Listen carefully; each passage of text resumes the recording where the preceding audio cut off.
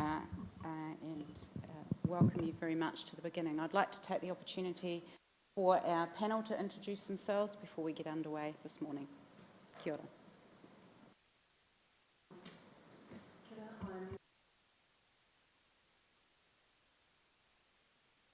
To be the first, didn't I? Kia ora, I'm Jane White and I'm based out of Christchurch. Kia ora koutou, ko Raywin Solomon taku ingoa. I'm from Kaikoura, but I've been living in Kaiapoi for at least 30 years, and I'm happy to finally be here. Kia ora, good morning, Stacey Scott, Councillor, Timaru District Council. I am too excited to be here today. It's been a journey and we're here, so kia ora. Kia ora koutou, ko Megan Mackay toko ingoa, no Taumitu ahau, Megan from Taumitu and in the takiwa of Taumitu. Morena koutou, ko Ros toko ingoa no Otapoti ahau.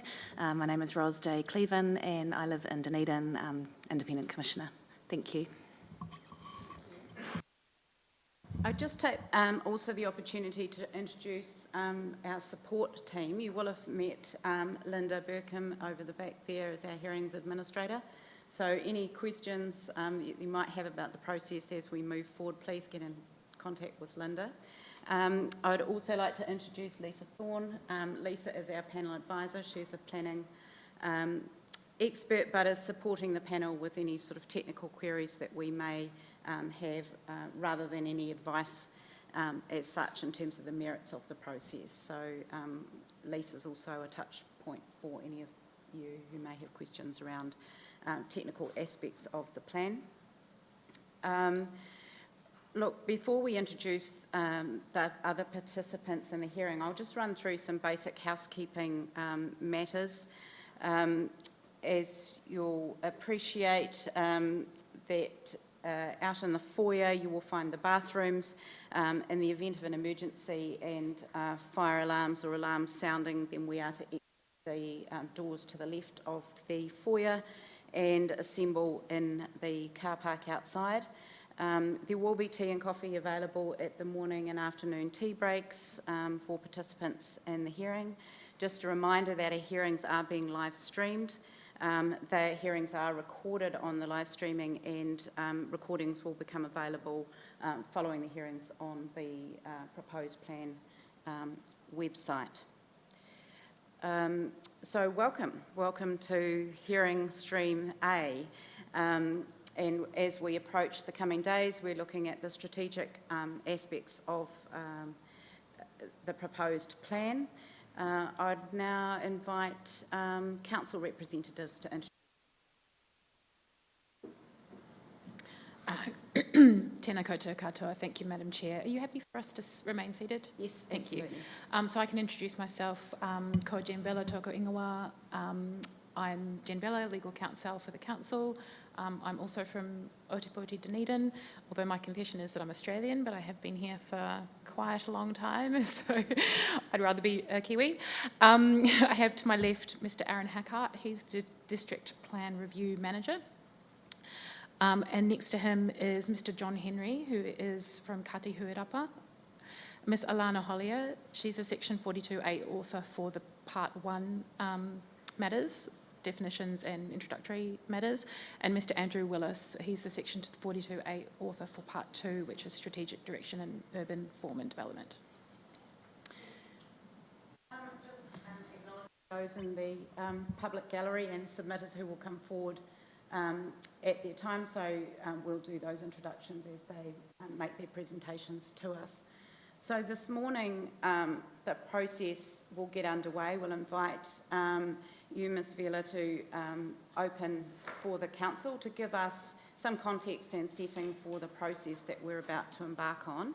And we have received statements of evidence from your witnesses. Just as a general rule, where matters are filed in advance, the panel has read the papers.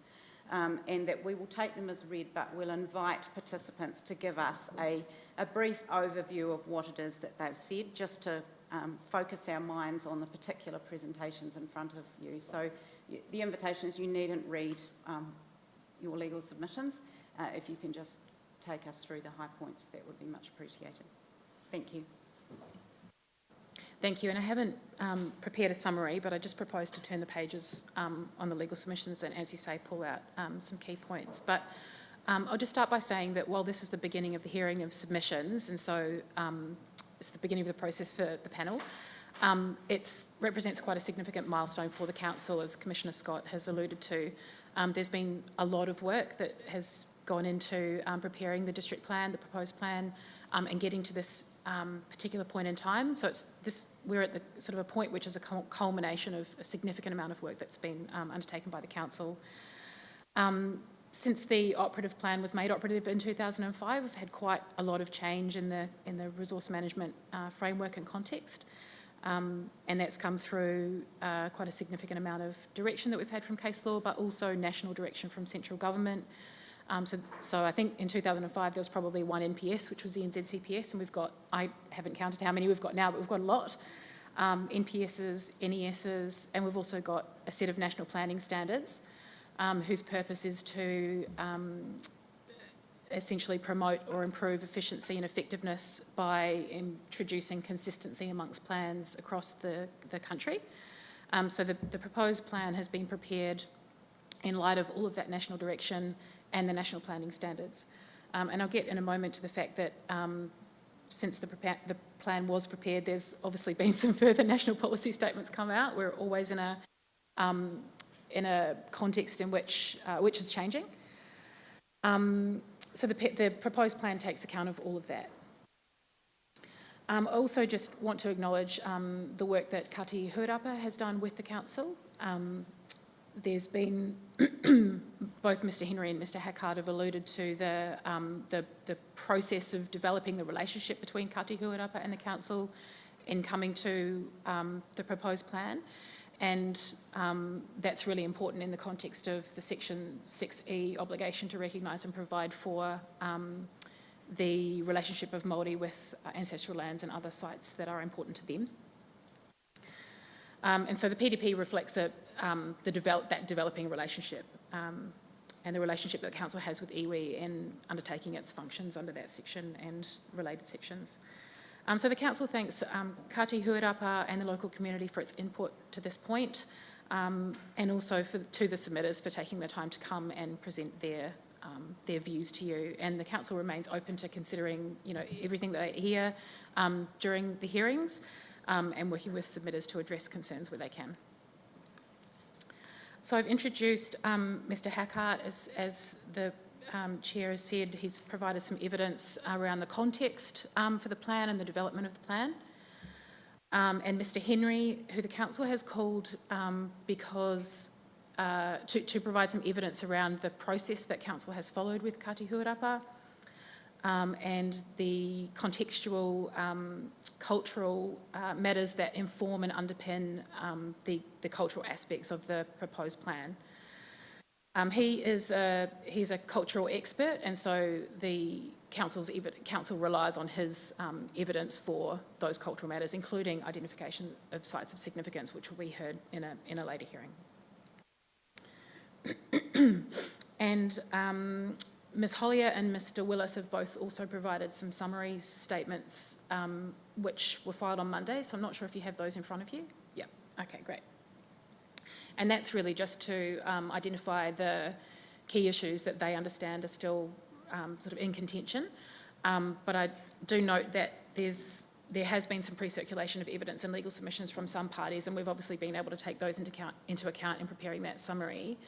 But you will hear from submitters who haven't pre-circulated evidence, so we'll just have to sort of address those things as they arise or in reply. To reassure you that in terms of the Section 42A report, obviously at the conclusion of the process there will be an opportunity for a right of reply or a response to submissions that have been heard. But I think the panel approaches it's a reasonably iterative process, and because the hearings are sort of segmented, I think we will, the panel we'll have some questions of clarification at the outset from the officers, but we will provide an opportunity at the end of each sort of hearing stage to ask any other questions, and there may be tasks or matters of inquiry that we would like officers to look into, and we'll keep a record of those as we go through the process. So. Thank you, Madam Chair. That's what we had anticipated as well. So I don't think I need to address the preparation of the proposed plan.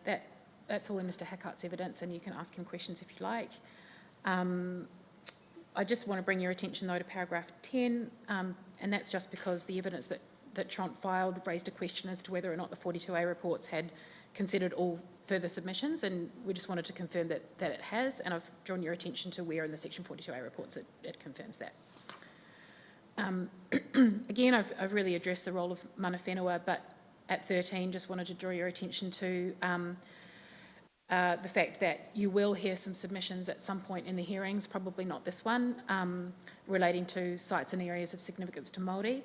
I think that will come up in hearing D, but I just wanted to mention that the council has been working, as I said, with Kati Huarapa to identify those sites, and we say that's appropriate because they're the only ones who can identify where those sites are. At 14, I've just given you a flavour of the types of things that you might hear.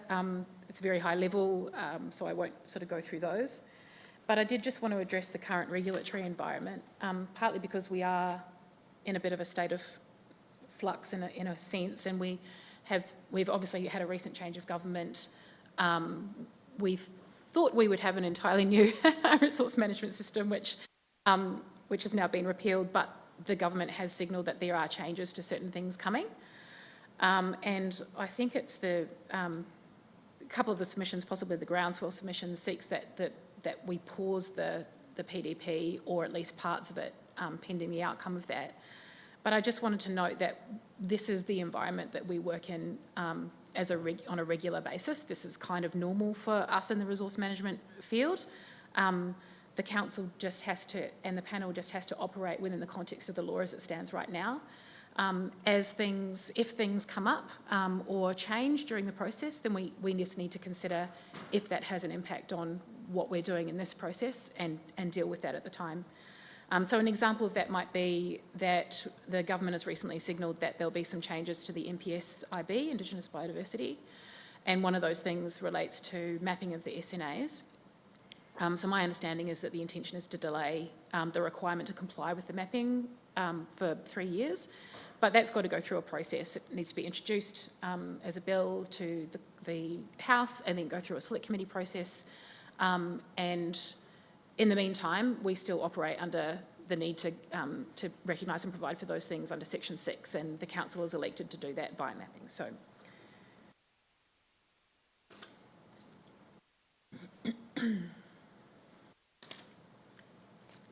At 19 onwards, I've just set out the framework for the statutory assessment that needs to be undertaken by the panel, and I've noticed that the same framework has been provided in a number of different pieces of evidence and legislation.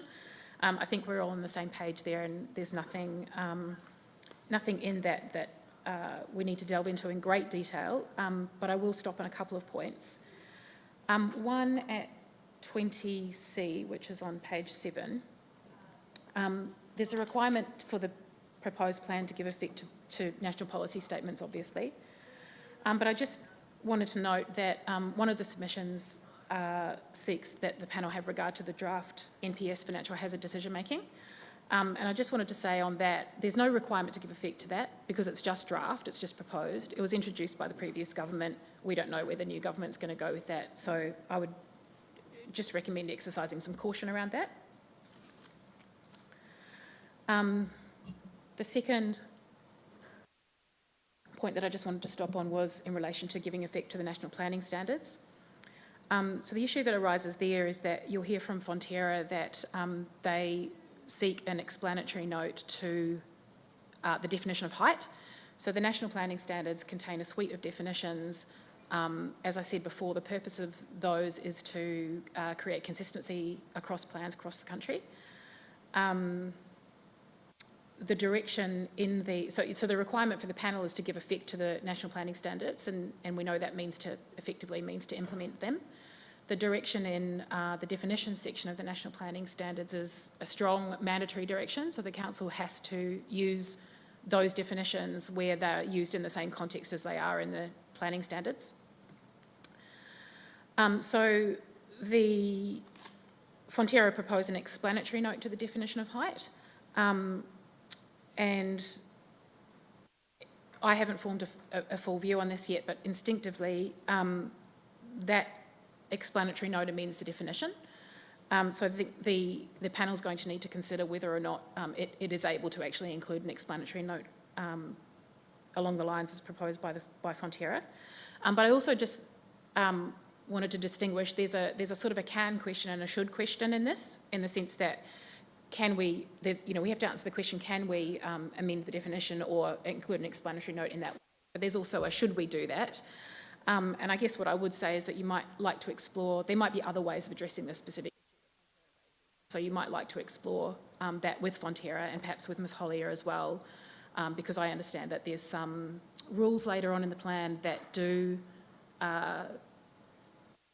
not amend the definition, but they provide some guidance as to what should be included, measurement of height and whatnot. So that's something that you might wish to explore further. If I just take you to 22A, I've noticed that there is actually an error in my submissions, and I'd ask you to strike out Roman 4, and that relates to the emissions reduction plan and the National Adaptation Plan. And the reason for that is there's a transitional provision buried deep in the Resource Management Act that says because the PDP was notified before those provisions came into force on the 30th of November 2022, then your decision should be made assuming that those provisions haven't been enacted. So that's clause 26 of Schedule 2 of the RMA. So I just strike out Roman 4.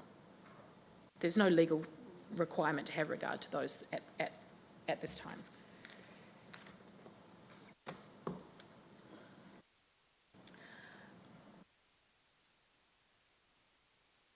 So just note at 23 that each of the Section 42A reports contains a Section 32AA assessment for changes that the authors have recommended. Your decision report needs to contain a further evaluation of the PDP in accordance with Section 32AA, and the planners have provided that where they've recommended changes. So just briefly address, again, giving effect to national policy statements and the fact that we are sort of in a state of change. There are 3 NPSs that have come into force since the PDP was prepared, not necessarily since it was notified, but it was sort of fully prepared and ready for notification when these came through. They're the NPSIB, the NPS for highly productive land, and an amendment to the National Policy Statement on Urban Development. But I think the thing to be wary of, or to be aware of there, is that each of those documents will have timeframes or directions around timing for giving effect to them. To the extent that anything requires a change in a plan, that requires a full first schedule process unless the NPS provides otherwise. And I think there'll be some nuance around whether or not you can give effect to those in the context of this process, and it'll sort of depend on the specific provisions and the specific amendments being sought by submitters. But essentially, we still need to have an eye to the scope of submissions and whether there'd be any prejudice to third parties if there were to be changes to give effect to those NPSs. At 28, I just addressed the scope of the amendments that the panel can make to the PDP. It's very broad. I'm not telling you anything new here, I don't think. But essentially at 29, I've just set out the general principles for the scope of amendments being within the scope of original submissions.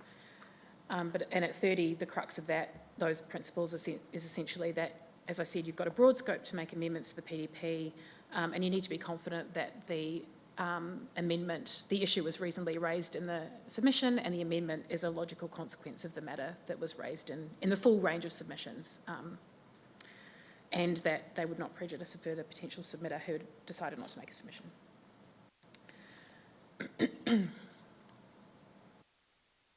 At 31 onwards, I've just set out the law in case you need to refer to that for submissions that might be out of scope or might not have standing, or a further submission that might seek to enlarge an original submission. So I don't propose to go through all of that, but it's there for you if you wish to reference it. And happy to answer questions. But at 41, I've just also set out the law around strikeout, but suggested that that's quite a sort of a serious step to take, obviously, and it curtails the rights of appeals. So your other option is to either consider the submission on its merits, or decline to consider it because it's incomplete or outside the scope or whatever. At clause 16, just for transparency, wanted to note that there will be some minor amendments to the PDP that need to be made under clause 16. I think the hyperlinking issues that have been raised in submissions sort of fall into that category. I think the panel can make those amendments if it wishes to for transparency, but otherwise the council officers can make those amendments at the end.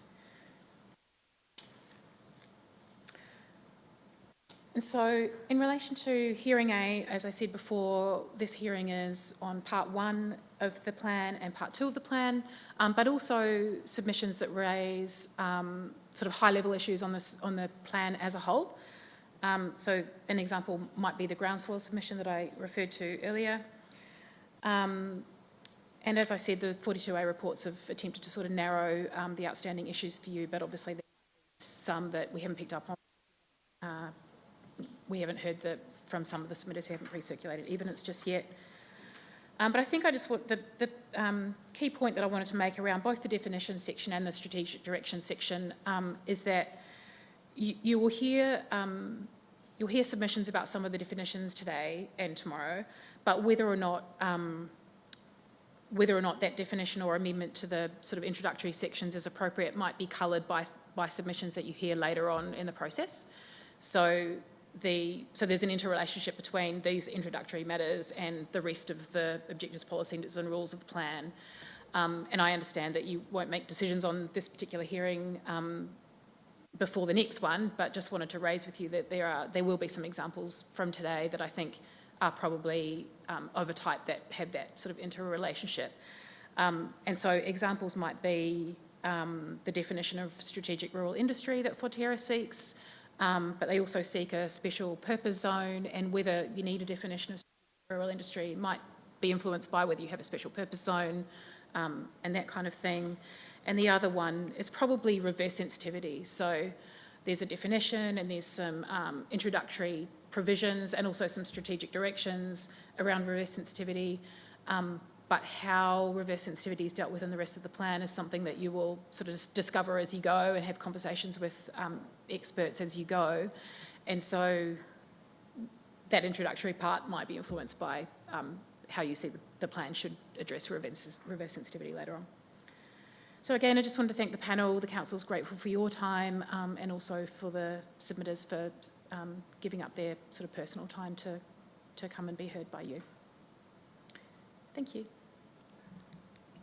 Thank you. I'll just see if there's any questions from the panel before we move to your...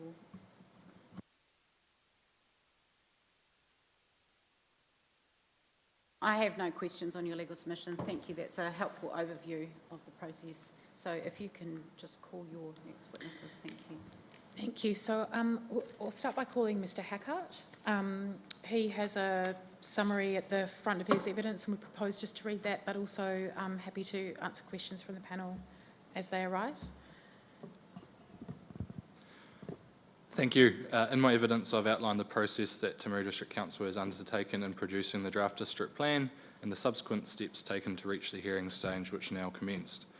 Having commenced the district plan review in 2014, it has taken nearly 10 years to reach this point, and I'd like to acknowledge the time and effort of everyone that has contributed to the project to date, and highlight additionally that Council is really excited to be at this point of the process and seeing the proposed plan move through the hearing stages. I outlined in my evidence, there's a real need for the district plan to be reviewed to address multiple issues that have arisen during the lifetime, including the need to give effect to new planning instruments and comply with national planning standards. As the panel will understand, a full district plan review is a large undertaking for any council, and the process outlined in this evidence demonstrates that Timaru District Council sought to undertake the review in line with best practice, and in a manner that gave the community the opportunity to be involved at all steps of the process, whilst working collaboratively with Runanga and other stakeholders. I acknowledge that, as with any significant and lengthy process, different people will hold different views as to the success of the approach taken by Timaru District Council and the subsequent notified outcome. The plan has been prepared in accordance with the national planning standards and to give effect to national direction that was in force at the time of the notification. Section 42A reports will consider the national direction that has subsequently come into force and make recommendations where there is scope to do so. A range of provisions have already been given legal effect. In relation to Hearing A matters, the strategic directions provisions have been informed by, amongst other things, the Timaru District 2045 Growth Management Strategy. I also confirm that all submissions and further submissions received following the re-notification of the summary of submissions have been considered by the Section 32A report authors. As the process now progresses through the hearing stage, I will seek to ensure that the hearing process is well supported and thorough reporting is provided, and that the communication amongst all parties involved is clear and builds on the work that has occurred previously. Council has engaged expert planning consultants to assist with the reporting processes, and I'd like to finally thank the panel for your direction and look forward to the progression of the hearing process, which is scheduled over the coming. Thank you, Mr. Hickart. Questions from the panel? No. Sure. Kia ora. I do have two questions, and they're about process. So the first is, you've recognised that engagement with the Runanga has been up and down, and what I wanted to know from that is just not to traverse that, but to know, are there particular chapters that there was actually more collaborative engagement? So throughout the production of the draft district plan, Runaka were involved in a technical working group through a representative planner. As with any process, that was over a lengthy period of time, and there has been changes in the staff involved throughout that, but Runaka were involved from the very inception of that technical working group. Great, thank you. And so at paragraph 26, you also talk about which chapters were to have immediate legal effect, and I just wanted to know, when it came to the special purpose zone, Māori purpose zone, was there any decision on whether or not that could or should have immediate legal effect? My understanding is that it was not sought to have immediate legal effect from the Environment Court. An application was lodged to the Environment Court which sought immediate legal effect for a number of matters. That decision did not provide for immediate legal effect over the SASM chapter, but instead directed that the RMA provides for that chapter to have immediate legal effect. So a direction was not required in that regard, but my understanding is that did not extend to the multi-purpose zones.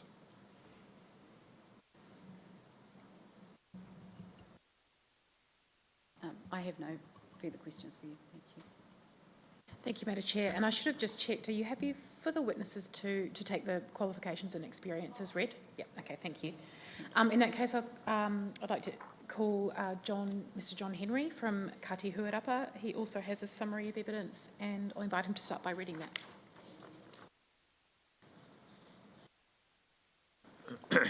Kia ora koutou. I take it you've got a copy of this. I'm not used to reading out everything, so just give a brief overview of things. I've been involved at the marae right throughout the whole of my life, and my whānau have come from this area, and I mentioned in my qualification side of it that it goes right back to my great-grandmother. She was one of the last people that travelled throughout the whole of the South Island gathering kai from different parts, as well as Muttonbird Island. And she done that year about until she died at a grand old age of in her 70s. beside the Niagara River in Southland. But gathering kanakana down there.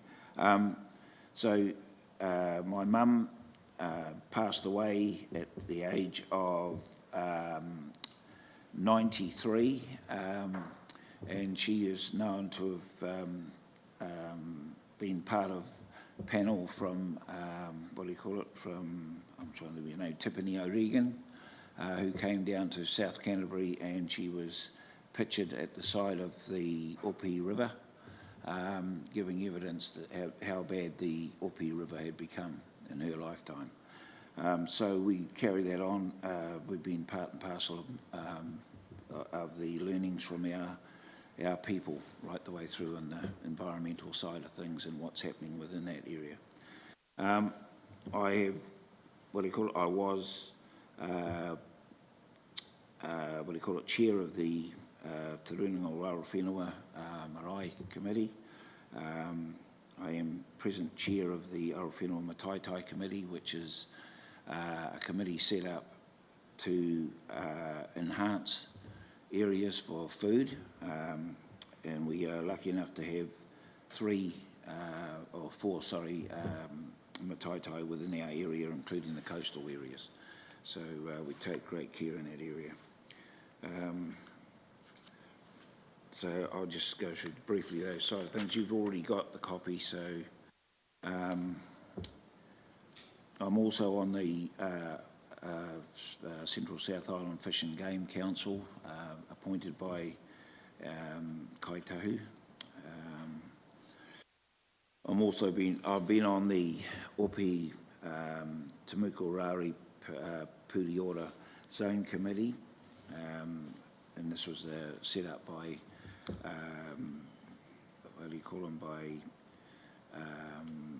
ECAN to do with our waters.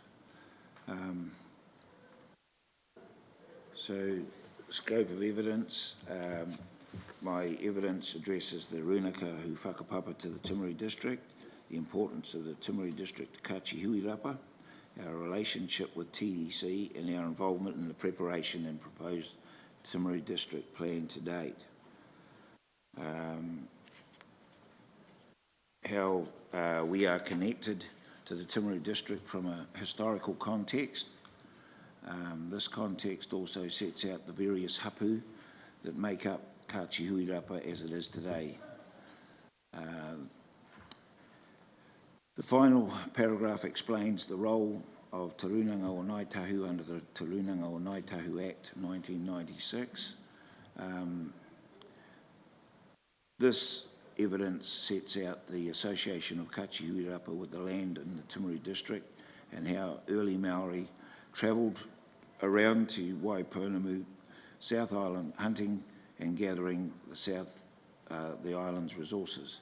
Their movements were according to the seasons, following the life cycles of the animals and plants.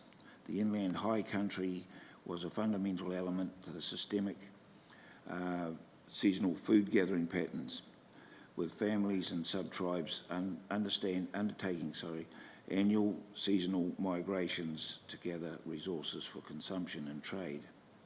I then go on to explain the importance of Timaru and Arawhenua as examples to Kachi Huirapa, setting out how the land, rivers and coastal environments were used and the kai that was harvested.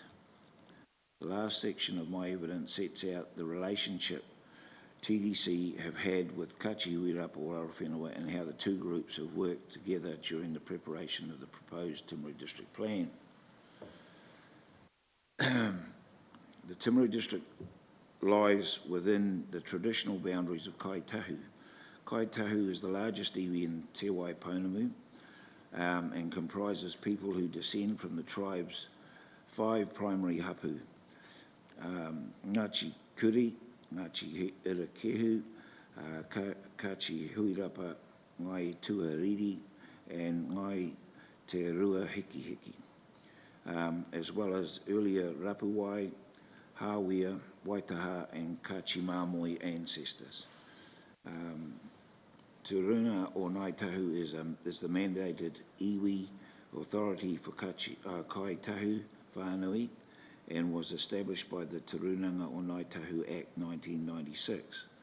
With Kai Tahu Whānui, Papatipu Runaka are representative bodies of the whānau and hapu that traditional marae-based communities.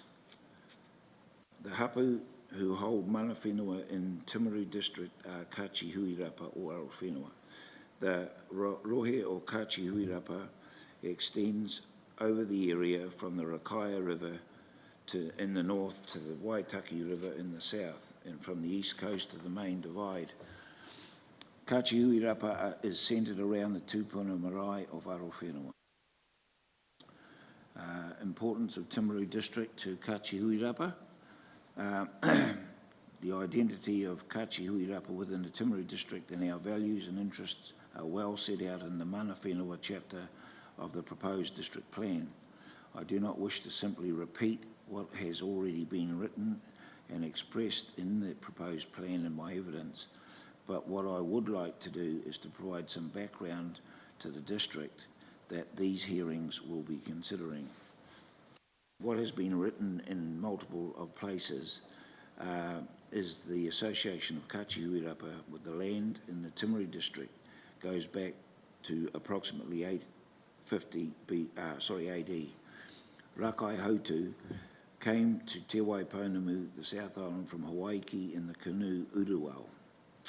The canoe landed at the boulder bank of Whakatū, which is Nelson, while his son, Te Rakai Hauia, took some of the party down the east coast, proceeding south to in Uruau, down the Canterbury coast, where he placed eel weirs at the mouths of the rivers.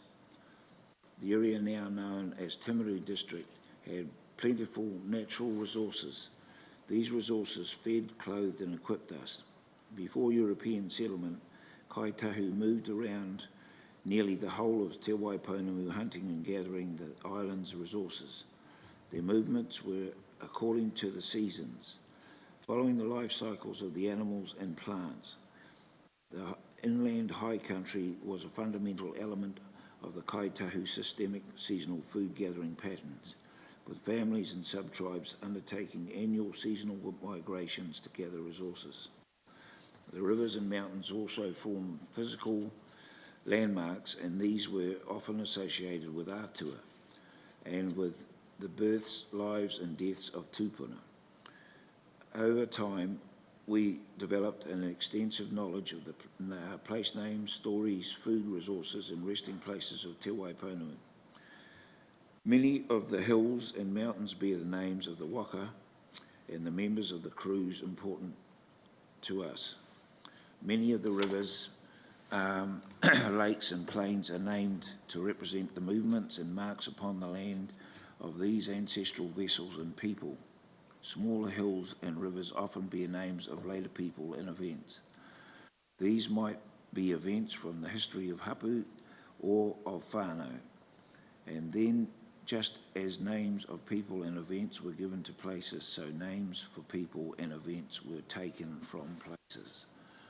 The extensive knowledge of Kai Tahu allowed it to develop a comprehensive network of travel routes, for example along the Otipua Creek and Opihi River throughout the island, utilising the island's resources. These trails became the arteries of economic and social relationships.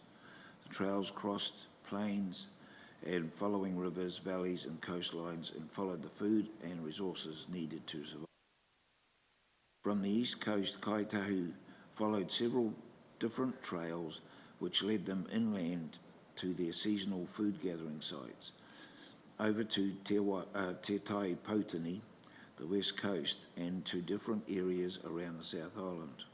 Along these trails, Kai Tahu Whānui established settlements, both seasonal and permanent, in strategic positions to be used throughout the year in various mihinga kai or other resource expeditions. I could tell many stories of place and locations, but let me talk about where we are standing today. Timaru was originally named Timaru by Kaitahu, meaning the shelter.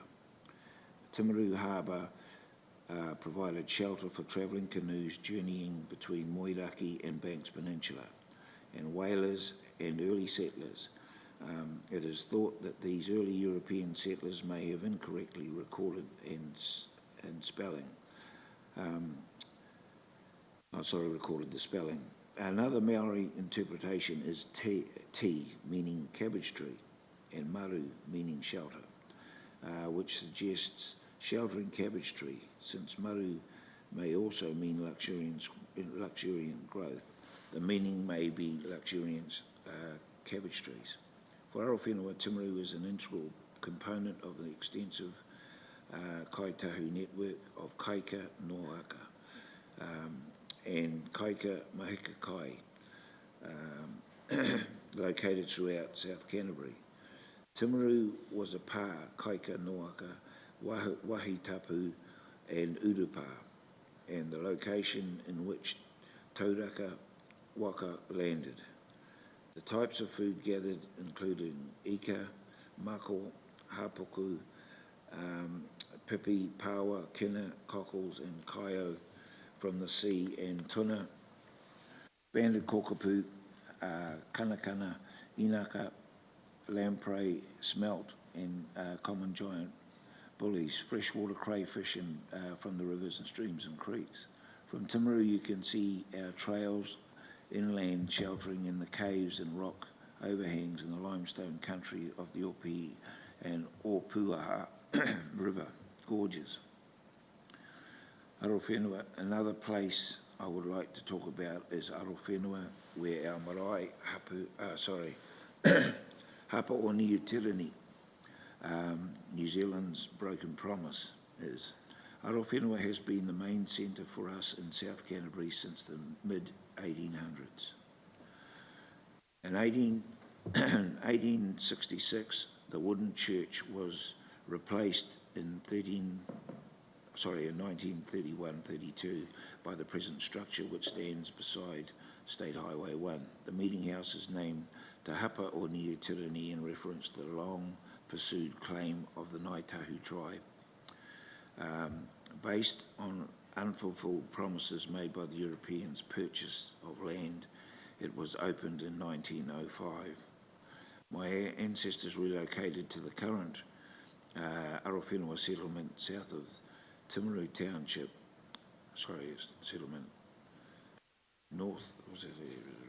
following a controversial Canterbury purchase in 1848 by the Crown, which allocated the iwi several small sites around the region with the more than 13 million acres of Canterbury land in it. Purchased from the iwi. The Arowhenua Kaika is situated between the junctions of the Opihi and Te Umekaha rivers. The Opihi was a major travel route and food source for Maori based in Arowhenua, particularly as it led travellers all the way up to Te Manahuna, the Mackenzie Basin.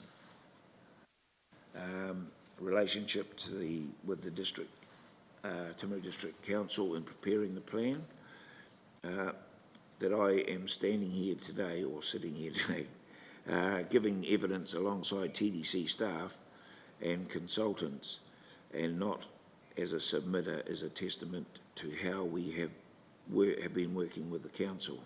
Kachi Huirapa have in the past found ourselves providing detailed information and explanation within the drafting phase, only to have it misinterpreted or discounted entirely.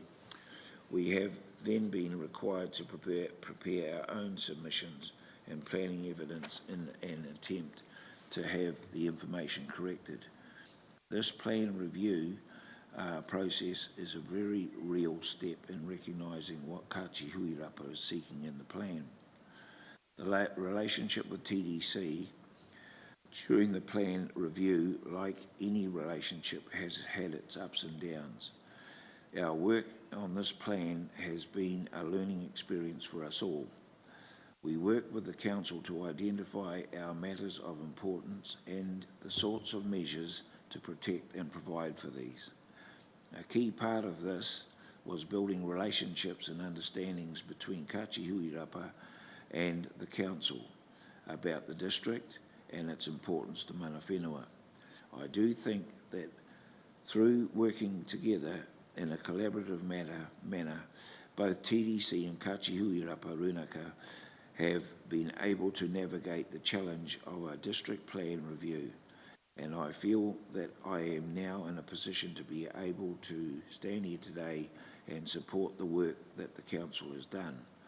I am also more comfortable with where we have landed in terms of the introduction of mana whenua chapters. This is something I am not sure I could have imagined doing alongside the Council a few years ago. Yes, there will be bits where you will hear from Te Runanga o Ngāi Tahu that have not landed quite right or need a bit more work, but overall these are not substantive matters. Today marks the start of the hearings, and it may be that Kachihuirapa will be invited to speak again on more specific matters. So I will not talk about these today. What I do want to say is that mana whenua still work, live and travel across South Canterbury and retain our historical and cultural connections with land and waterways throughout the Timaru district. Our work with TDC has been through Aoraki Environmental Consultancy Limited, which is an environmental entity of Arowhenua. Arowhenua has also engaged with Tront on its submissions to ensure matters of importance at a tribal level are addressed consistently across the takiwā o Kaitahu. AECL has been and will continue to provide planning and Te Ao Māori expertise to DDC throughout this review process. Conclusion, today starts a series of hearings on a plan review of the Timaru District Plan. The presence of mana whenua today and in this process is an indication of how things can work, and I hope the process will continue to strengthen in time. Kia ora. That's it. Thank you. I'll just see if the panel has questions for you. I'll start on my far left. Tēnā koe, Mr. Henry. Not so much a question, but more of an acknowledgement and a thank you for sharing the knowledge with us. It's an essential context for us moving forward, and it's going to underpin this whole process. So thank you. And I understand that you're going to be available to answer any questions in association with the submission from Ngāi Tahu. Okay. Kia ora. Thank you. Oh, kia ora. I do have questions for you when you're in your role as speaking to the Te Runanga o Ngāi Tahu submission. But I also just wanted to say, what a great way to start this hearing, to have it. First of all, Mr. Hackett explains that there's been a 10-year process, and I thought, well, that's long. And then you say, actually, it's been a century process here of our people being here and harvesting mahinga kai and caring for this land. So great way to start. And wanted to say thank you for sharing that whakapapa, but also the whakapapa of your mother. And it reminds me, as I stood out here this morning waiting for the doors to open, feeling cold, that she was a stronger woman than I. So kia ora.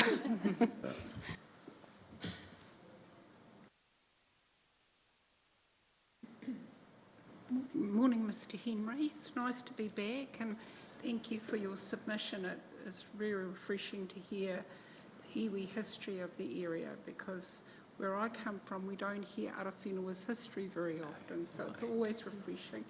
I do have some questions, but they are about the detail for you, but maybe I should wait until you present your evidence with Ngāi Tahu. Is that okay? Yep. Okay.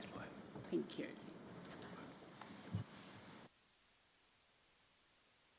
And I too echo the sentiment of my fellow commissioners. Thank you very much for your evidence this morning, and we will hear later this morning, so thank you. Thank you. Thank you, Madam Chair. Would you like to hear the summary statements from the Section 42A Yes, I authors think now? we'll get through those before we break for morning tea. And then Okay, we'll- great. yeah. So in that case, I'll ask Ms Hollier to read her summary statement first.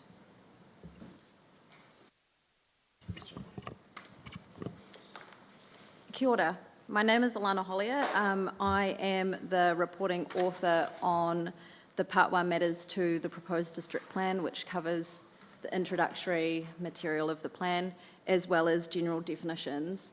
The general definitions are those that are anticipated to not require specialist technical, as well as those definitions that occur across multiple chapters of the plan, or which have themes that occur across multiple chapters of the plan, including the strategic directions. So I will briefly summarise the key sections of my summary statement, being some corrections and clarifications to the Section 42A report, the matters that I see as resolved based on pre-circulated material to this hearing, and also those that I see as still outstanding. The summary statement also includes a section around the general themes arising from submissions. I won't go into that unless the panel would specifically like me to, just in the interests of brevity. So in terms of corrections and clarifications to my Section 42A report, there were a few. The first is in regards to a submission point by Transpower to amend the functionality of the land disturbance definition within the plan. This definition originates from the National Planning Standards, and it's common practice to format these with grey shading to distinguish them from the other definitions. This we've followed up with the provider, and that's something that we can look at correcting once a new version of the E-plan is published. This does fall on the provider to correct rather than the council. The second correction is in relation to a submission point by the Department of Conservation relating to a new definition request for conservation activity. My preferred position is that a definition is not required for conservation activity, but I do note at the end of that section of the report that if the panel are of mind to include a definition, that I do prefer that proposed by the Department of Conservation rather than the other two submitters. Just to clarify that even with the removal of the listed matters as per DOC's definition, there still remains a limitation beyond what's considered in the rules of the plan around the use of the word Indigenous in DOC's proposed definition for conservation activity. So just to confirm that matter still would limit the plan rules.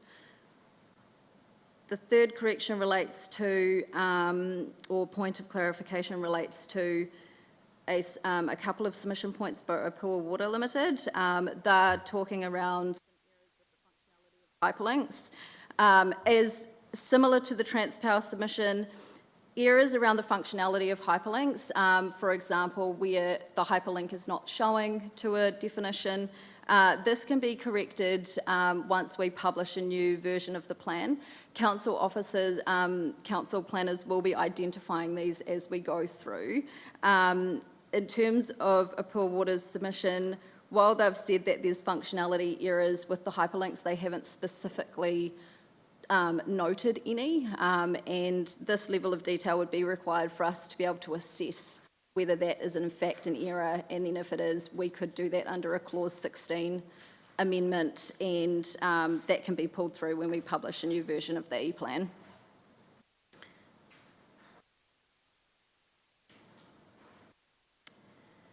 The fourth matter is in regards to the sensitive activity definition, and just wanting to clarify that the exception clauses are included within this definition to align with another definition in the plan around noise-sensitive activity.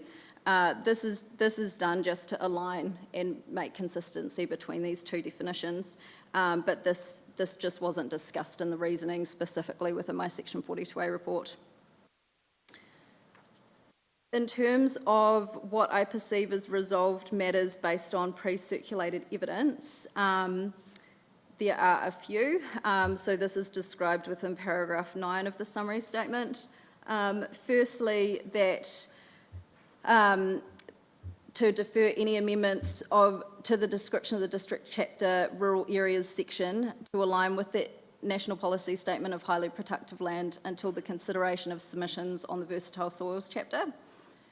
Secondly, recognition of mana whenua within the description of the district, statutory context and glossary chapters, as well as a number of listed sections within the mana whenua chapter under subclause C, and then to delete the definition for Department of Conservation activity, to amend the definition of replacement, not include a variety of definitions proposed by submitters, and to retain the definition of shelter belt and a variety of national planning standards definitions as notified, except for the definition of height.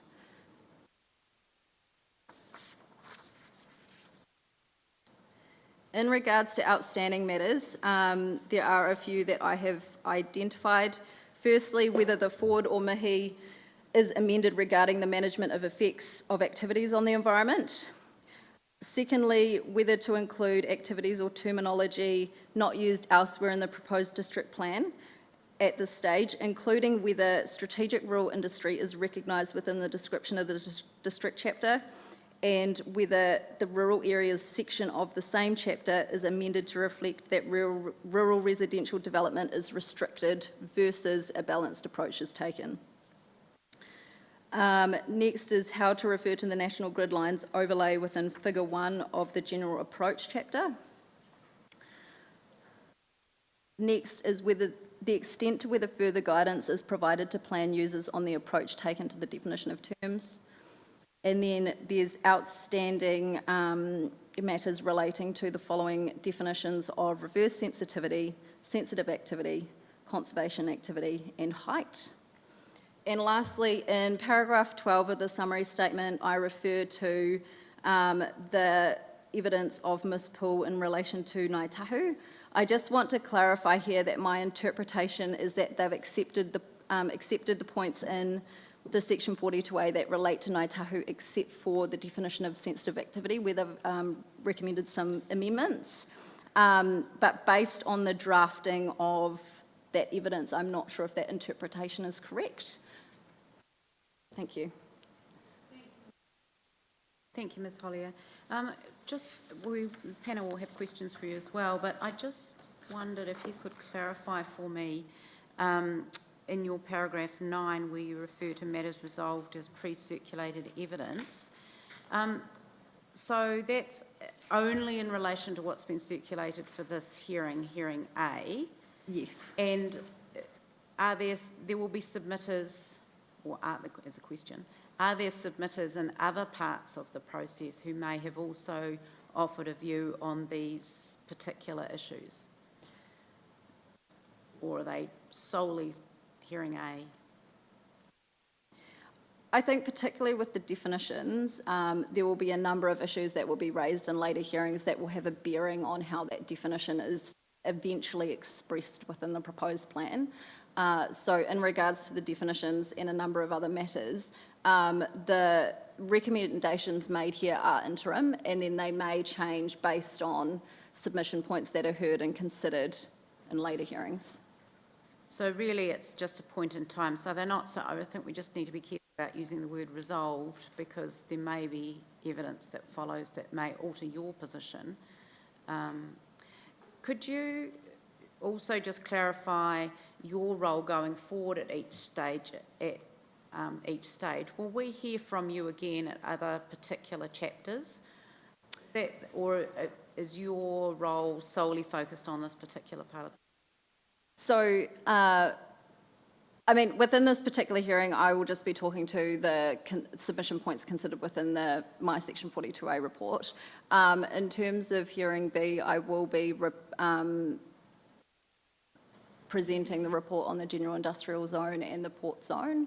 And then for hearing C, I will be presenting for public access and the activities on the surface of water chapter.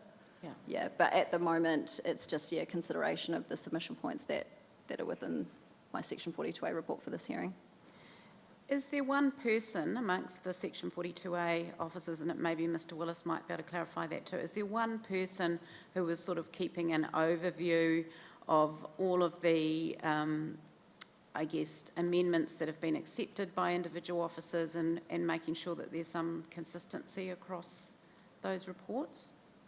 Yes, so we do have processes set in place in the peer review stage of the report development for kind of integrated matters that are going to occur across multiple reports and therefore potentially multiple report authors as well as multiple hearings. And then in terms of the process of, I guess, recording the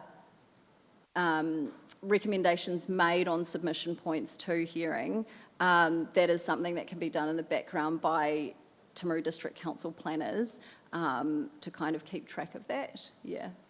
I guess I'm particularly concerned about definitions and the fact that they're going to come up throughout the hearing process, and just some assurance that at the end of the process, the view that we're not looking across multiple officer reports and getting 5 or 6 different recommendations on drafting of definitions. So you don't have to answer that now, but I think, and it would be helpful to hear from your legal counsel as well, just how that's going to be brought together in the end in a coherent way that, it's going to be simple for the panel to look to one common position from the council in response to submissions. Obviously, that doesn't mean we don't take into account what individual submitters will take into account, but just to avoid that duplication of thinking or inconsistent thinking, definitely. Thank you, Madam Chair. Sorry, Alana. We will make sure that, as Ms Hollier says, there are the processes in place in terms of ensuring consistency. So there is one planner who has an eye to consistency.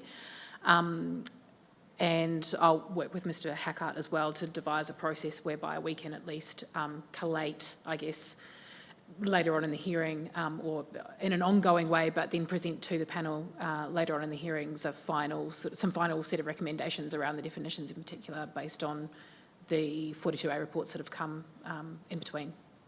And perhaps for subsequent summary statements that 42A officers, if they can keep the link going and remind us at the subsequent hearings that we've perhaps heard from earlier officers on definitions, and just give us a bit of a running update on those matters, I think would be helpful. I'll start on my right this time, Commissioner.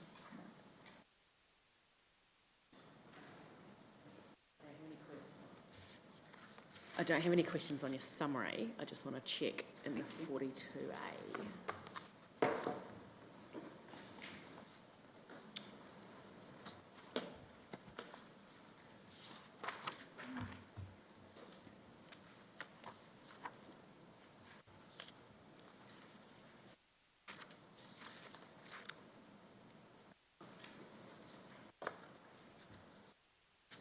Okay, just one question. Your paragraph 180, it's quite a specific one in your section 42A. Yes. And I just haven't done the check. It's just around the part around that and the agricultural aviation activities. And I understand not including that in the definition, the point that's been made there. I just wanted to know, is that an aspect or a term that actually you think does need to be defined somewhere in the plan? Yes, so my understanding around a definition for agricultural aviation activities is that those same submitters have asked for that to be inserted in the definition, and I believe that's being considered in hearing B in the rural zones chapter. Yeah. Great, so I just want a clarification on that. Oh, and my last one, paragraph 201.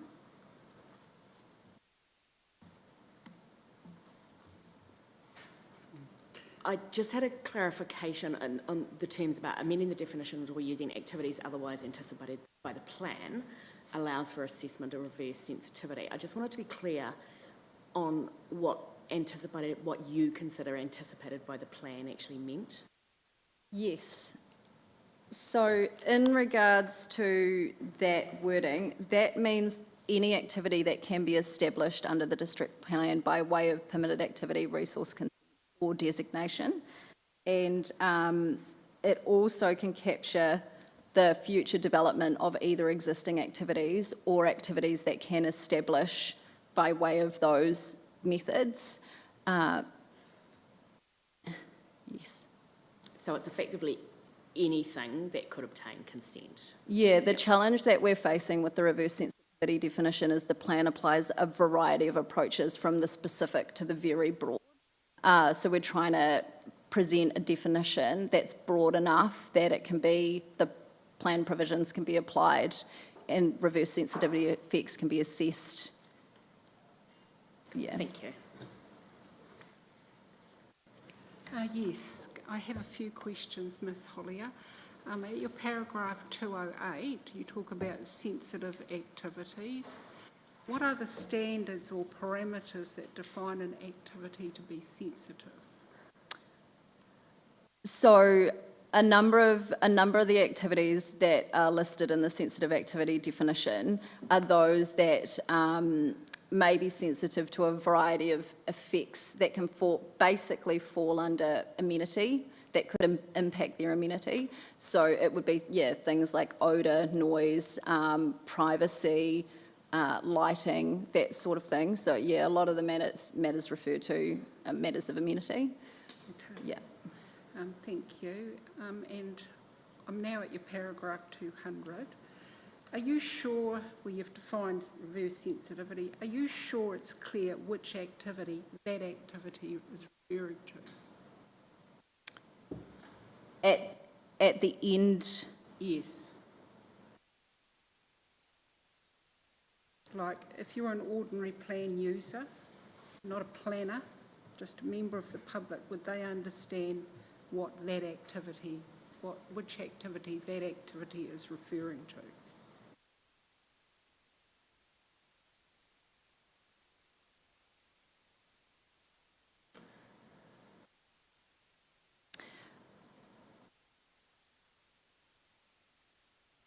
I think the outcome that I would be trying to achieve with that definition is ensuring that it's not open to interpretation. So if you feel that it could be interpreted a different way, and that the retention of an existing versus that is more, would add more certainty, I'm open to considering that. I think I had problems distinguishing which activity you were talking about when you were referring to activity. If you'd said something like earlier activity, because that corresponds well with the more recent activity, would that improve it?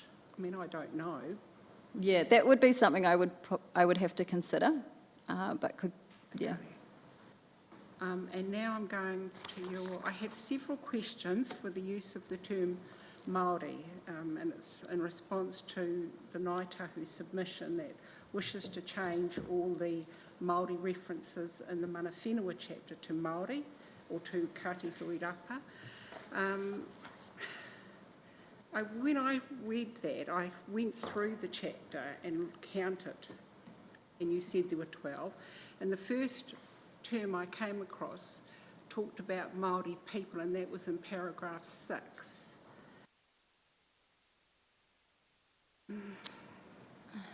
Have you considered that because the mana whenua chapter provides context specific to locality, a generic term Māori people may read out of place?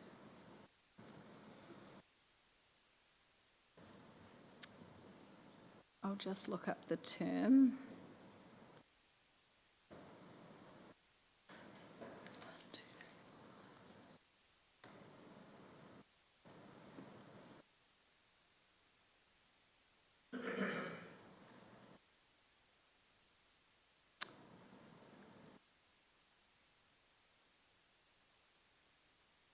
My interpretation of that was that it had that wider meaning of Maori people coming to Te Waipounamu.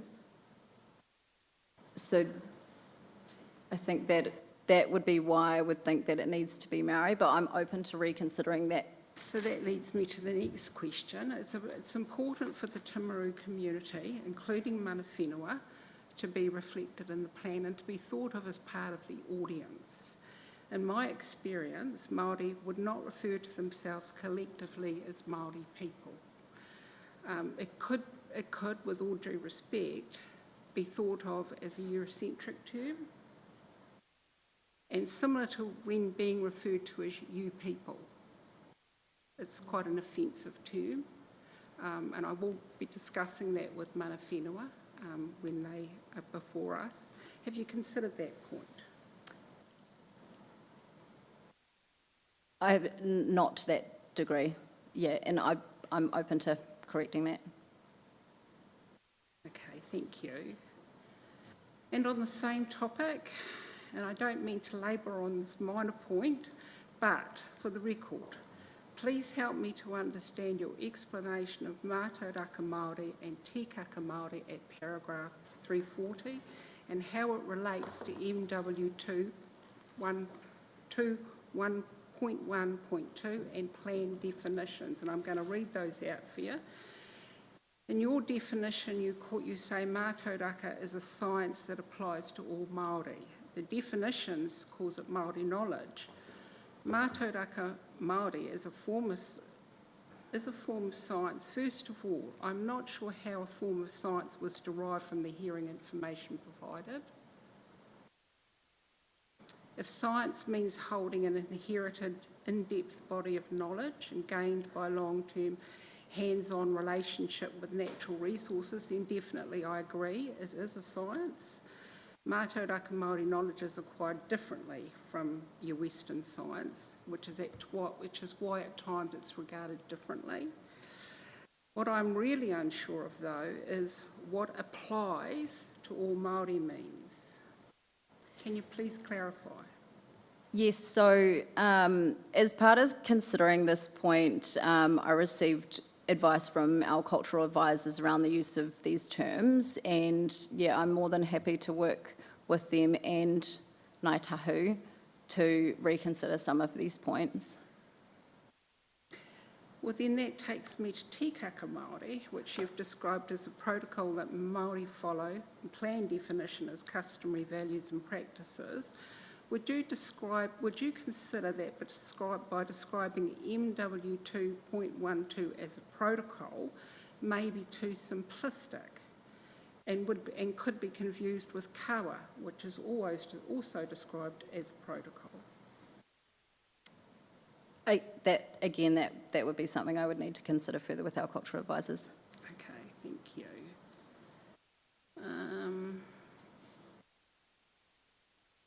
And my final question is, given the queries raised above, are you sure the provision recognises and acknowledges traditional customary authority of mana whenua? Sorry?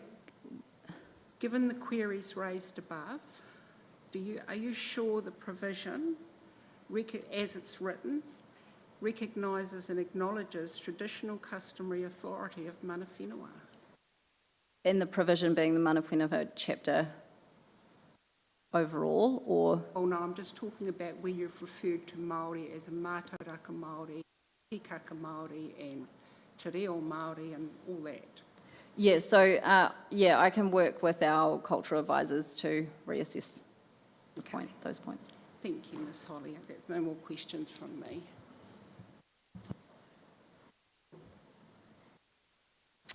Kia ora. So I have some process questions, and I've left kind of the substantial questions to the end to give you the opportunity to hear all of the evidence. So my questions are pretty straightforward. First of all, just paragraph 87.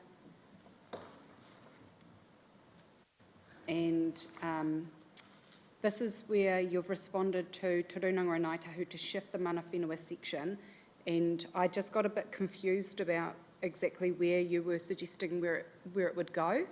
But I think what you've said is it's going to be beneath the settlement patterns, growth and development, and then there's going to be subheadings. Are you able to explain that recommendation a bit more, please?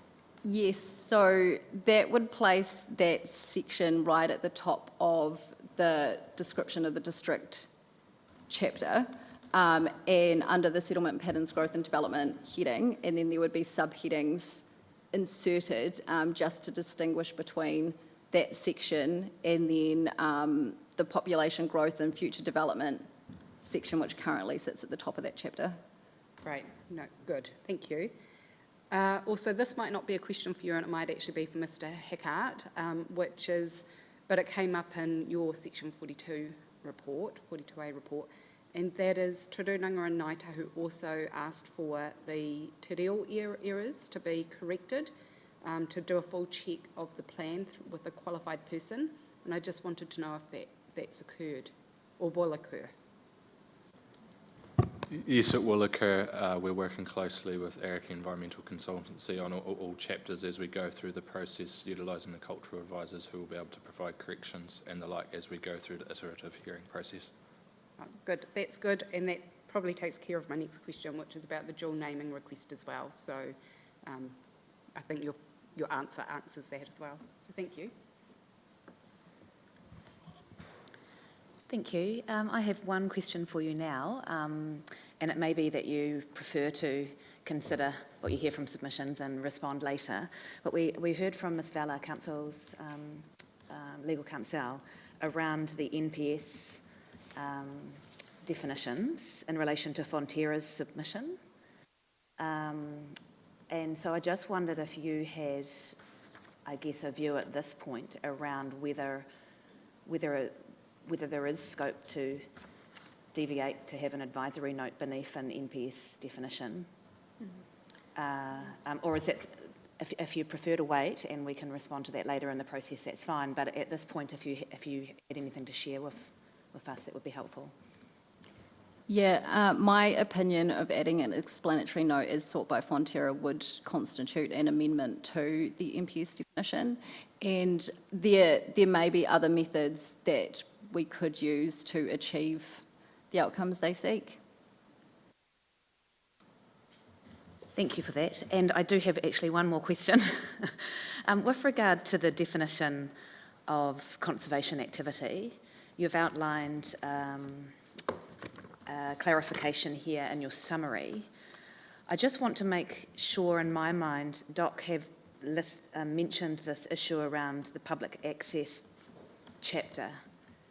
And I wanted to understand the relationship between what we're looking at today and what we might look at later down the track. Yes, so in regards to the public access chapter, it's broadly referred to that public access can be used to undertake conservation activities.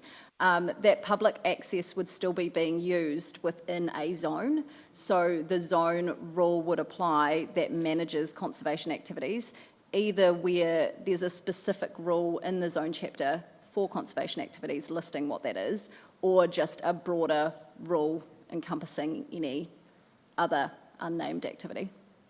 Yeah. Okay, so you're comfortable with where that sits? Yes, yeah, I am. Great. Okay, thank you for that. Thank you. Ms Holly, I will also have some questions for you, perhaps after we've heard from submitters. But just before we do hear later this morning from submitters, can you just talk me through in terms of the approach to how you went about, or how the council's gone about defining reverse sensitivity at the time of notification, and whether you looked to the higher order planning documents or case law? So where does the notified definition for reverse sensitivity originate? In terms of the notified definition, I wasn't at council at the time that was drafted. I know that the intention was that only applied to the legally established activities as defined, and so the drafting of the provisions of the plan have also been taken that interpretation into account. The extent to which case law was considered or in regards to that definition, I'm unsure. In regards to the assessment of higher order documentation, like the Canterbury Regional Policy Statement, that would have just been undertaken in terms of Section 32. Yeah.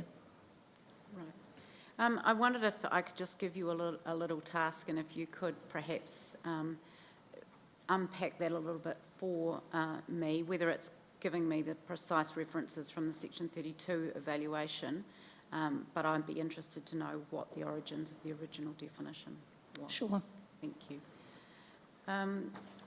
Look, we are approaching our scheduled morning tea break. I think it might be helpful if we break now, and then we'll come back to Mr. Willis. And I apologise, it will delay submitters a little bit longer, but I'd like to take a break now. So we'll be back in 20 minutes. Thank you. Thank you, Madam Chair.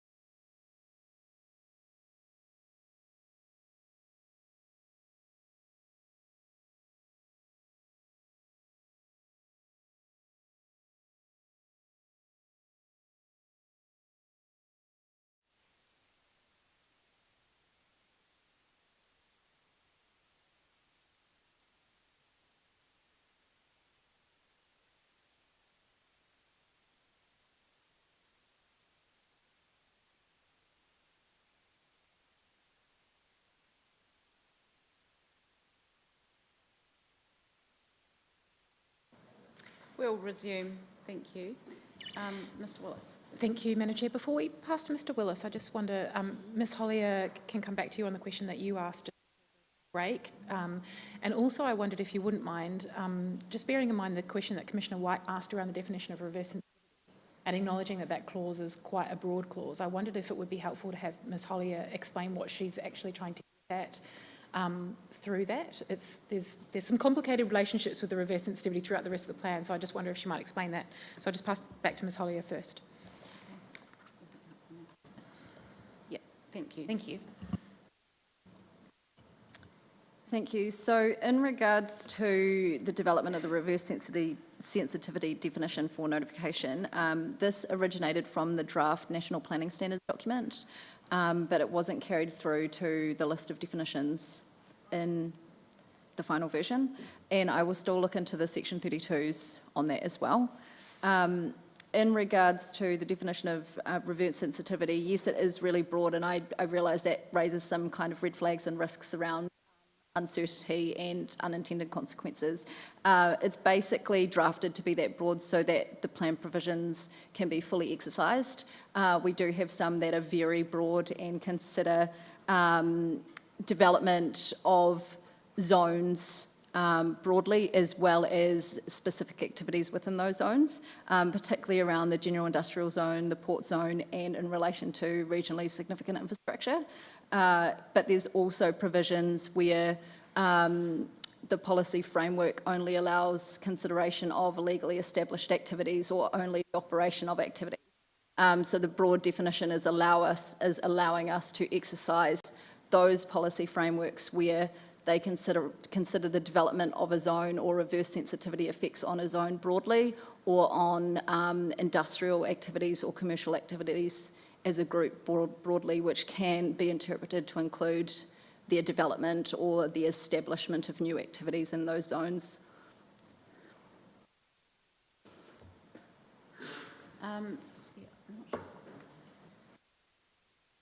Look, I think all we can do is say it remains a red flag matter for us, just in terms of the wording, the way the definition's worded, but I think we also do need to understand what those other methods are across the plan for regulating the interaction between different types of activities in different zones and locations. And it may be that it's just simply something that we need to circle back and revisit as the picture becomes clearer, rather than forming any, like any matter, we're not forming any fixed view on anything at this early stage in the process, but thank you for that explanation. Thank you, Madam Chair. I think that's exactly right. So I'll ask Mr Willis to read his summary statement of his Section 42A report. Thank you. Good morning, Commissioners. Madam Chair, just a quick question. In the interest of time, would you like me just to do a highlights package as opposed to the whole statement? Okay, I will do an on-the-fly highlights package. So my name is Andrew Willis. I'm a consultant planner engaged by the Timaru District Council to support the development of the strategic directions and urban form and development chapters. My intention here is to provide a summary, but I'm not going to provide a response to all of the matters raised in evidence because I want to hear the panel questions, etc.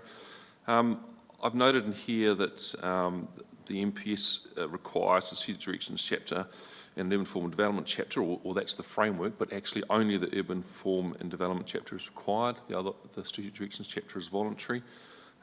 There's nothing in the NPS around hierarchy within the strategic directions or the relationship of those to other chapters in the plan, only that you have to have those strategic directions.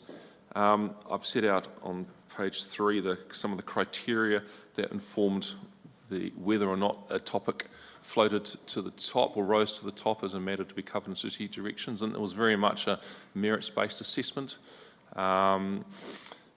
Some of the and it was also an iterative process as well as to how they managed to get into the plan. And I've set out there in clauses A to G some of those considerations as to whether something did meet or merit get to the point where it was considered appropriate for inclusion in the chapter. The topics are set out in the bottom of page 3, so residential areas, natural and historic environments, climate change, natural hazards, mana whenua, business areas, centres, infrastructure, rural areas, community and open space. And having written this chapter and also the Waimakariri District Plan, Natural Hazards chapter and Sea Directions chapter, etc. There's a number, and working through those, there's a number of different ways you can cut these topics. You can group them in different ways, which also makes it a challenge. So these have been grouped, I guess, in terms of topic, but also in terms of the way that the topic areas interact or relate to each other. The urban form development chapter covers settlement patterns, and as I said, that's the only one that's required to be in the district plan. So there's some key issues raised through the submissions process, and that's set out in the Section 42A report. And one of those key ones, just looking at those, was how the strategic directions are to be interpreted in relation to the remainder of the proposed plan, some commentary on reverse sensitivity and what that means, some greater direction on climate change, positive framework for establishing new business-owned areas, better integration of mana whenua matters across the provisions, covering infrastructure more generally, and then some commentary on Indigenous vegetation cover, recognising the role of renewable electricity generation, accessibility matters, commentary on some large format retail zone and how that's considered in the strategic directions, considering and recognising the importance of physical construction materials and the importance of the regional infrastructure such as Redruth landfill, better protection of rural areas for their intended purpose, some commentary on around access to such facilities as Port of Timaru, including minimum household density requirements for greenfield developments, the relationship between the strategic directions chapter and the future urban development chapter, and what should be in which chapter and how they talk to each other. And yeah, it's the same thing, and then also referring to education activity as well in future development areas. So I had a scan through the evidence that's been presented in advance, and I appreciate that there'll also be commentary potentially tabled on the day. And I've identified those matters that are still outstanding. And again, they cover reverse sensitivity effects.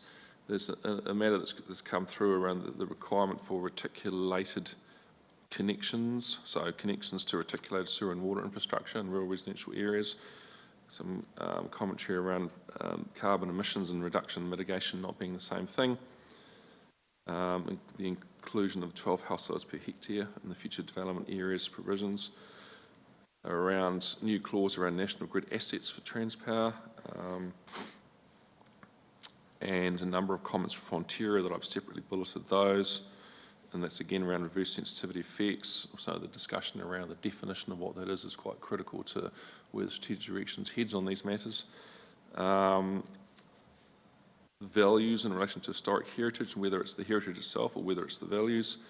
Some tweaks to some existing activities and uses in SDO 8, and some more or closer aligned with MPS HPL.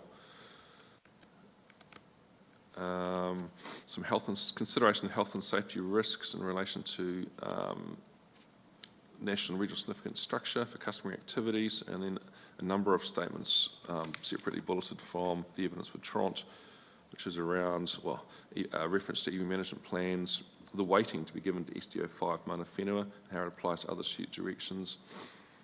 Adding in multi-purpose zones into SDO 1 to say that these areas are also where we expect to accommodate urban growth. And clearly show how mana whenua values are considered when implementing strategic direction SDO 2. Amending the natural hazards one to align with the NPS, or draft NPS for natural hazards decision making. Removal of the reference to the intended purpose and other changes to the mana whenua strategic direction to better reflect the relationship of Kati Hurapa and the culture with traditions and aspirations. Providing for mana whenua activities in rural areas and enabling papakainga to occur anywhere in the district. So of those, there was only one that I thought I was quite happy to provide a commentary to you to say this is resolved, and that was something in relation to carbon emissions that mitigate, that emissions reduction and mitigation are not the same thing. And for the remainder, I was keen to hear the panel questions and hear the evidence presented before I provided an opinion. Thank you. Panel?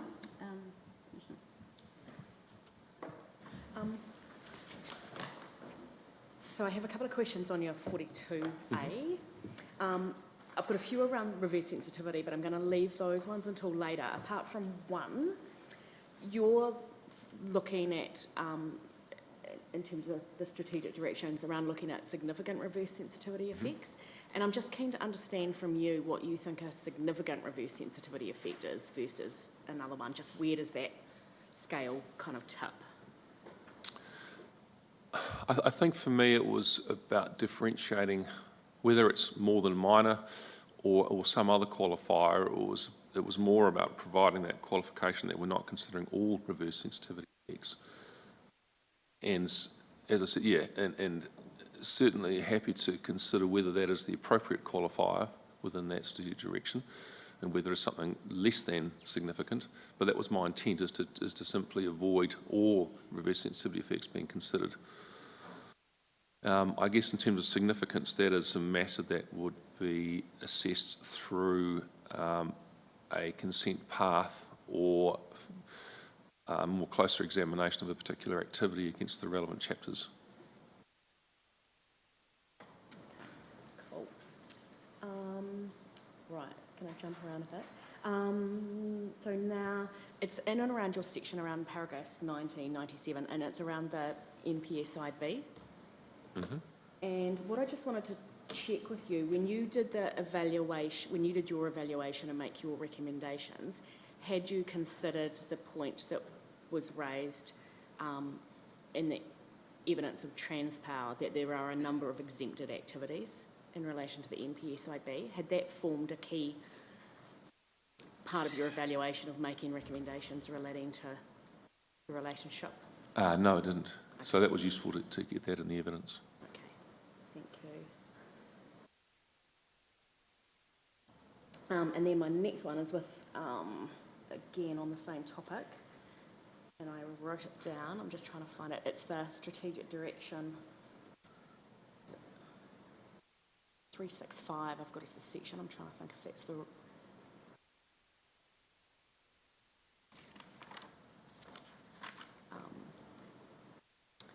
Yeah, so it's on page 28, top of page 28, your section 365.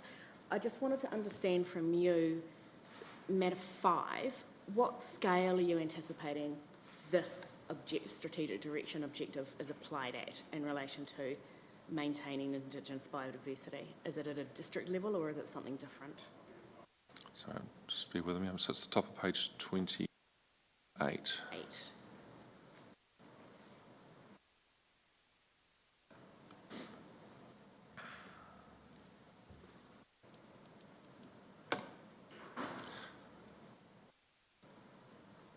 So the question is, what in terms of scale, whether it's at the district level or at a site level? How do you see this being applied?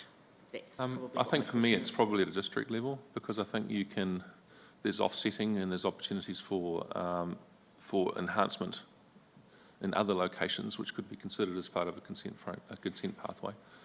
Okay, thank you. Yeah. Yes, I do have some, but I want to come back to those. Yes, please.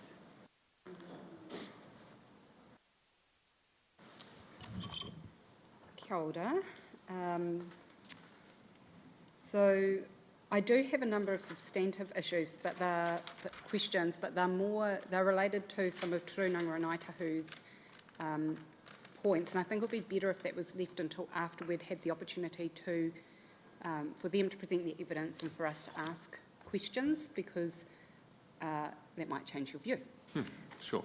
But I have one process question, and you did point it out, but I didn't quite follow, and that's about the Port Blakey SD03. You've said that you, with the exception of that, and it's page 16 of your summary statement, you've said with the exception of Port Blakey, that you haven't formed an opinion on all the outstanding matters. And so I just wanted to know, does that mean that you agree with the evidence of Andrew cooking, or disagree? I agree with. I do think that carbon emissions reduction, I producing less carbon emissions through electric vehicles, for instance, or hybrid cars, is different from mitigation, Yes. which might be include taking carbon out of the atmosphere, such as through plantation forestry. Thank you. Thank you. I have a couple of questions on your summary statement which relate to some of the substantive issues, but it would be helpful just in advance of hearing from submitters to get some clarity on those. So at paragraph 15B, removing the requirement in SD01 for service connections, and this relates to the evidence of Ms. Wharf for David and Suzanne Payne. So in her planning evidence,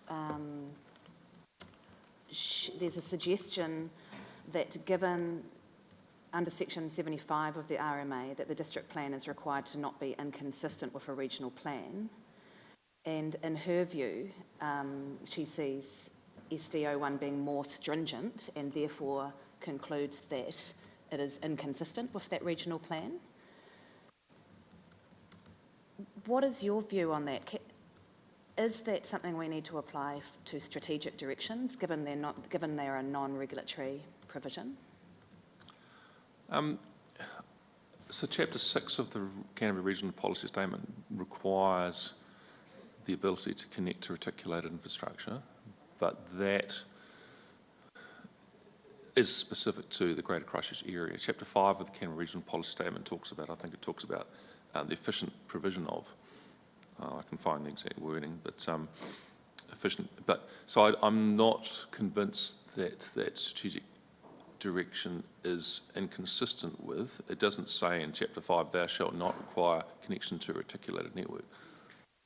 So it's open to the council to go beyond that and still be consistent with the Canterbury Regional Policy Statement. I'm just trying to find that. But I found that evidence useful, and I've had a look at the district plan in different chapters, and I know that there are some requirements to connect to more of a community scheme, not necessarily reticulated, and it depends on how you define reticulated. In some instances, reticulation means a network utility provider, like a council, and in some instances it means simply just a network, and it could be a community scheme. And so there's some drinking water protection areas in the drinking water protection chapter in the proposed district plan. And in those instances, you are encouraged to or required to connect as a restricted discretionary activity to, I guess, a community scheme or a reticulated network scheme provided by the council. However, that is limited in location to those drinking water protection areas. So I think that I could be more precise with that strategic directions objective around what it actually requires for rural residential areas. Thank you, that's very helpful. Also one more at 15G. The submitter concerns around health and safety risks. So I'm aware that health and safety is governed by a different piece of legislation, and perhaps this is more a question for Ms. Vella, but it would be useful to understand the relationship between strategic directions and the legal obligations under different legislation in relation to health and safety, and how that may impact on the flow through into other provisions. Yes, I mean, I think they still need approval from a landowner to access land anyway. So there's a question around how the strategic directions objective would be implemented and what the district plan provisions would look like, whether it's Esplanade reserves or some other implementation pathway or mechanism. And looking at the evidence in the topic area around access, I was mindful of the specific chapter provisions in the proposed district plan, and it's not, or appeared to me in my assessment as set out in my 42A report, it doesn't appear to be access everywhere. It talks about access to areas on a schedule. And so I was mindful of, am I being consistent or otherwise with that approach? Is it actually not exhaustive, but actually limited or defined to particular locations? So hence I was thinking more about where appropriate is probably a more I guess, appropriate phraseology for that. But certainly in response to your question, you do need landowner approval anyway, I would have thought, to enter someone's site, which then covers those health and safety matters. Yeah. Thank you.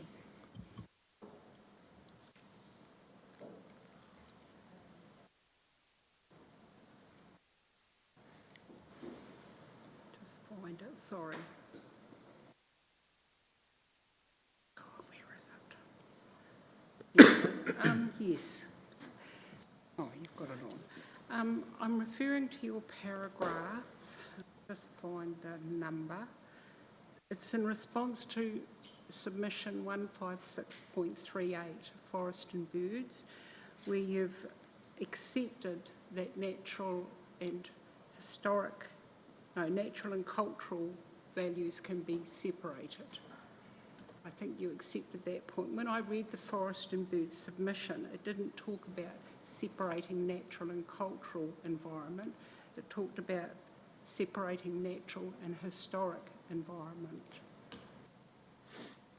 So I'm just looking at Appendix B in my 42A report under that submission number. The summary is, considers the historic and cultural values are separated from natural environment values in the plan, hence separate objectives is more appropriate. And I recommended that submission was rejected. And I don't disagree that these topic areas are different. From my perspective, it was about how you group similar topics together in a strategic directions framework and in what's the most efficient way of doing it. And so it was simply a style decision on my behalf, on my part, to group those. So just to clarify, I've understood the submission to read that they suggested separating natural and historic at paragraph 10, not historic and cultural, as I think your paragraph says. No, natural and cultural. That's what you've suggested in your paragraph. That in paragraph 94 of the section 42A report, you talk about natural and cultural environment being separated rather than natural and historic environment. Yeah, I accept that historical and cultural values could be separated from natural environment values. But I didn't know the submission was asking to separate historic from cultural. It's not, it's separating historic and cultural from natural environment values. So we're still keeping historic and cultural together. That's my understanding of the submission. I may have misinterpreted that. No, I think I've misinterpreted. I think you're quite right. Okay. But I do have an issue, even though you've rejected their submission. I'm confused by how you may accept that cultural values could be separated from the natural environment when, as noted at MW overview, the Mana Whenua overview, Ngāi Tahu do not see their existence as separate from Te Aotearoa, the natural world, but as an integral part of it through whakapapa. All people and life forms descend from a common source. So I'm not sure how you could accept them being separated when Ngāi Tahu don't talk about being separated from the natural world. So I think you know, we live in one system and everything is connected, and I agree with that. This is more a statement around how they are set out in the strategic directions chapter. So it's not saying that the values are not connected to each other. It's just saying I could have a separate clause for this topic and a separate clause for this topic, or even a separate strategic direction. So it's more about how they're arranged within that chapter. It's not saying that the values are not connected. Okay, thank you. I'm going down now to SDO4, the natural hazards objective. The way in which the submission has been addressed this time, I think, is different from the previous section 42A. What caused the change of approach and leave the progress of it until the natural hazards chapter hearing? Did you change your approach? Commissioner, are you able to provide a paragraph number for that? Paragraph 137. 137.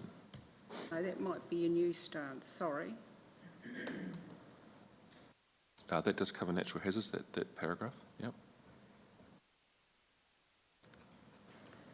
So in that paragraph, you've talked about your approach was different from the previous section 42A. How you address the previous section 42A is different from this approach. And I just wanted to know what caused that change. So I think some good points were raised in the submission. Right. Yeah, and made me reflect on where is the appropriate approach given all the matters in consideration, given applying a cultural lens as well, and not just simply applying a scientific risk-based lens. Okay, thank you. And I want to talk about access and health and safety. Given that many of the submissions about access and health and safety come from the rural community and rural industry, have you considered the provision might be best suited to the SD09? Where access and H&S, or health and safety, are an obvious concern.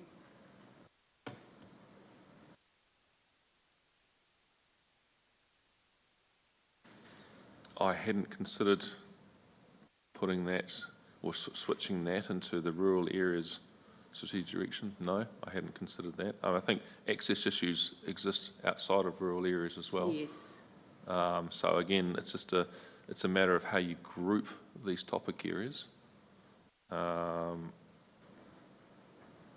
just wonder why, and I'm just me being cynical admittedly, why those submissions all came in about SD05. I think it's because that's where STO5 talks about Kati Hurapa having access, and so that's why their submissions are in response to that clause, because it's a cultural access for Kati Hurapa, not about necessarily the rural environment or infrastructure or an urban environment. It's about access for cultural reasons, so it cuts across all of the topic areas, which is why I prefer it to be housed in that STO5 mana whenua strategic direction. Not even the public access chapter?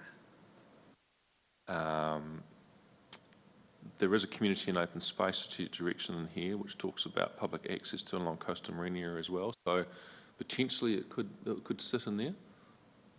Okay. But that's about general public. Yeah. Okay. And then now on to SD08 infrastructure. At your paragraph 33, using the same reasoning, if all objectives need to be read together irrespective, and it's already covered by clause SD08, and if reverse sensitive is also noted in SD01, SD08 and SD09, by recommending the amendment, please clarify what the additional matter is that is not already covered by those other objectives. So just for clarity, Commissioner, so paragraph 33, is it? That's... Paragraph 203. Sorry, 203, my mistake, sorry. So that's in relation to Kiwi Rail seeking protection of regional significant infrastructure. Yeah. Yeah. STO8 covers infrastructure, and so my view it was already covered in that specific strategic direction objective for them. It didn't need to be included or in other strategic directions. So what additional matter does it cover that's not covered, that's not already covered by the other, it being in the other objectives?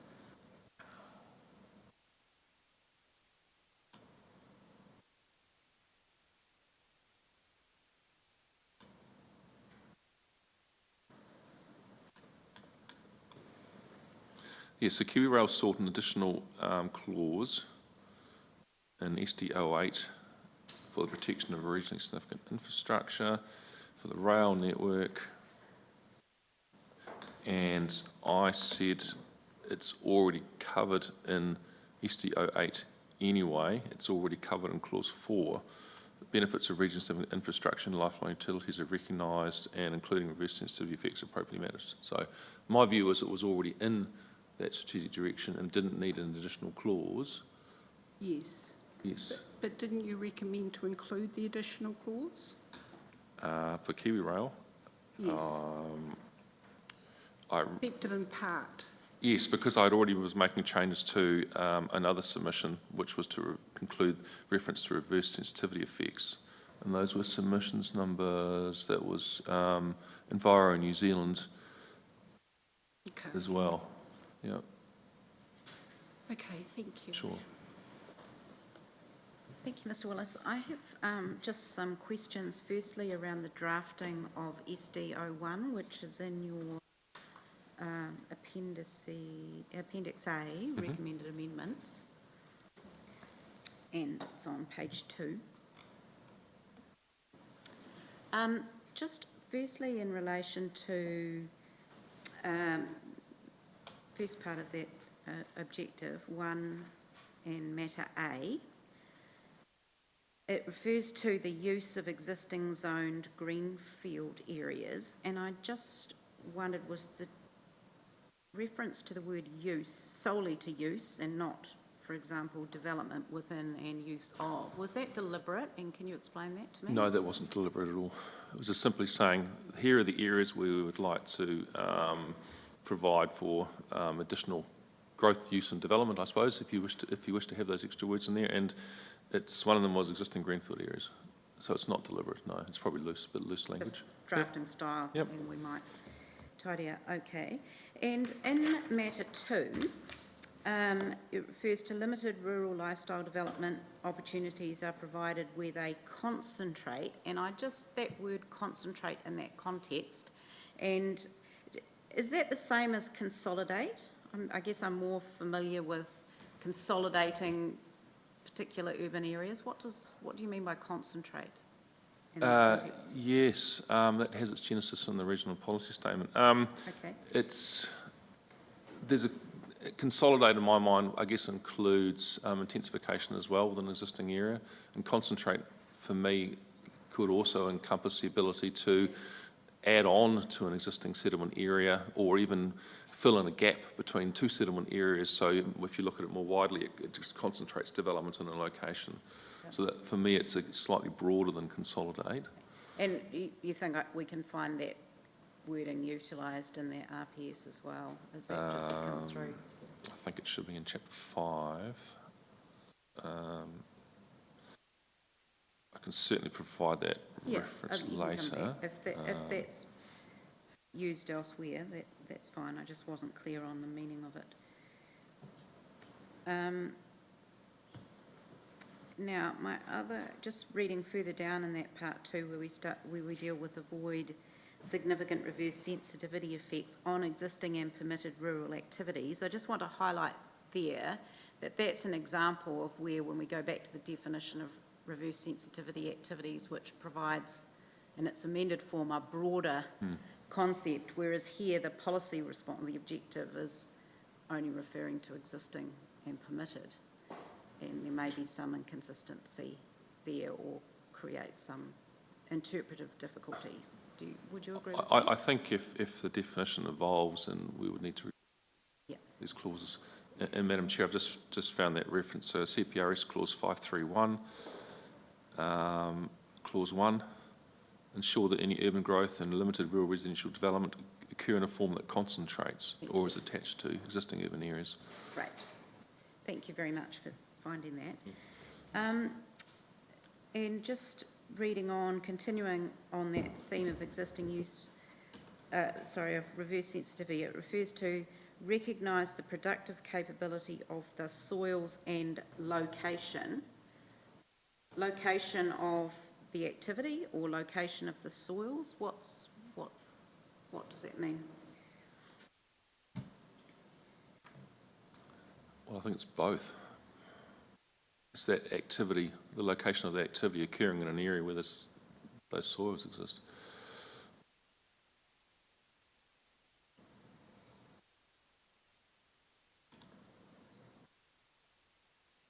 And their location, Yeah, it might be just a drafting, Yep. tidy up there.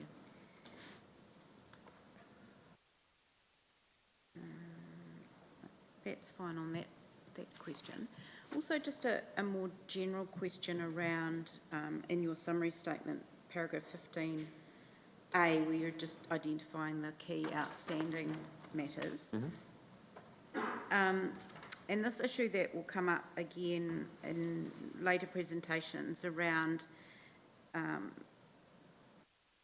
policies that are seeking protection or avoidance or management. Does the regional policy statement treat concepts such as management, avoidance or protection different for different types or categories of land use? For example, is there a different policy directive for rural productive uses versus regional significant infrastructure or transport or ports in the coastal environment? Is there a hierarchy within the regional policy statement? There's a hierarchy insofar as it elevates regionally significant infrastructure to have a greater level of protection than other types of infrastructure or other activities. And also for primary production as well, but I'd have to go back and look at the specific wording because I think it is certainly a matter of detail as to whether it's protection or management. From my perspective, the word management enables any or all of those words to be used in the topic-specific chapters, so it's all-encompassing, which is why I preferred that. Right. Yeah.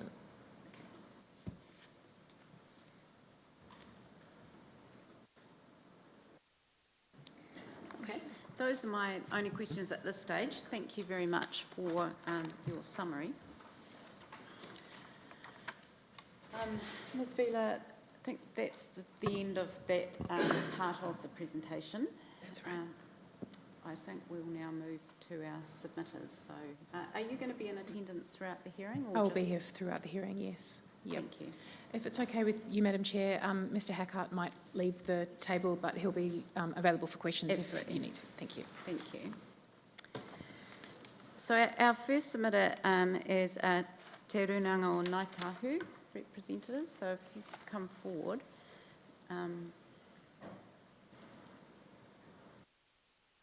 Take a seat. And just while you get settled there, one of the administrative matters we didn't attend to early on was just identifying any potential conflicts of interest for the panel. The panel, when we were appointed, disclosed any interest that may impinge on any aspect of our participation in this process, and we will maintain a record of those. But as submitters come to the table, we thought that we would have a practice where we would identify any matters that may come up in the context of the hearing and how we propose to manage those. So I'm just going to ask the panel just to identify whether there are any matters they wish to disclose for this part of the hearing. So, Commissioner. Don't think it's hugely significant for this part of the hearing, but my brother does own somewhere in Timaru, and I do not actually know where it is.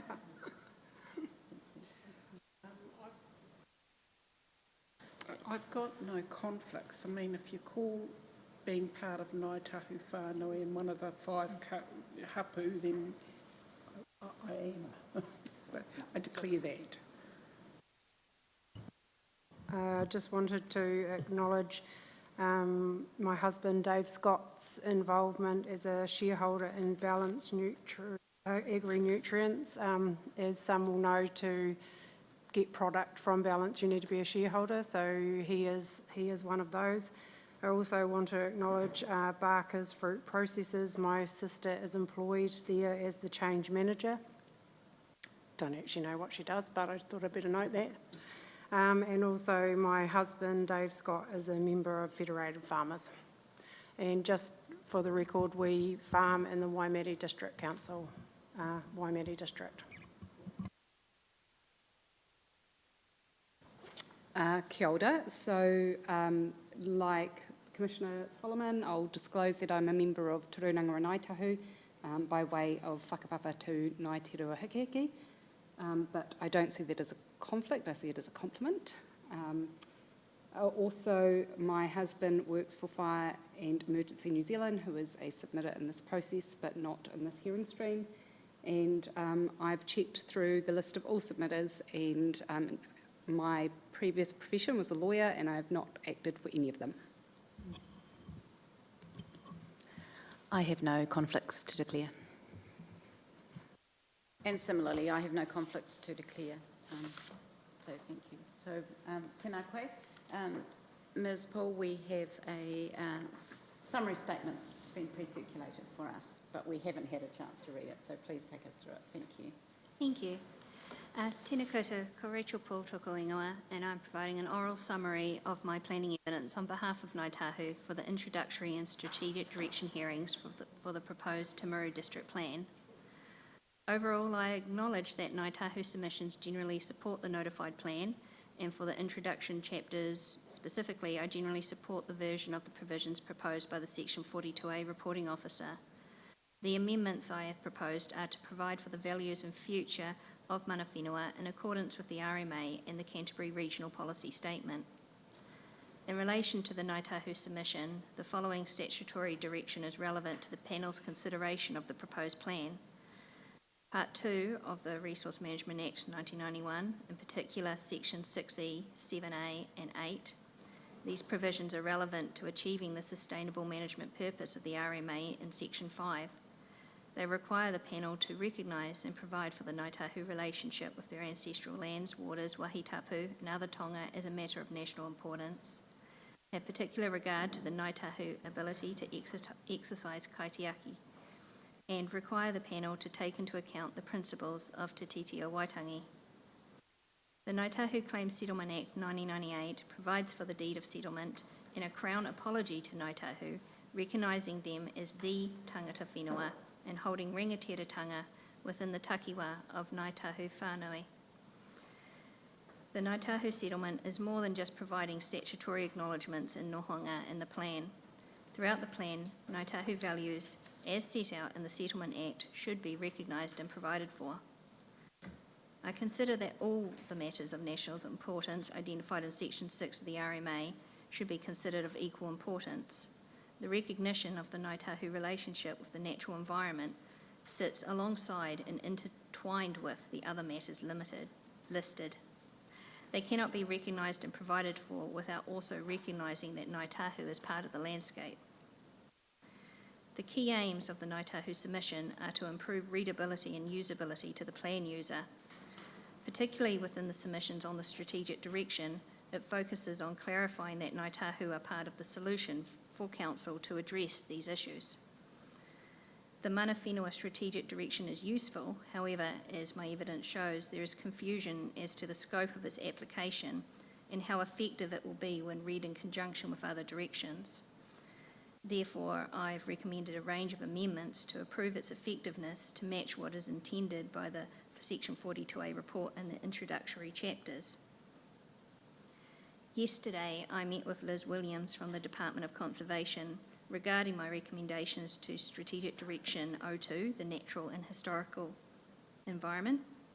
We agreed that, subject to the mana whenua strategic direction applying district-wide, Clause 4 provides enough clarity around access to Indigenous biodiversity in order to maintain the relationship with the land and its resources, especially when combined with other non-RMA options, such as the relationship with DOC. Also, that general access would also apply via Strategic Direction 10. We also agreed that my recommendation to Clause 6 of 02 could be further refined to clarify the values include tonga and wahitonga as per sections 217 of the plan and the National Policy Statement for Indigenous Biodiversity, instead of stating use in the objective, which was very unclear. This provides the consideration of the use of Indigenous biodiversity for mahinga kai and other customary uses while maintaining the protection that the objective was trying to achieve. My other recommendations to Strategic Direction 02, particularly clauses 2 and 4, she had no concerns with. I note that earlier the reporting officers raised my concerns regarding further submissions. I mostly just put it in there for clarity and best practice. I'd never seen council reports where the further submissions were not listed, and I mostly just wanted to make sure that there was no appeal opportunity there moving forward, so it was mostly just clarity that I was seeking. So thank you. I'm happy to take any questions. Thank you. Oh, sorry. Kia ora. Kia ora. Thank you very much for your summary. That's really helpful. I do have a question for you. If I'm looking at your evidence in chief now at paragraph 53.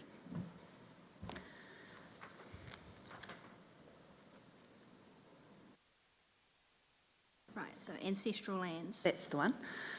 So at the end of that paragraph, you have stated that you support the recommendation of the Section 42A report to remove the term. Now, when I looked through the Section 42A report, it appeared to me that the recommendation was that the submission to define ancestral land wasn't accepted, but that so there wasn't really any term to be removed. Do you follow me there? Yes. I just wanted clarity because I've seen that the term is used in other provisions. I wanted clarity that you're comfortable with the Section 42A report recommendation, or whether you want to make a different point. Sorry, we had multiple versions and it got a little messy there. That's fine, take your time. Maybe Alana might actually be able to answer it a bit better. I think there was something in the original mana whenua version you had about ancestral land. I don't want to jump around your evidence too much. So I think we're talking to two different submission points here. So there is firstly the submission point around clarifying the terms used for Maori land and ancestral land, and that because they used, the submitter thought that they were used interchangeably in the plan, that ancestral land should be defined. So I recommended to reject that on the basis that they're not used interchangeably. In regards to the submission point by Tront, there is one to remove the word ancestral within a provision of the mana whenua chapter. So, yeah, so it's not to do with a particular definition, it's just removal of that word. Yes. Okay, thank you. That resolves that question. And also, in your submission, you've talked about that you were wanting reference in the strategic directions to the iwi management plans, and you mentioned that the growth management strategy wasn't sufficient to talk about iwi growth and development. Could you talk through that just a little bit more, just to give us some more context on the extent to which that management strategy does or does not address iwi growth and development? So my concern is that the residential areas strategic direction only considers growth within those urban areas. So if there was going to be some papakainga development or an urban intensity within the Maori purpose zone, there would potentially be trouble justifying that, because that strategic direction comes from the growth strategy behind it, which again focuses on those areas. So I was trying to get another document in to provide that balance to actually allow for consideration within the Maori purpose zone or outside those areas. Thank you. I do have more questions, but I'll pass on to, while I collect my thoughts, if you want to carry on. Okay, but so I had 10 questions and it's down to 8, so we've probably got the same questions. Because I'll follow up from that one though, is inserting, if it was to be accepted that we put in the iwi management plan, does that actually enable, because you took us through a scenario where you said in the Māori purpose zone, there's lots of, it's constricted by this plan, and if the iwi management plan was put in to the introduction, does that provide the relief that's sought?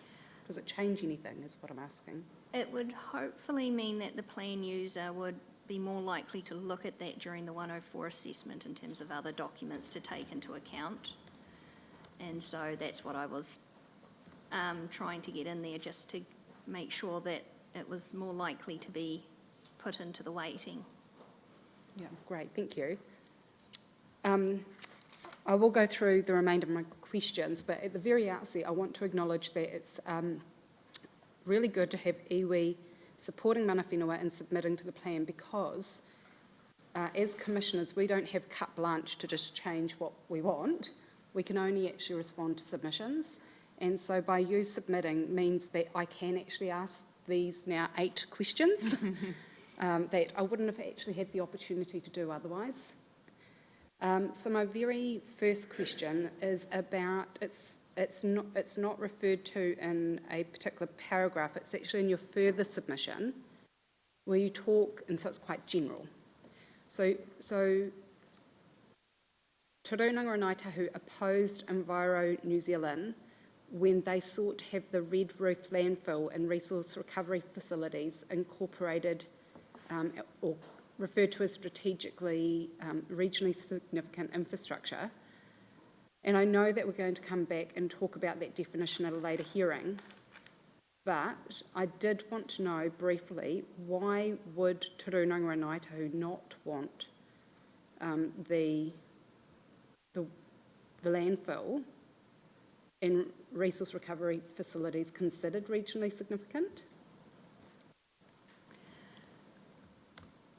My approach there is more when certain activities are identified as regionally significant infrastructure, the surrounding effects are considered more acceptable and they have a easier consenting pathway.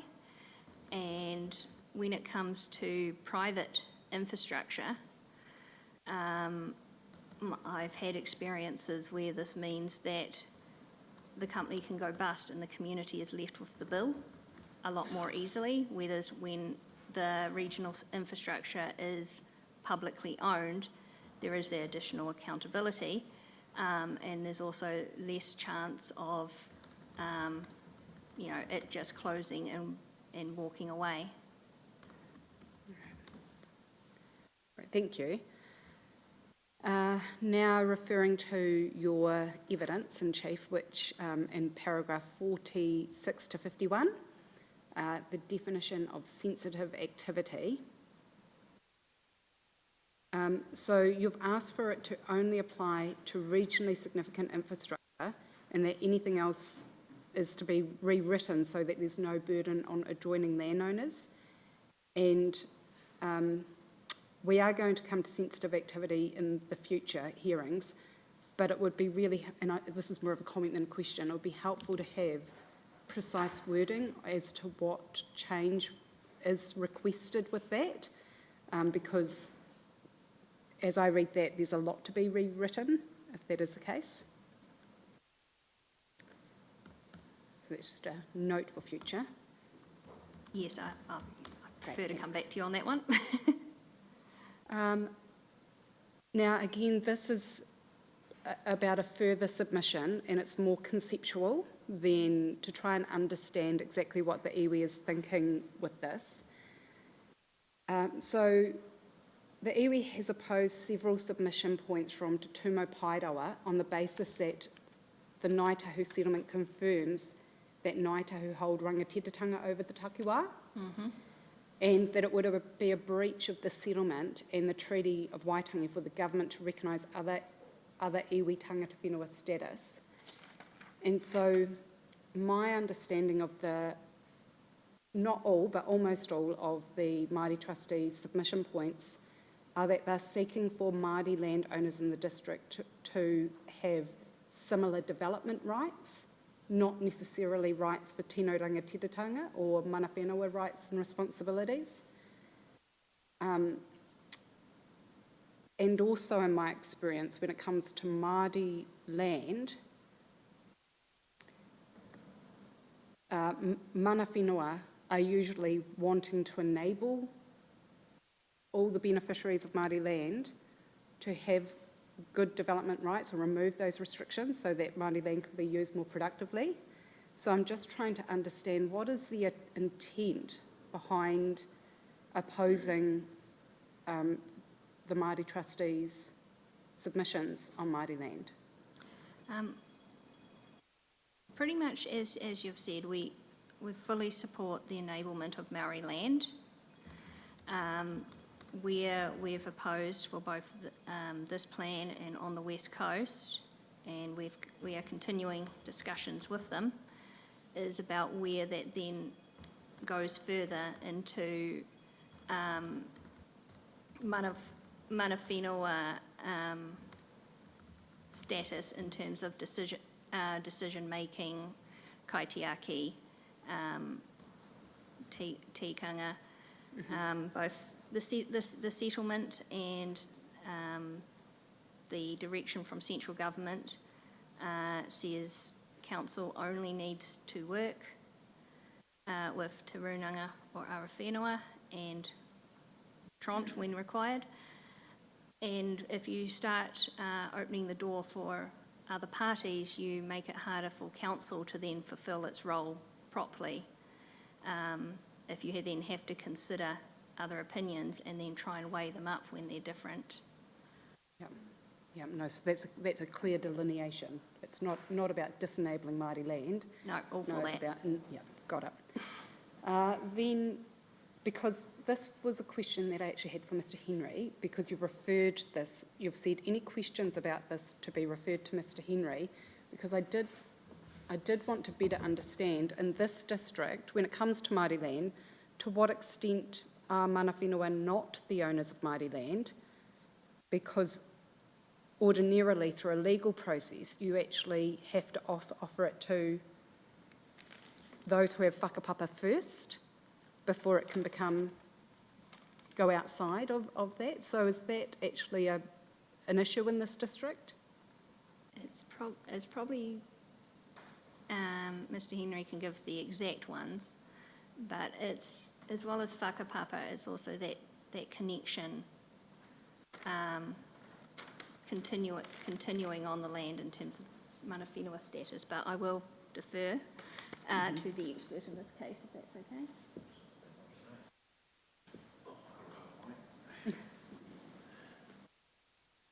Can I ask what exactly you are asking? So the question is, and it's about the submission to Tūmo Paeroa. So the Māori trustee has said, look, we would like the same for all Māori landowners or the owners of Māori land to have the same development rights as Māori landowners who are also mana whenua. And so it made me think, to what extent is there ownership of Māori land in this district that is not owned by mana whenua? Is there much? There is some, and it just comes through the Maori Land Court and how they distinguish between whānau that weren't or didn't get lands. They sometimes lump them in different areas. So they may not be mana whenua in our area, and that'll be what the Maori Land Court are talking about. Or, that they want them to have the same rights of development. Well, mana whenua will come first in our area. That's just the way it is, and it is the same wherever you go. There isn't a great deal of non-mana whenua people, or if you like, within our reserve lands. But there are some. There is. Okay, that's helpful, because I haven't seen that in other areas.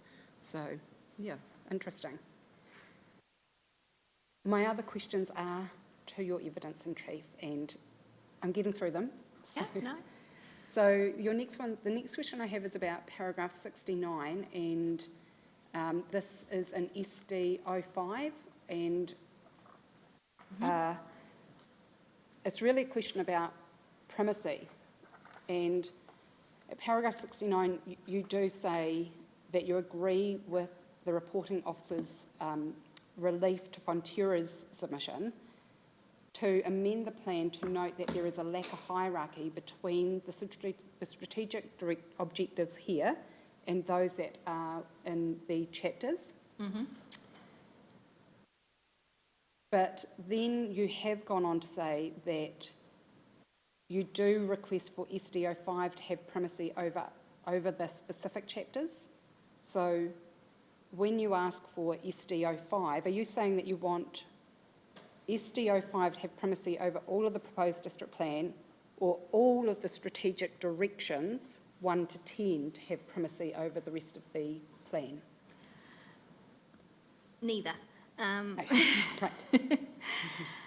My concern and what I'm mostly worried about is that SDO5 will be shuffled into a corner and it won't be considered with the rest of the plan, that it'll just be assumed, oh, it only applies to the Maori Purpose Zone or SASMs, and you won't think of it when you're looking at the natural environment or the rural. So the advice note is a very blunt attempt. But I wasn't quite comfortable that as it currently reads, SDO5 to the plan user would be read with the rest of the plan as a whole. Thank you. My next question is on paragraph 71, which talks about SDO1, residential activities. And in that paragraph, you say that you're seeking for SDO1 to be amended to better reflect that sometimes there is a functional need for some activities and growth to occur outside of the urban area. And again, this is a conceptual kind of question, because what I've seen elsewhere is mana whenua quite often saying, actually, we prefer urban development to occur in a compact form, so there's less greenfield development, so there's less greenfield development to protect wahitapu and wahitonga. And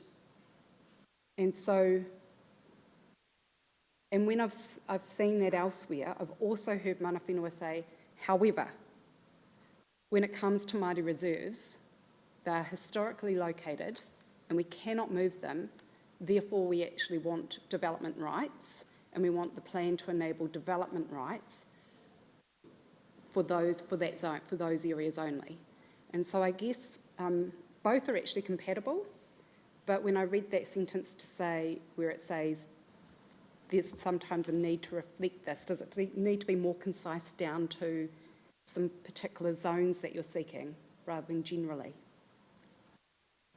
Well, I did put forward both options in the remedy, which was to include the Maori Purpose Zone in the green in the areas identified, and then I also suggested that a new greenfield development could be considered against all the strategic directions and growth strategies. So I was trying to tackle it from, we'll give you two options to consider there, which I think is along the lines of what you're asking as well. And so for this district, so you've got the Māori Purpose Zone, which is about more connected to the Māori reserves, but is there also aspirations to have papa kāinga outside of the Māori reserves, potentially in the existing urban environments? I do not know. Do you know? Not at this stage. Not saying it won't happen in the future or may be required in the future. At the moment, we have got room within our own papa kāinga to develop. So. Right, that's your priority, your focus. The other thing to note there is, as noted further down, is that a lot of the Maori Purpose Zone is within hazard overlays. So say we need to relocate in the future, that there is that ability to have that consideration. Right. My Next question, and I'll make it my last question actually, is about SD04 and paragraph 78. Submissions on natural hazard, and the reporting officer acknowledges that the reserves predate existing district plans and permitted rules and rural industry, that it's been around forever, but actually goes on to say, I do not consider it appropriate to enable Māori development and Māori communities to be exposed to greater risk than others unless there's a compelling reason to do so. And so what I was trying to ascertain through your submissions is, what is that compelling reason? Is it that, unlike other communities, Māori reserves are historic, they cannot move? Like, why would there be a different set of rules for Māori reserves?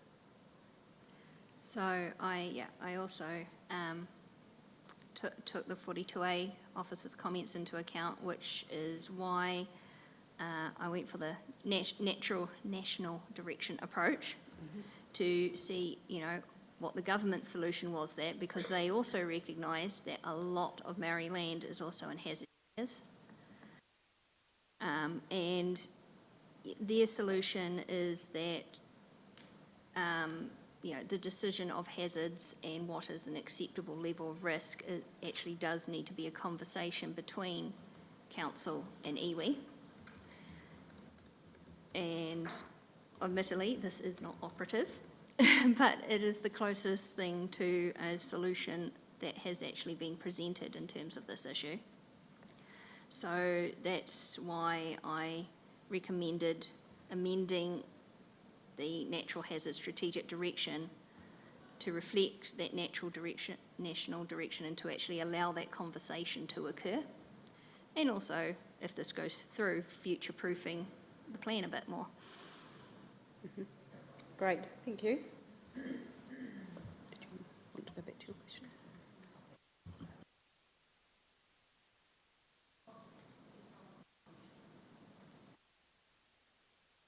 Okay, so I just got to get my, so you're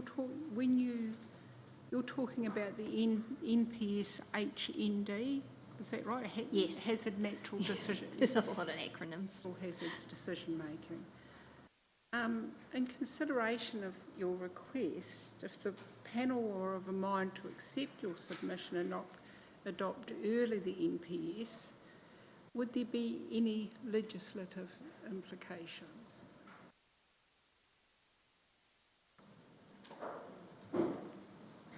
Natural hazards are a Section 6 matter, so you'd still have the obligation to do that.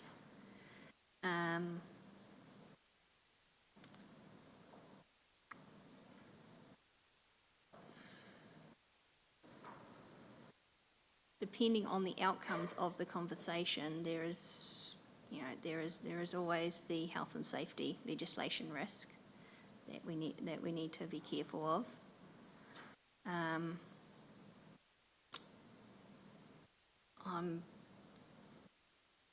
I'm having trouble thinking of any too many other ones at this point. It's just that I'm mindful that lawyer for the council told us to be aware of that. Yeah, it was mostly, I believe, just the fact that this wasn't operative. Yeah. So there's always the potential of further changes. Okay. And my question is for Mr. Henry, and it goes back to replacing the use of the word Māori in the MW chapter. So just to be clear, are you requesting that, for instance, te reo is used as te reo Kāti Huirapa, or Mātauraka Kāti Huirapa, or Tikaka Kāti Huirapa, all sites and areas of significance to Kāti Huirapa? Is that what you mean?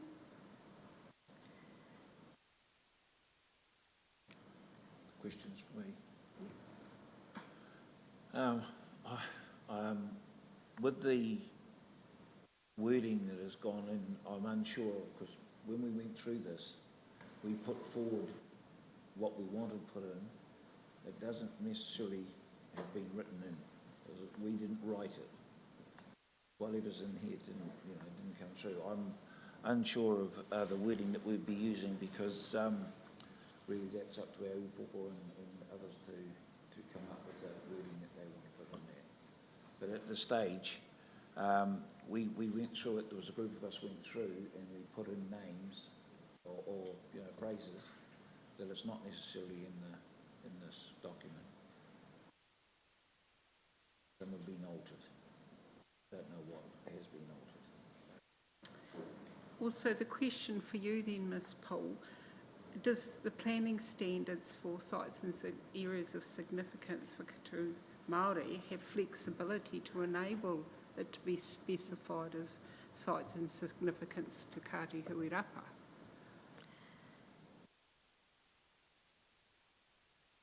Potentially not in the heading, but in all the context and details within it. That would be where you'd clarify that this is very specific to us.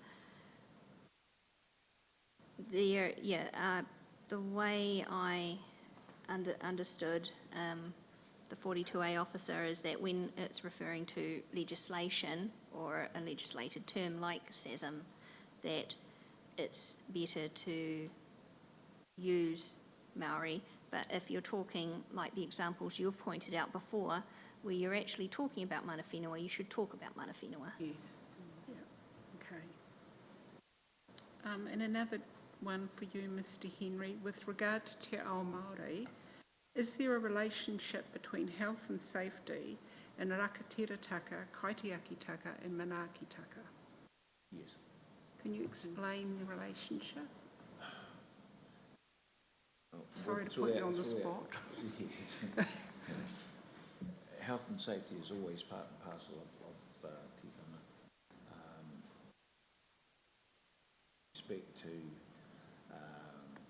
the environment is definitely part and parcel of that. Where you went, how you acted within those areas, all part of that. So at this time we have got issues around Papakainga now, which is Papakainga places even around Arawhenua, the marae itself, whereby flooding exists and we can't develop that into housing, which it was put there for, or we were giving it to do. So we are asking, within the district council to try and remedy some of those issues that we have, but it predominantly comes apart from this. It ends up under ECAN because of the rivers and that kind of danger that we have from the dam upstream and the Opehi to the rivers and the flooding that we have on our way and further down. So, yeah. Okay. Just two more. Given all the rock art in your takiwā, does AECL have somebody on staff with expertise in archaeology? AEC do not. We refer it straight back to the Rock Art Centre. The society there is Amanda Simons, who is the expert on the rock art, and she is called in for anything to do with the rock art. Will she be presenting evidence at the mana whenua SASM's hearings? I am unsure, to tell you the truth. It's just that I've got concerns about EWPS, about avoid or mitigate. Right. Yeah. Because that was part and parcel. We put plans in place to protect that the rock from irrigation and stuff like that. I don't know whether she has been. It's okay. No, she has not. She's been told. Okay, thank you. And just my last one. You submitted to remove the versatile soils overlay from Oraki Paua wetland. Can you just explain to me, for the record, what the impacts are of having the versatile soils overlay over that wetland? I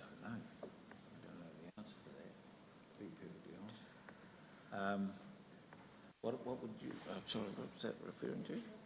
Oh, for you. Yeah, I wasn't going to say no if you answered it. yeah.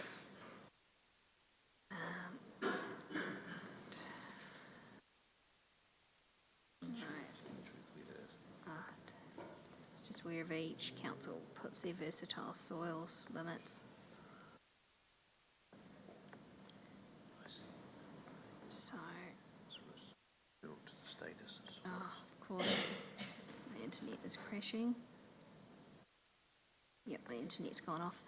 I believe I can definitely get back to you since my system's crashing, but I believe when you've got versatile zone rules that there is the presumption that rural activities will occur on there.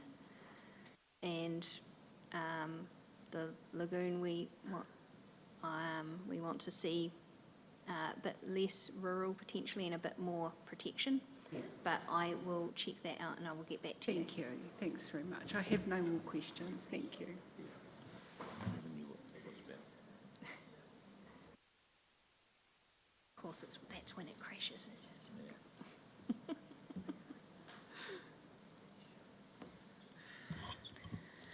Yeah. One final question from me. In your evidence in chief, you're talking about strategic direction 05 clause 4, and you've expressed a concern that that clause, which reads as amended by the Section 42 officer, where appropriate, Kati Hurerapa retains and is able to enhance access to their sites in areas of significance. You've expressed a concern that that clause implies that it only relates to existing access, not new access. I wondered if you could explain your interpretation, how you've arrived at that interpretation. Well, it's retaining and enhancing access. It's not enabling more access or creating access. That's where, that was my interpretation of how I read it, and then my concern was where appropriate was a very broad term that didn't read in my mind health and safety, which was the concern of the reporting officer. That's why I suggested a slight rewrite to limit appropriateness to safety.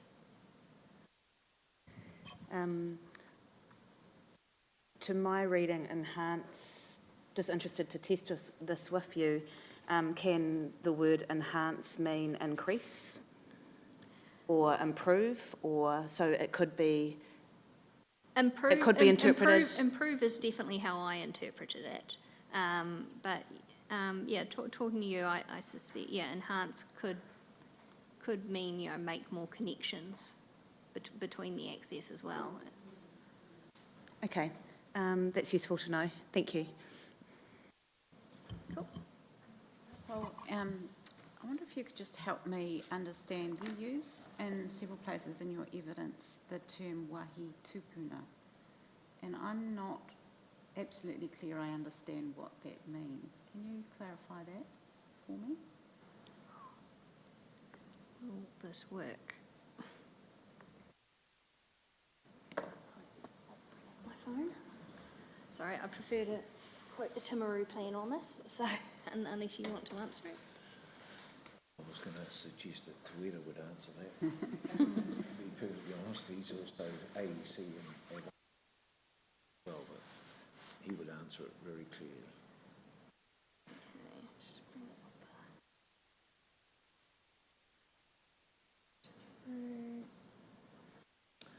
Sites about two Plans. ancestral areas. Yeah, ancestral areas. So ancestral land, Yes. generally? I've heard it used in the concept of more of landscapes.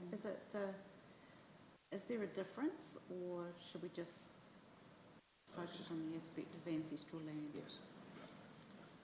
Thank you. Ms. Powell, are you comfortable with that?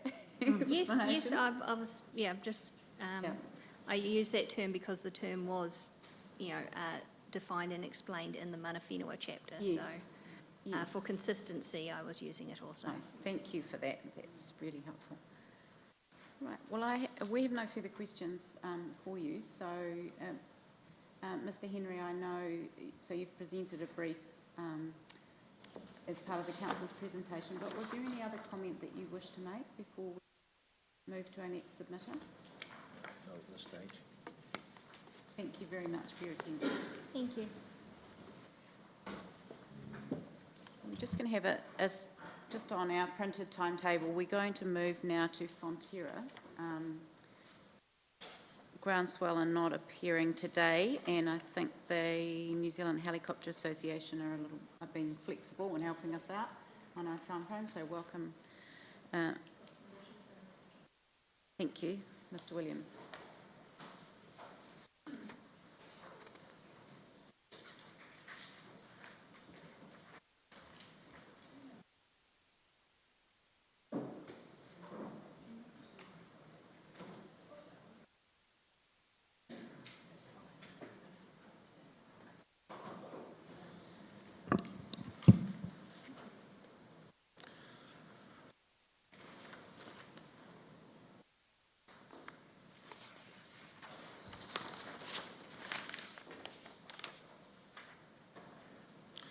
Thank you.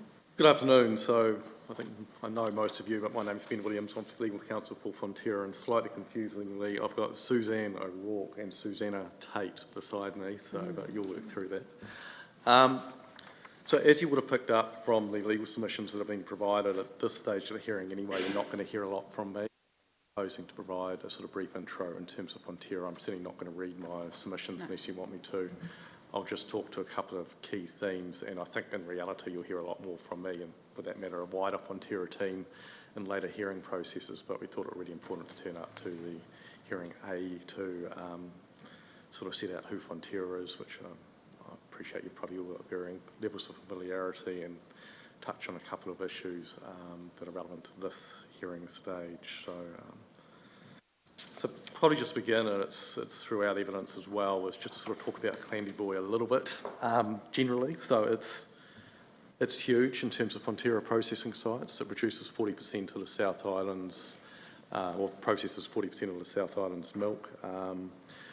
It also, just a bit of trivia, is the sort of mozzarella cheese powerhouse of the Fonterra operation. So it produces an enormous amount of mozzarella cheese, which I think it's about 500 million pizzas worth, sort of one bit of trivia. So really important, just to give some sort of sense of the size and scale of the plant. So the highest dryer is 56 metres high, and the highest stack is 70 metres high. So unless you're standing beside them, it's actually really hard to appreciate how big the site is. And that sort of leads on to sort of why Fonterra is here. Fonterra is generally supportive of the direction of travel of the proposed plan, but what you would have picked up from our legal submissions and evidence and the original submissions is Fonterra is seeking a special purpose zone, strategic rural industry zone. This is something, I do a lot of Fonterra work, not surprisingly, we've done sort of at a national basis, and the closest example is Selwyn, where we've just been through.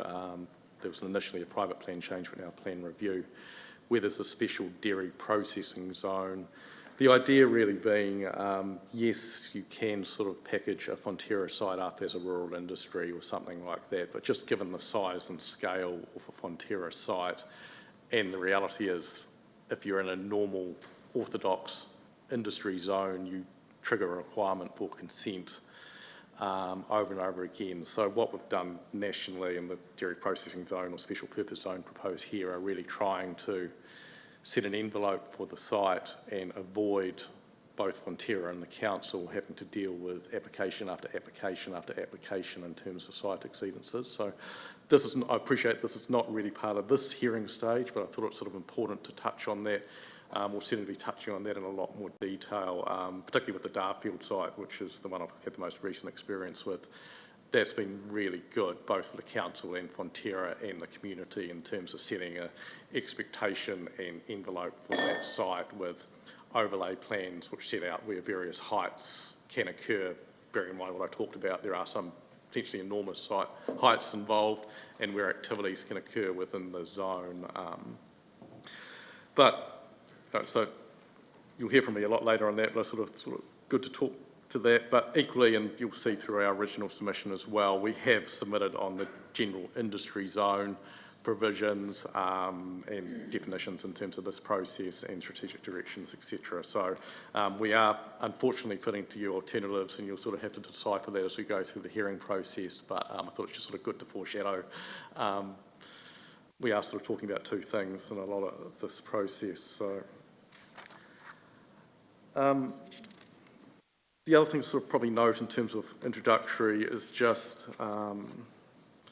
when you look at a dairy processing site, you're not just looking at the processing site, which is perhaps a little bit trite, but there is a large wastewater operation, for want of a better description, that attaches to a dairy processing site. So Fonterra owns a pretty large parcel of land around the site, which is used for treated wastewater disposal.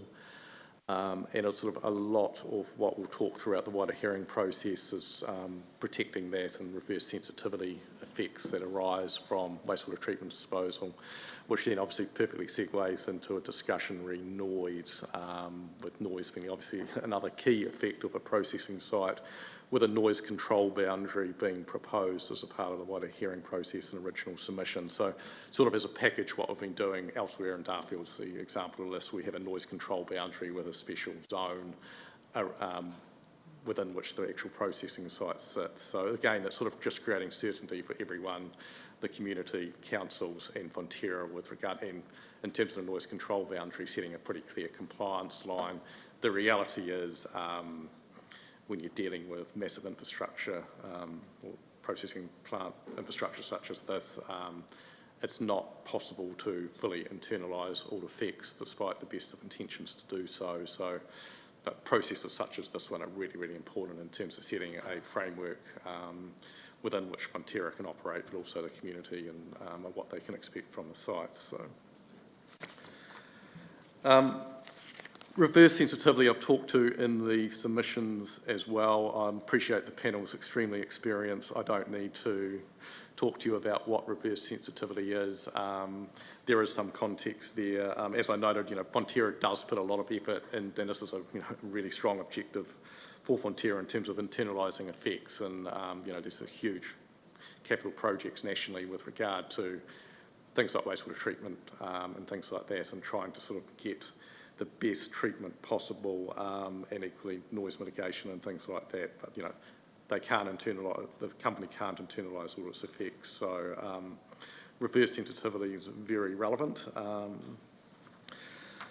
And the other part of the legal submissions, which I just covered off, is probably a more technical point, which is in relation to the definition of height. Where I think in the original submission Fonterra had proposed, I'm sure you're all familiar with it, but the height definition within the National Planning Standards is very vanilla. It's 1/2 lines, just referring to the buildings and structures, and Fonterra proposed some exceptions to that for the likes of aerials and chimneys, which in an orthodox pre the National Planning Standards is normally how we looked at height. That hasn't rolled through to the National Planning Standards. I appreciate the National Planning Standards are pretty directive in terms of what a definition must include. In paragraph 26 of my submission, I have quoted from, which I think section 14 of the National Planning Standards, with regard to some circumstances within which you can, or a council can, approach definitions a little bit differently. But I just want to really emphasise the point. Again, there are two ways to skin the cat on this, and from Fonterra's perspective, equally recognise you could deal with things such as stacks and aerials by way of standards and rules exceptions. So I'm not going to make a big deal out of that. Fonterra is pretty relaxed in terms of whether we have an amended height definition or just and standards, which sort of again comes back to if there is a special purpose zone or special rules that apply to the site, that's probably a little bit easier to get your head around. So as I said, you'll hear a lot from me later on. I'm not going to lecture you on who Fonterra is, basic concepts such as reverse sensitivity anymore, but more than happy to take questions. So. Thank you.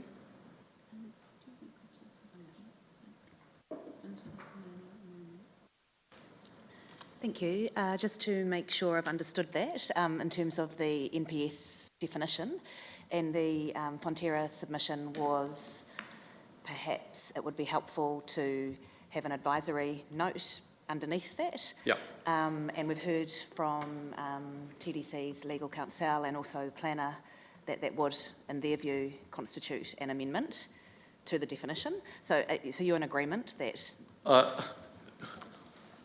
If you look at the introductory wording to Section 14 of National Planning Standards, it is a little bit loose, really, what in terms of what's actually envisaged, and whether you looked at the amendment as a qualification or narrowing of what's quite a general definition, and you probably could run the argument it's in line with the planning standards. But to be honest on it, it's not a fight I want to have. I think the reality is the panel can approach this equally legitimately the other way and just look at this at a rules and standards provision at a level. But I have a read of my submissions again if you to sort of refresh, and I don't need to go back through them now. I think there is a route through the National Planning Standards, and it might be relevant for other definitions and points later on. It's sort of an issue we have in other hearings around the country with regard to how you work around quite vanilla, sometimes National Planning Standards definitions and other provisions. So, yeah. Thanks for confirming that. Thank you. I think we're happy to move to the... Yep, no, thank you. So I wasn't expecting it. So we have Suzanne, who's the Rourke, who you should have a brief evidence from as well. So I think she's just proposing to talk very briefly by way of summary. So, and just check your mics on. Thank you. Right, that should work okay. Kia ora, Suzanne O'Rourke. I'm Fonterra's National Environmental Policy Manager. I'm based up in the Waikato, so you're probably a little bit less familiar with me than with Ben. But my role covers the environmental policy portfolio for our manufacturing and logistics activities across New Zealand. And I represent our involvement in central government processes also. So you'll be familiar with Fonterra as a company, New Zealand's biggest company. We have 28 manufacturing sites, 5 brand sites and 3 logistic distribution sites within New Zealand. And our global supply chain stretches from farms all over New Zealand to customers in more than 150 markets worldwide. So coming to the Clandy site, this is obviously a key asset within the district. The site's been operating for over 100 years. As Ben has mentioned, significant producer of mozzarella and many other products such as milk powders, butters and milk fats. It's one of Fonterra's largest manufacturing sites, employs over 1,000 staff, has a fleet of 70 tankers which pick up and transfer milk from a wide area within the district. And there are 120 farms in the district that supply milk to the Clandy factory. So in my evidence in Figure 1, there was a map showing our land holdings within and surrounding Clandy, which are extensive. And also we have the Port of Timaru, which is a key facility for supporting Fonterra's operations. So that the Fonterra site at Timaru Port employs up to 75 staff. And we also have a cool store and dry store operation which employ approximately 45 staff and have a significant storage space for pallets and our products. So the Timaru Port services the Clandy site and exports 14% of Fonterra's products to international markets. So definitely significant activities within the district for Fonterra. Just coming to what Fonterra is doing at a national level, so Fonterra is always committed to increasing efficiencies and reducing emissions and effects associated with milk collection. Fonterra's had significant investments on environmental projects at the Clandy site, and in particular the site is actively investigating how to decarbonise its energy generation in the future. And this is particularly the case at Clandy with a variety of options from biomass boilers to electric boilers currently being investigated. So Fonterra is looking for a policy and rule framework that enables the protection of existing industry and allowing some flexibility to accommodate future sustainability and innovation initiatives. So for Fonterra's Timaru operations to continue operating, we're looking for recognition of the Timaru sites, and at this stage we see Fonterra as a significant player, so this will enable us to continue to make our contributions to the social wellbeing of the community.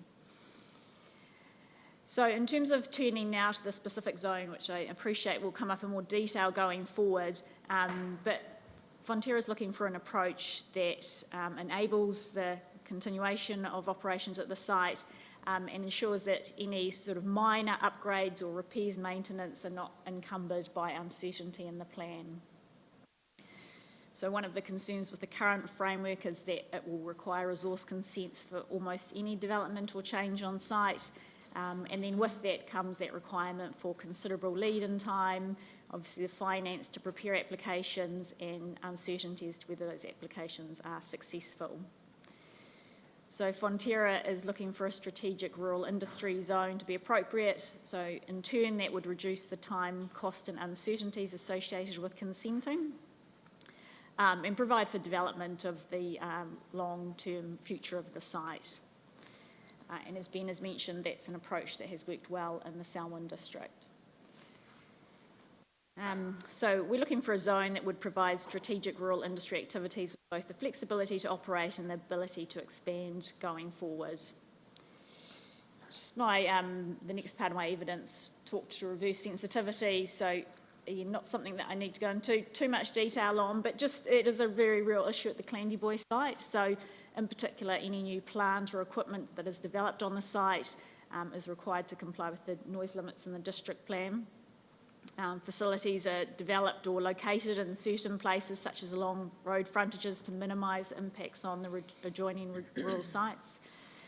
And just looking back over the last 10 years, there's been one instance of non-compliance with the district plan noise limits, and that was related to the location of an on-site irrigator on farmland, and a follow-up survey found that there was compliance with that district plan noise limit. Also, to address reverse sensitivity, we have purchased the ex-Clandyboy Primary School site across the road and developed it as a Fonterra Learning Centre. And also, obviously, with regards to the extent of the irrigation activities, those are actively managed to reduce the potential for noise and odour effects on surrounding properties. So reverse sensitivity effects are a key consideration at the Clandyboy site and very important to ensure operations can continue to operate compliantly. So just turning to this policy process, so obviously Fonterra takes a strong interest in policy processes, and so we are looking to get involved in processes such as this to ensure potential reverse sensitivity conflicts are avoided or managed, and we expect to be involved in these processes and to take the investment to ensure that those sorts of activities can continue. Just coming through to my conclusion, as outlined, the Clandyboy site is a significant site at both a local, regional and national scale. The site provides employment and economic benefits for the Timaru district with flow-on effects, and Fonterra is looking for an opportunity to continue operating the site effectively and efficiently.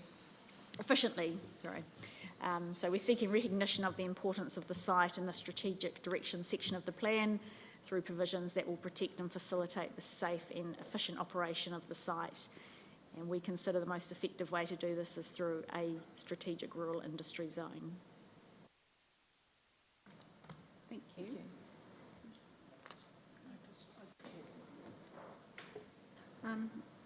At your paragraph 50, you talk about reverse sensitivity and complaints raised where it has led to a reduction in operating hours and resulting in a loss of productivity. How often does that happen?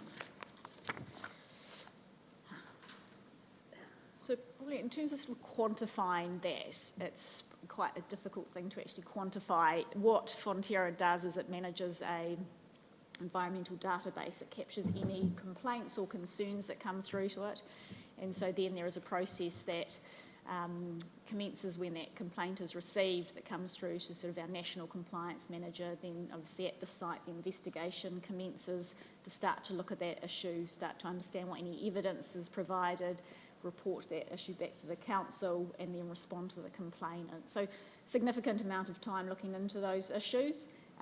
Probably don't have exact figures on what that might look like in terms of sort of lost hours, but it's a very significant issue for us at most of our sites, and particularly more so obviously when there are more intensive activities nearby or more sensitive activities nearby. So obviously particular concern around any sort of intensification for residential areas that introduce more sensitive activities into those areas. So it's not possible to put a number to that? Wouldn't want to put a number on that at the moment without sort of, No, I looking at that in understand. some more detail. Okay, thank you. Can I just pick up on that? Is that not just a cost of doing business? How is that a reverse sensitivity effect that you might have to instigate processes to investigate complaints? I'm not seeing the relationship between that and an impact on productivity. Well, if there was a situation where there was noise levels, particularly at, obviously there's times when it's a 24/7 operation and they were concerned at more, quieter times in the evening. I'm just thinking of an example we've had down in Dunedin where this was a concern for people who are concerned about the noise being received at the site, in particular with the rail operations. And so looking at ways that we could manage or limit the times which those rail activities were taking place so that they were not happening early in the morning or late in the evening. So, very much that is a part of doing business, is responding to those things. And as part of that, we're in quite an extensive council and court process to respond to that issue that had been raised by those neighbours. So that is, for me, what I would see as an example of us having to respond to a sensitive activity being near to the operations. At Clandyboy? No, this was in Otago, Okay. Dunedin. Can you explain a little bit about Clandyboy and the environment around it? How realistic is that scenario in the context of Clandyboy? There is, so we have had situations with neighbours, a particular property to the, just trying to think of the direction, might be south, who was very concerned about the noise levels being received at the site, and so there's been work done to look at what the noise contour might look like in that location, definitely conversations with that neighbour. We provide, obviously, when noise monitoring is done annually, provide a copy of that findings to those people. So absolutely that was an active issue that was being managed by the site. And has that led to a limitation on productivity or constraints on the way in which the being operating? Or is that just a response to a good neighbour responding?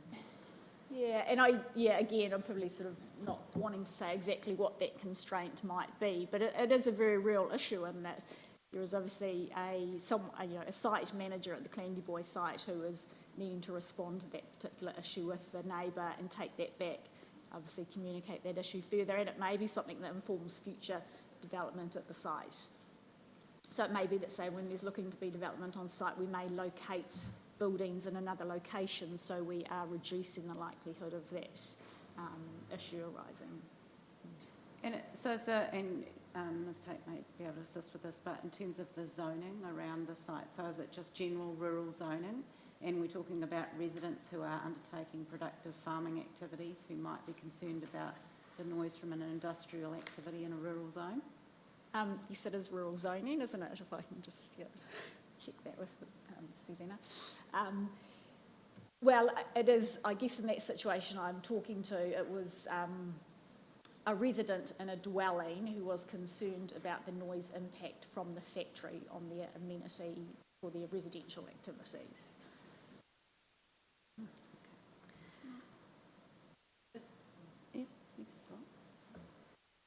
Is that a recent complaint? Because I'm sure Fonterra produced this evidence, so it was a similar evidence at the Selwyn hearings. So is it a recent complaint?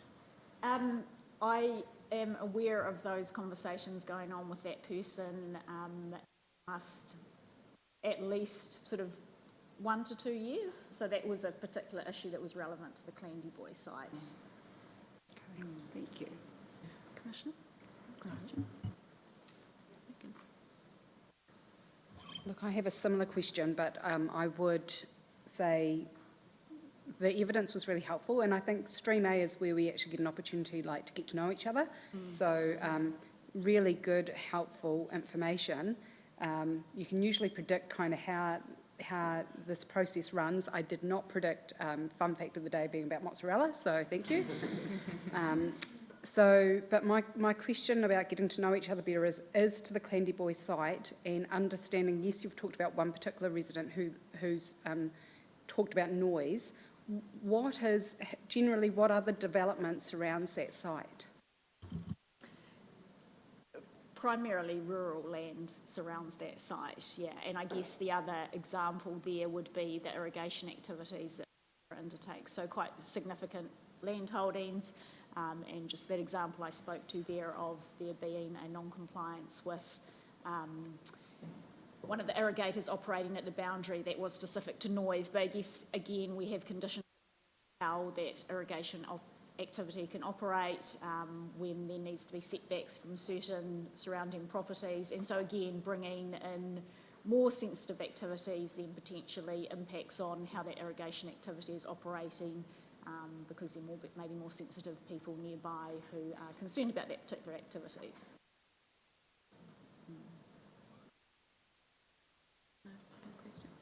Thank you, Ms. O'Rourke. Thank you. We'll now turn to Ms. Hayes. Thank you. I was about to say good morning, but good afternoon. I have provided a summary statement. I won't lie, it's kind of just a dress up of my summary and my evidence, so I'm not sure it will do that much. I think the one thing I would just like to add to my evidence, if I may this morning, that with respect to SDO1, I pointed to a couple of policies in the Canterbury Regional Policy Statement, but I think what I overlooked was the objective, which 521, which speaks to avoiding reverse sensitivity effects and incompatible activities locating near each other. So I guess I just wanted to add that in there, that there was an oversight on the objective in my evidence. But I don't have a lot else to add, and I'd probably take some questions if that would be your preference. Yes, we can start with questions. I'm just trying to locate objective 5.2.1. While I read that, Commissioner White, do you have questions? Thank you. So I'm going to start with height. Sorry. I'm going to start with a question for you on height, because Yes. you said it was in your evidence that it's been addressed legally.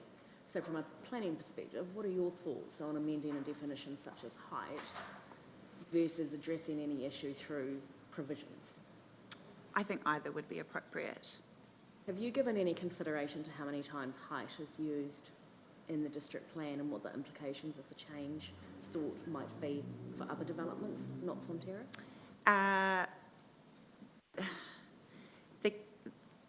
The submission around height came up when we were looking at the answer. The short answer is no.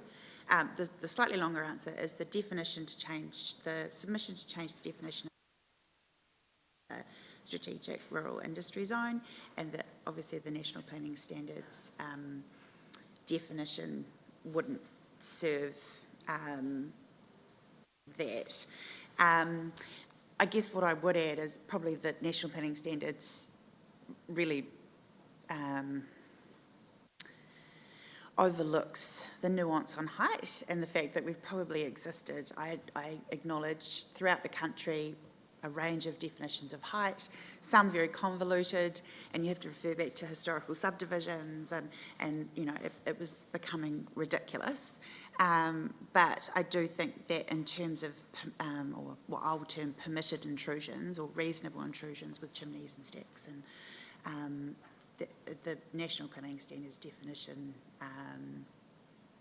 is, I think it's an oversight in the National Planning Standards definition. Okay, thank you. So my next question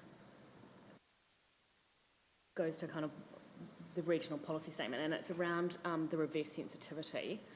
And I think it's around sections 11:11. You start dealing with this in your evidence. Yes. I just want to get an understanding from you, and I get the direction that's given in the RPS around avoid in the first instance. What do you think that means? And where does the and then come? Because it's not avoid outright what you're seeking, it's avoid in the first instance. So what happens in a second instance or third instance, or if you're not avoiding? Where's the policy guidance for that come? I think that there are examples where potential for reverse sensitivity effects can occur but can be mitigated, and the obvious answer is noise.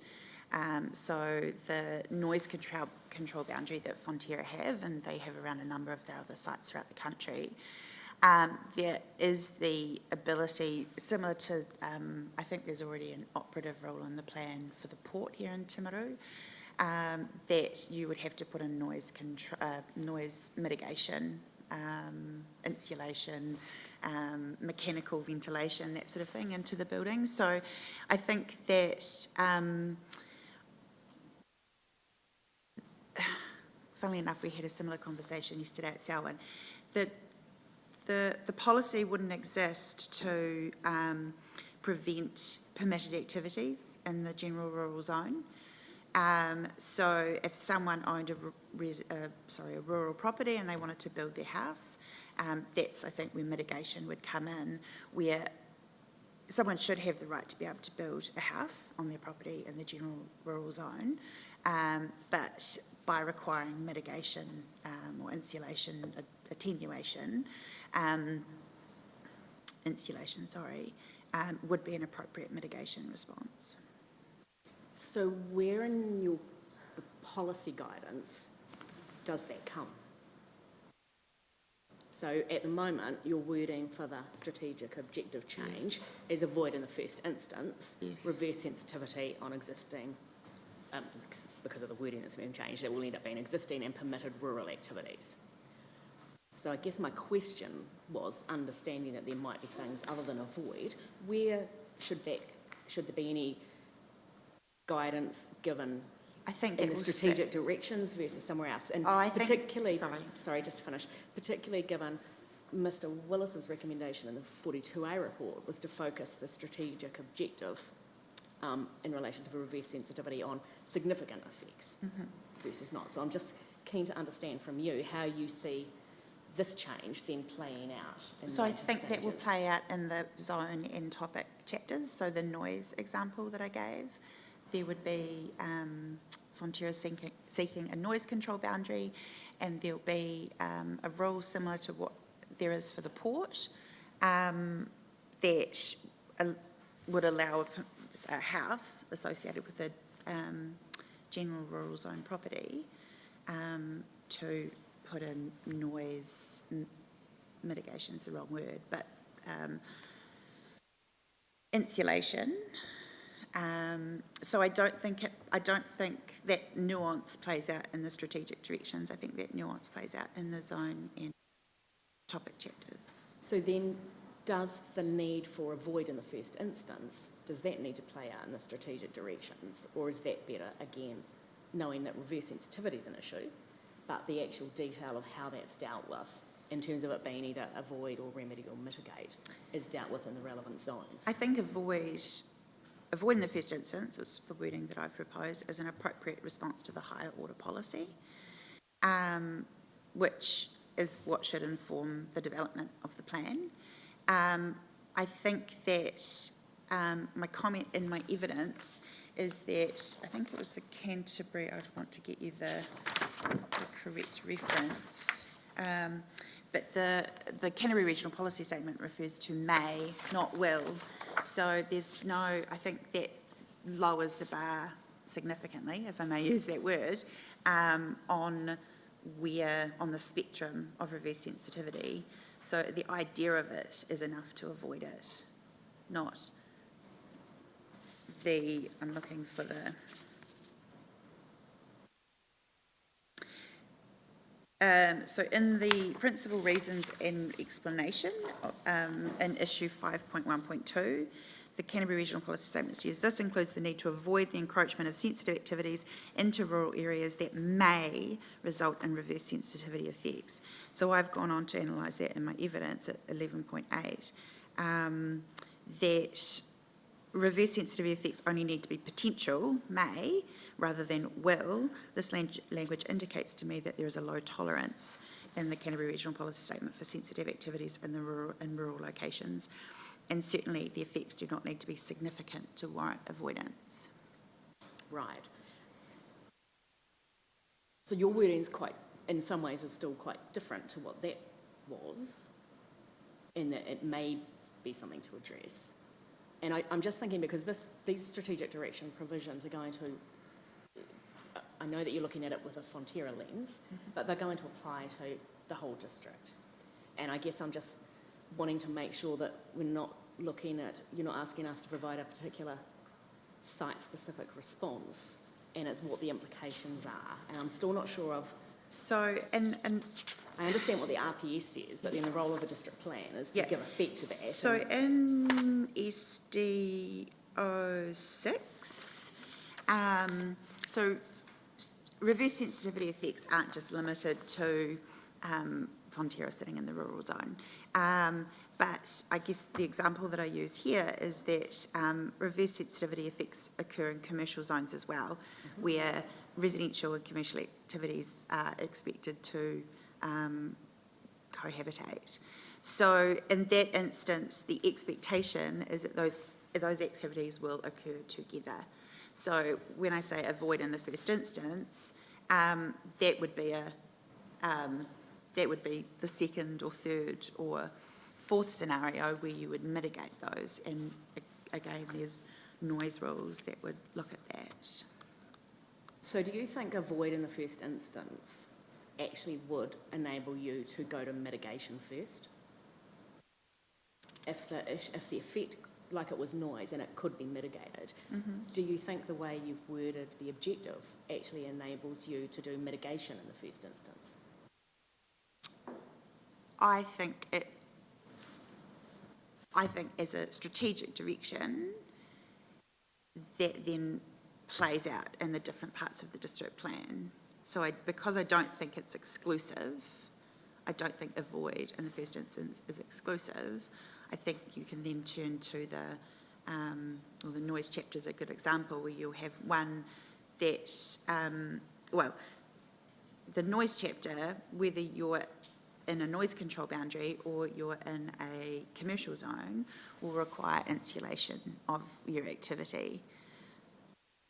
So in the noise chapter, it's looking at a second or third or fourth case scenario on that strategic direction, which is avoid in the first instance. So in that scenario, how have you avoided in the first instance? What does that provision mean? Sorry, I don't want to labour it, but that's what I'm trying to understand. Given that scenario, I absolutely understand what you're saying. Yeah. What I'm trying to understand is, from your view, what gets avoided in the first instance? If the answer is mitigation, where does the avoid in the first instance play out? That's the part I'm trying to understand. Because avoid is, it's a big word. It has meaning. Yeah. And I just want to be really I think it has clear less that I meaning now understand. after Port Otago, but I'll let Ben speak to that. I understand what you're saying. I think that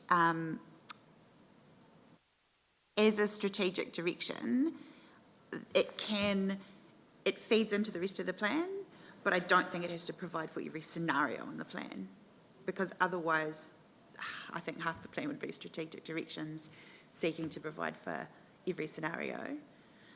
But I think that's the purpose of the chapters that sit underneath it, is to set out the nuance. So then my question to you is avoid in the first instance, having given the answers you've given and hearing my questions, is that still what you think the strategic directive should do, or is it really about making sure that reverse sensitivity effects are looked at, considered and addressed and responded to?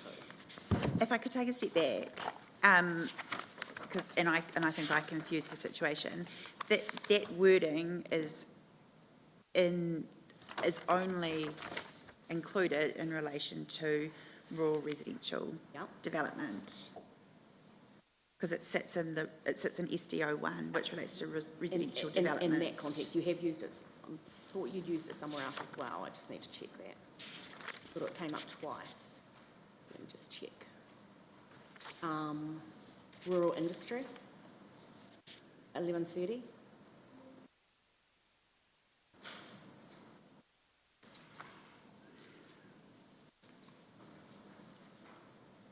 Sorry, I'm just They're the same. getting up to speed. Further,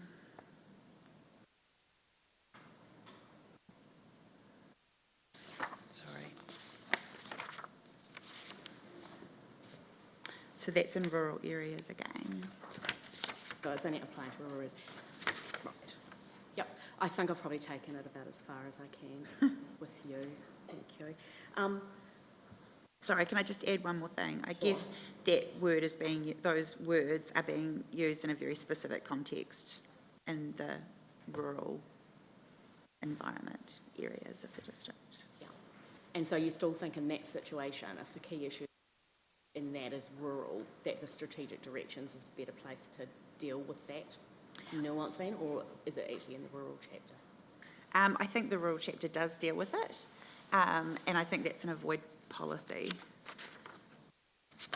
So that would follow on from the wording that I've proposed in the strategic direction. Does it follow on, or is it duplicating? If I can go back to the original wording of SDO1.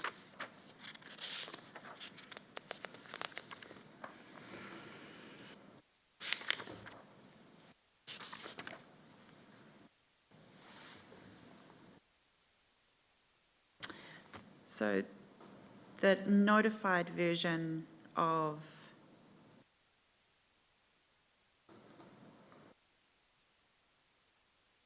wow, I don't think it's replicating. I don't think. That's good. It was a question. It wasn't a comment. Yeah, I don't think it's replicating. I think it's bringing in reverse sensitivity at the appropriate level in the district plan and the strategic directions, and then affirming that later in the plan. No, that provides the clarity I want. And so the next paragraph, and this is my last question, I want to take you to 11:20. And everyone's nodding, but my question may well not be what everyone else is asking. I guess there's a couple of things in this provision. Providing at least sufficient is an interesting wording when you're applying a policy, because are you meaning in terms of at least is like at a minimum? Is that how you're in? That's a national planning, national policy statement. I understand that. I want to understand how you're using it. I'm just replicating the national policy statement. Cool. And then in terms of meeting operational requirements, my question for you is this linked to help inform the zone that Frontier is seeking? Or who will determine the operational requirements? So is this change you're seeking to SD6 here linked to the future zone that you're seeking, or is it completely independent of? Can I just go back to the section 42, Mr. Willis's report? Because I think that, apologies, I'll just see if I can find it. I don't think that was Fonterra's word. I think Fonterra only, I'm just trying to figure out if they were my track changes or somebody else's track changes. Because my understanding is that Fonterra's submission on that first one, and I'm happy to be proved wrong, they were done a very long time ago. Andrew, do you have any? Is it us that have jumped in on that one, or? Just for clarity, if you're looking at who requested or submitted for the words "at least" to be included in SDO6, is that correct? Yep. So that's footnoted to Whitewater Limited. All right. Thank you. That's cool. And then to meet their operational requirements. Do you know who that was footnoted Yep. to? No, that's fine. It's all good. I've got that now. Yes. No, you've clarified that. I Thank think you. I changed I tried to represent it in different colours. It did. It but just, yeah, I missed that part. Thank you. It's all right. That's mine. Yes, and I'm going to stay on paragraph 1120. Sure. And my question is around enabled in appropriate locations. Because the chapeau already includes enabled in appropriate locations, do you think it's really needed in your amendment?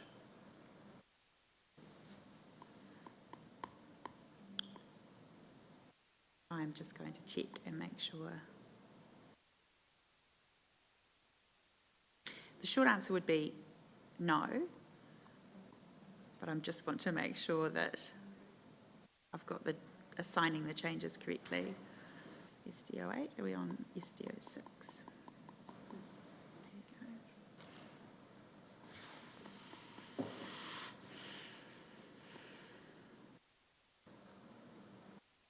No, I agree with you. I don't think that duplication is needed. Thank you. And my only other question was in paragraph 11.26. You talk about land-based primary production being non-consumptive. Yes. Can you please explain that to me? It's not taking away the highly productive land. It's not consuming highly productive land. Well, it's not, Yeah. What's a good example?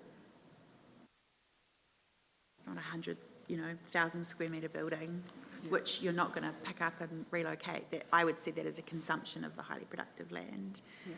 It's not if you graze sheep on the land, it's not taking away the highly productive land. Okay.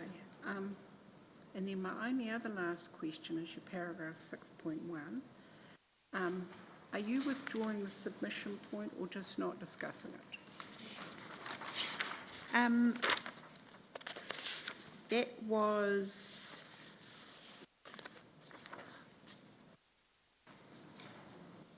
Sorry, 6.1.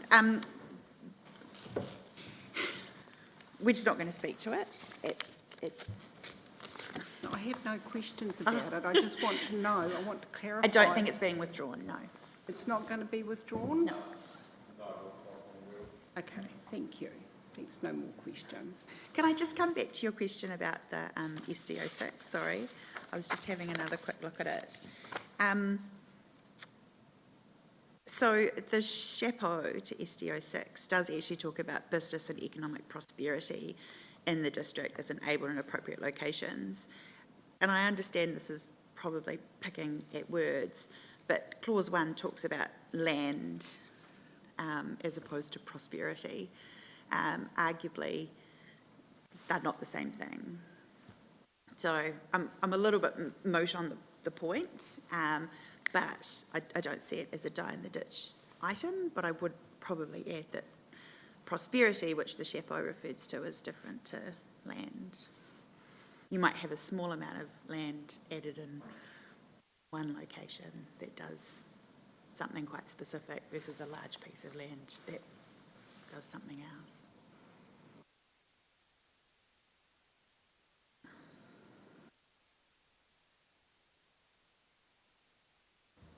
Yes, I have two questions. And mine is, I am going to pick up on SDO 5 and the submission point that's not Sarah about adding a requirement that Māori reserve lands are to be used for their intended purpose and in a manner that maintains the health and safety of their people.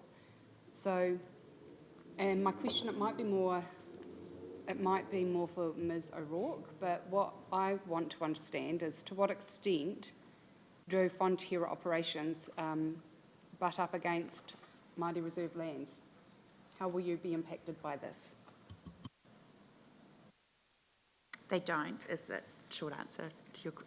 Māori land is not abutting the Clandyboy site. You still think do you think that's appropriate to add to the end of that sentence? Could intended purpose, from my understanding of what I've read about intended purpose in all of the submissions by Te Runanga and Aitahu and in the Section 42A reports, is that's the intended purpose as determined by Kati Hupapa. So if that's the case, then why wouldn't they take health and safety into account when caring for their people?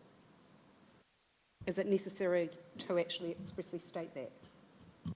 No, in that context, I don't think it is. Sorry, and I did have one more question. And that is, so paragraph 11.13, so 11.13, and this is about the strategic direction 02, subclause 8, historic heritage. And in that paragraph, you seek the removal of values, but when I went back through the original submission and further submissions, I couldn't see that this had been addressed, so I wasn't quite sure if it has been addressed somewhere and whether there's scope to consider this request now. I'll let Ben speak to scope, but I guess my comment on this was more, I don't think those words add anything to the, so as an independent expert, I don't think that they add anything to the direction. I think it's inherent in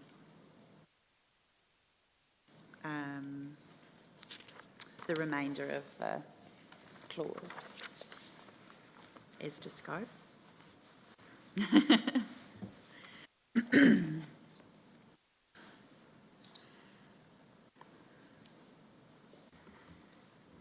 I'm going to take you back to paragraph 1120. SD 06. Yes. So I see that the reporting officer did make amendments. However, you have outlined that you weren't comfortable with those amendments, and you've proposed an additional clause, clause 3 to SD 06. Mm-hmm. Could you talk me through, please, the different, why you're seeking an additional clause and why the recommended changes by the Section 42A author weren't sufficient? So Fonterra's submission sought a additional clause, effectively referring to reverse sensitivity. Mr. Willis obviously thought, based on his report, that that could be captured under clause 2. Mm-hmm. But my reading of clause 2 and my understandings of the goings on in Timaru is that the issue that I think clause 2 is really speaking to is the fact that they've had a lot of retail distribution concerns and businesses moving out of the city centre to other locations, and now the drive is really to bring back or support the hierarchy of centres. And that would be my understanding of clause 2. And so then there was wording proposed in the submission, but upon reflection, reverse sensitivity happens in different zones. So it was just picking up on that nuance that in industrial zones, it's not appropriate to put a pharmacy. It sort of speaks to the purpose of the zone as well. But in a commercial zone, it is appropriate to put a pharmacy, and it's a bad example, but how that might sit next door to a nightclub. Okay, so the wording and the drafting that you've proposed is, to my mind, it reads very much like a policy might read in terms of, as opposed to an outcome statement that a strategic objective might be drafted. Can you talk me through your approach on why you've drafted it in that way? And yeah, I'm just not clear what it adds to what is set out in the recommending report. So I guess my thinking is that there's business and economic prosperity. A part of that is giving businesses or activities the space to do business. And that's why we have different zones. And just reinforcing that idea that potential for reverse sensitivity, I understand the comment that you were making about it reads as a method rather than a strategic direction, but I just wanted to pick up on, I guess, the difference between how you might deal with it in the commercial zone versus, say, an industrial. Right. I think 1121 sort of speaks to that. And so your view is that clause 2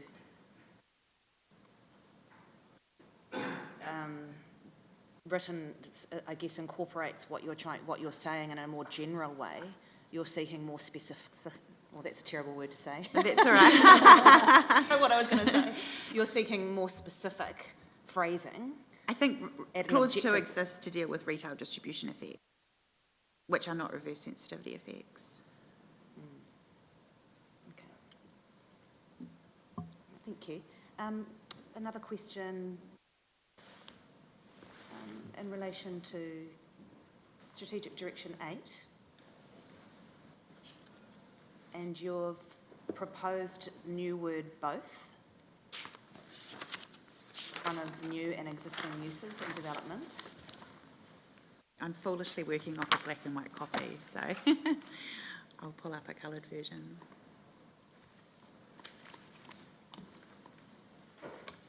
Yes, sorry.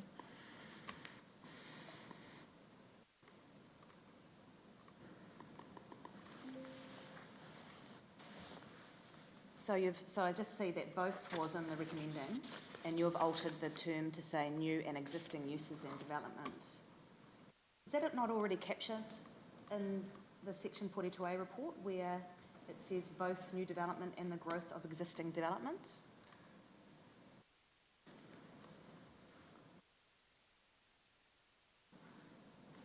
Sorry, I'll have to pull it up.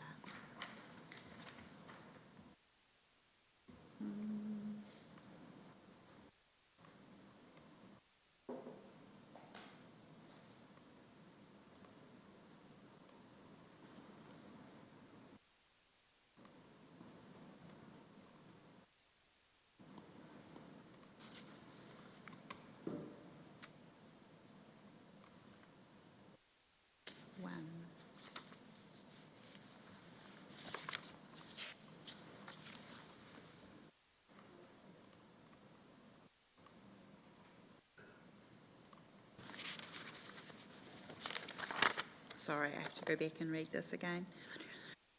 New.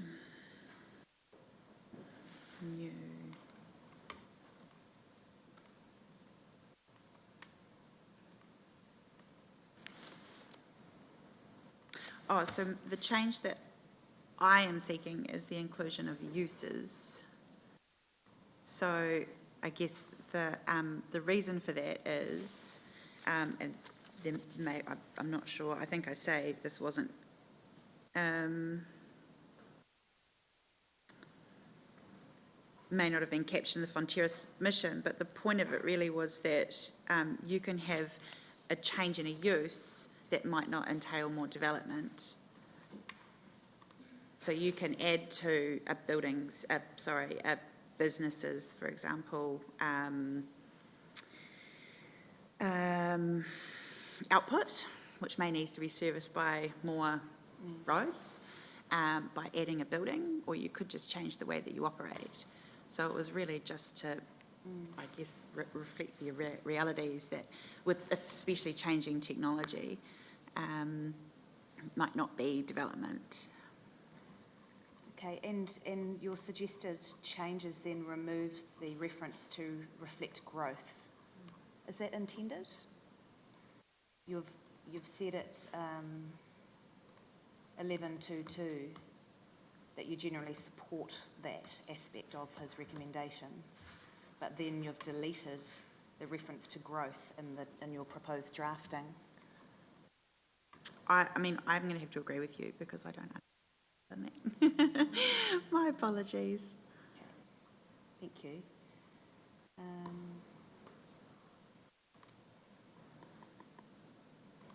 So also in relation to objective SD09, Yes.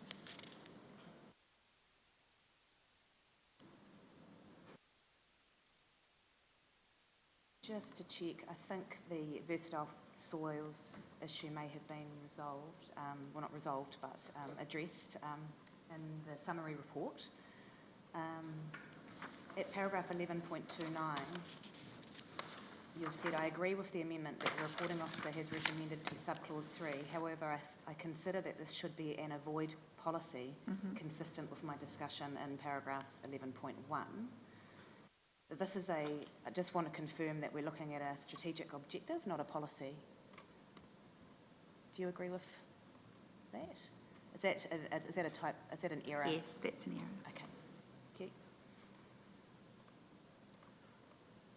That was all my questions. Thank you. Tate, can I just take you back to the regional policy statement, and thank you for your just correction in terms of referencing objective, it's 5.2.1, is that correct? Can you just clarify exactly what part of 5.2.1 you hang your hat on for Fonterra's position? So there's a couple of points in there, but I is avoids conflicts between incompatible activities, and E is enables rural activities that support the rural environment, including primary production. So yeah. So in terms of the nature of the Fonterra activity itself, so that's how do you describe that? Is that a rural activity? It's not primary production based on the definition in the RPS. No, it's not primary. I'd say it's rural activity. Yeah. Being rural industry.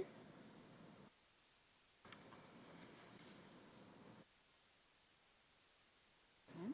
So in terms of methods to avoid conflicts between incompatible activities, one method might be obviously to limit the growth or expansion of sensitive activities into an environment where there may be, say, a rural industry type activity like Fonterra. One decision that might be open, or one method that might be open, is to actually say there is a greater need for growth, and therefore the way to avoid conflicts between incompatible activities is to limit the expansion of rural industry in that location. I'm just testing whether what is meant by avoids conflicts between incompatible activities at the objective level. At the objective level.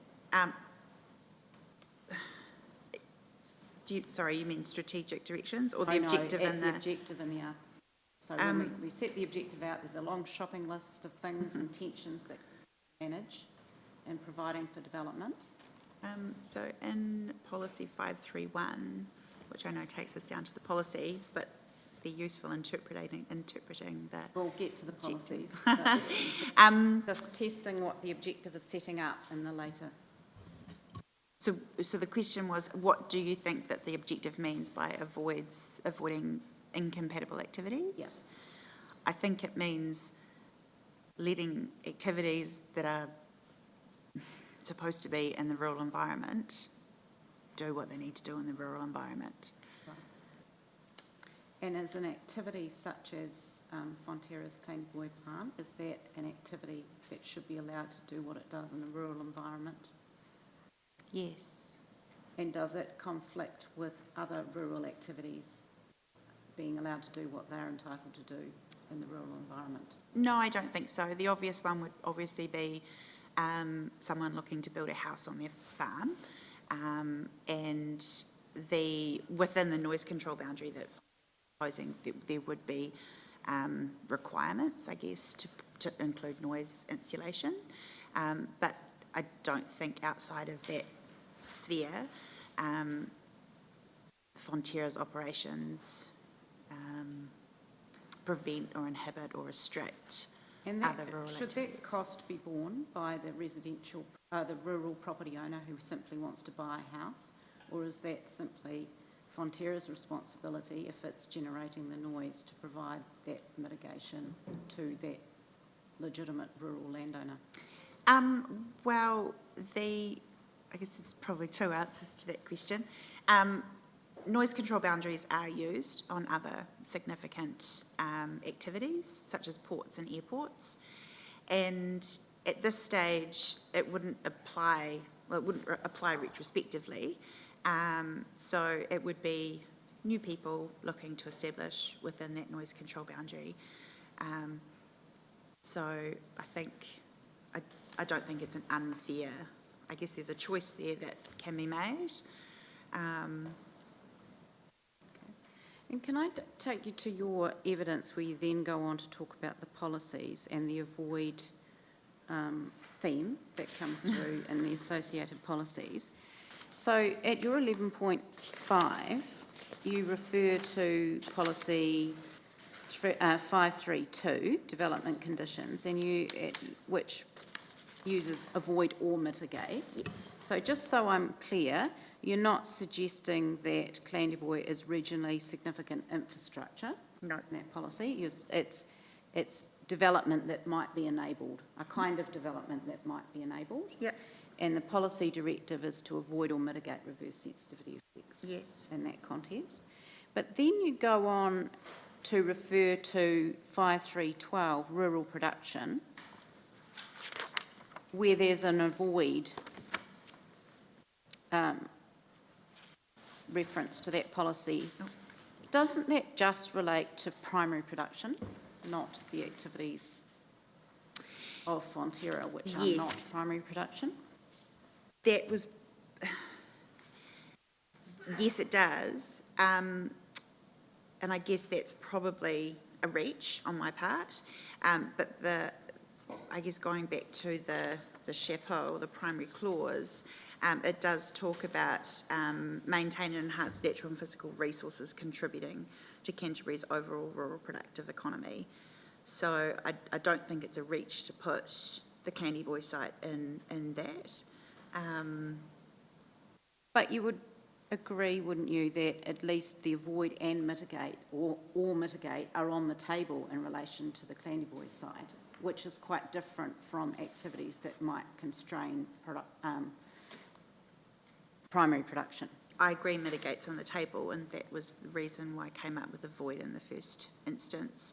And I think in my evidence, the discussion that comes, the way the Canterbury Regional Policy Statement's worded, the discussion that comes after talks more to avoid rather than mitigate. But I don't feel like the wording that I've put forward takes out mitigation as an option.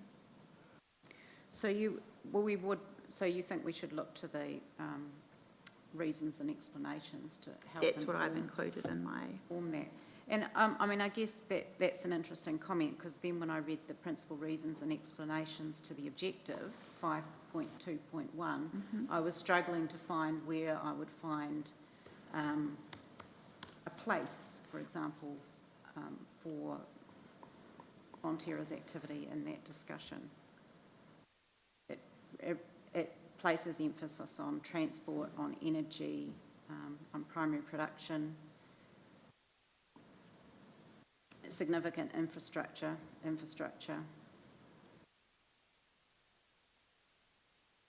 So is there a bias in this particular objective and the associated policies towards those more significant regional infrastructure or primary productive activities?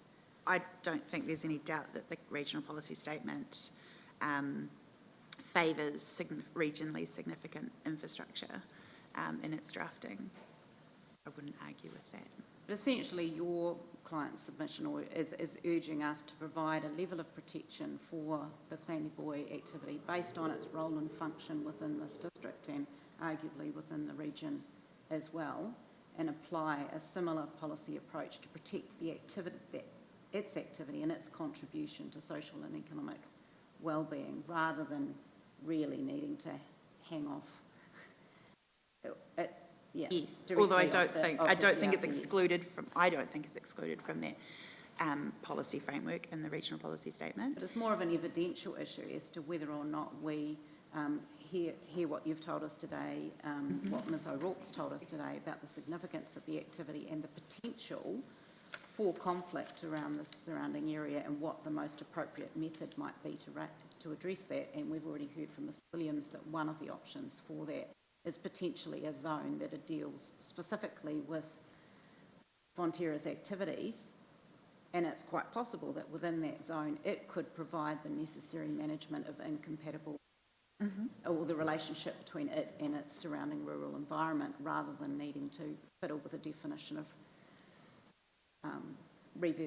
reverse sensitivity or find direction from the regional policy statement to support Yes. that. Would that be a fair Yes. summation? Yes. Thank you. I don't have any further questions. That's fine. Well, thank you, and thank you, Mr Williams. We didn't tackle you on the definitions of reverse sensitivity. I'm not sure if you got a flavour of this morning's session, but I think we're in a position where there's clearly more work to be done, and we're not in a position of understanding how that definition should read until we've really delved into the detail around other chapters and their interaction with it. So it's possibly something you should anticipate when we see you again.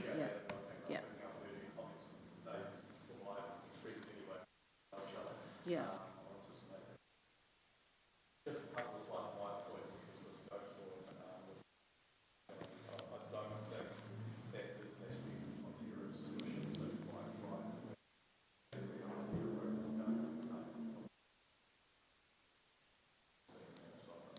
Need to push your button, sorry. Almost finished what I was saying, but I've got no issue in a procedural sense in terms of the panel looking to delete values, should it be mindful to do so. It's obviously not a big part of the Fonterra submission regardless. So. But thank you for your time, and I appreciate I've held up your lunch. So. No, that's fine. Thank you very much for your attendance. Thank you. We'll break, and we do have submitters scheduled for starting at 2, but I think we do need a wee break, or 1:45. Look, I would like us to break until 2:15, if that's okay, and we've got plenty of time through the remainder of the day to catch up. Thank you.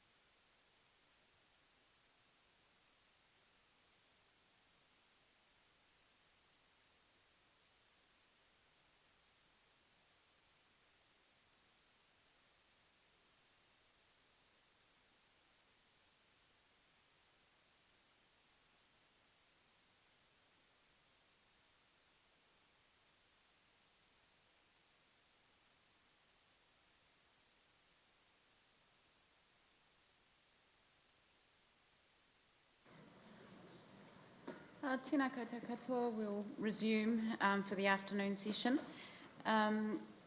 We're continuing with hearing from submitters on hearing stream A, introductory matters and strategic directions. We've got submitter number 36, Peter, is it Bonifacio? If you would please come and take a seat up at the desk. Either one. Welcome. The only thing you have to remember to do is push the button on the microphone when you speak. And we're in your hands. Thank you. Good afternoon. Thank you for this opportunity. My name is Peter Bonifacio. I'm a dairy farmer from Milford. The reason I wanted to speak to our submission today was to put a face to someone who is affected by these planned rules. We're a family farming operation milking 360 cows at Milford. We have been farming there for 26 years. We converted the farm to dairying in 1998, and we're well aware of the uniqueness of its locality bordering the Milford Lagoon, Arakio Park stream and the Opahi River. Over the last 25 years, we have tried to protect and enhance the biodiversity of our farm and surrounding waterways. When the plan was released for submissions, we found the process to be very frustrating. To us, there seemed to have been very little engagement with the rural landowners. As a landowner whose property would be significantly affected, we have had no contact with Timaru district staff. I understand and fully respect the Māori association with the area in which we farm and its cultural significance. However, this area has been farmed for over 100 years, and as property owners, we have rights on how we operate our farm both now and into the future. To date, we have had little or very little communication with the local runanga about concerns with how we operate our farm.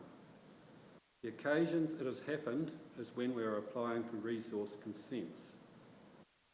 5 years ago, when submitting our consent application to Environment Canterbury, the application had to be first approved by the local runanga's environmental body. This incurred a cost to us of $700, in addition to the approximately $10,000 involved in obtaining the consent.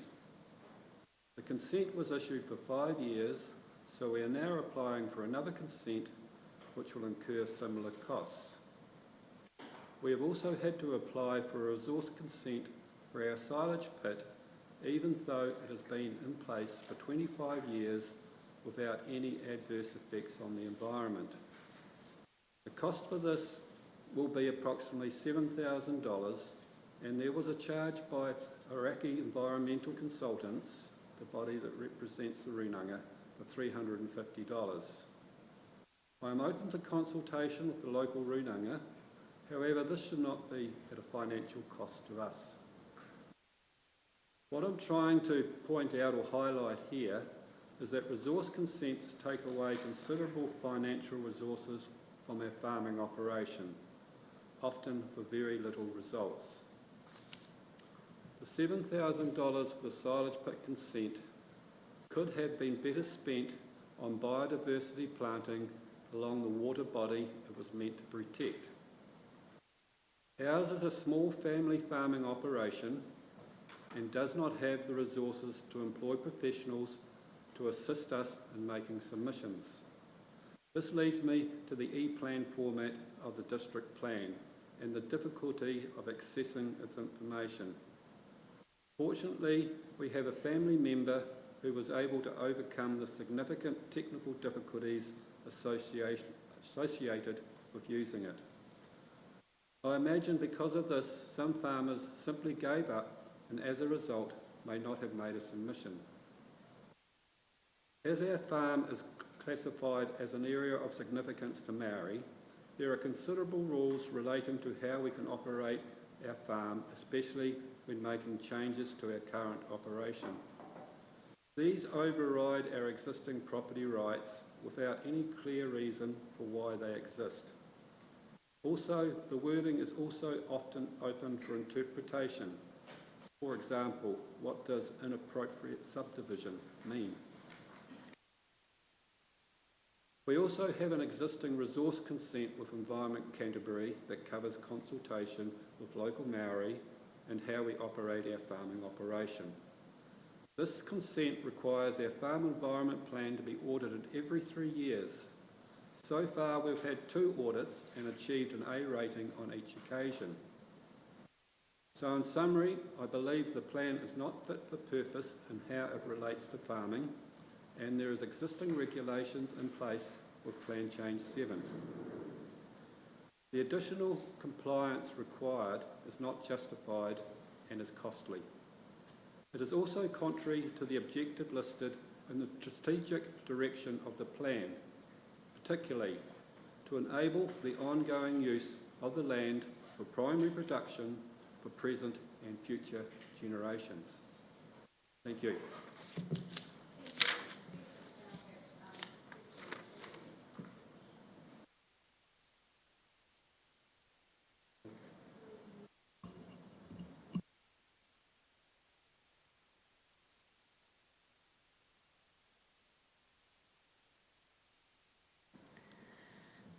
Thank you for your submission.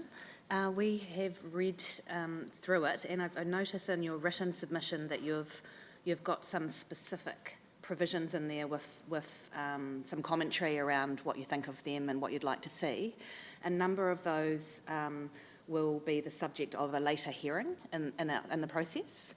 So I just wanted to let you know that we've noted all of the specific submission points that you've documented, and they'll be considered in due course.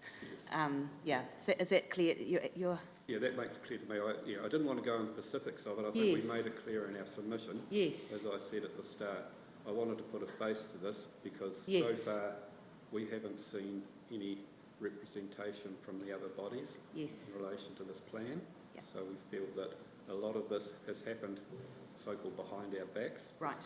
And we have, because of our locality, we have significant effect on our farm because virtually all of it is basically a significant area for Maoris. So, yeah. And are you how many associate farmers are you representing? I'm just representing our farm. Okay, your farm. Yeah. Our family farm. Yeah. Yes. Okay. And do you intend to appearing? Will we see you again later on in the process? No, I just wanted to have this opportunity to speak to the situation. Great. Okay. Thank you very much. I probably have just one question actually. So I've had a look at the location, and I can see that there's 4 sites and areas of significance that's relevant to the land, but one of them in particular being the Wairuati Pa, which was the largest pa in the district for mana whenua, and I just wanted to know to what extent do you as a landowner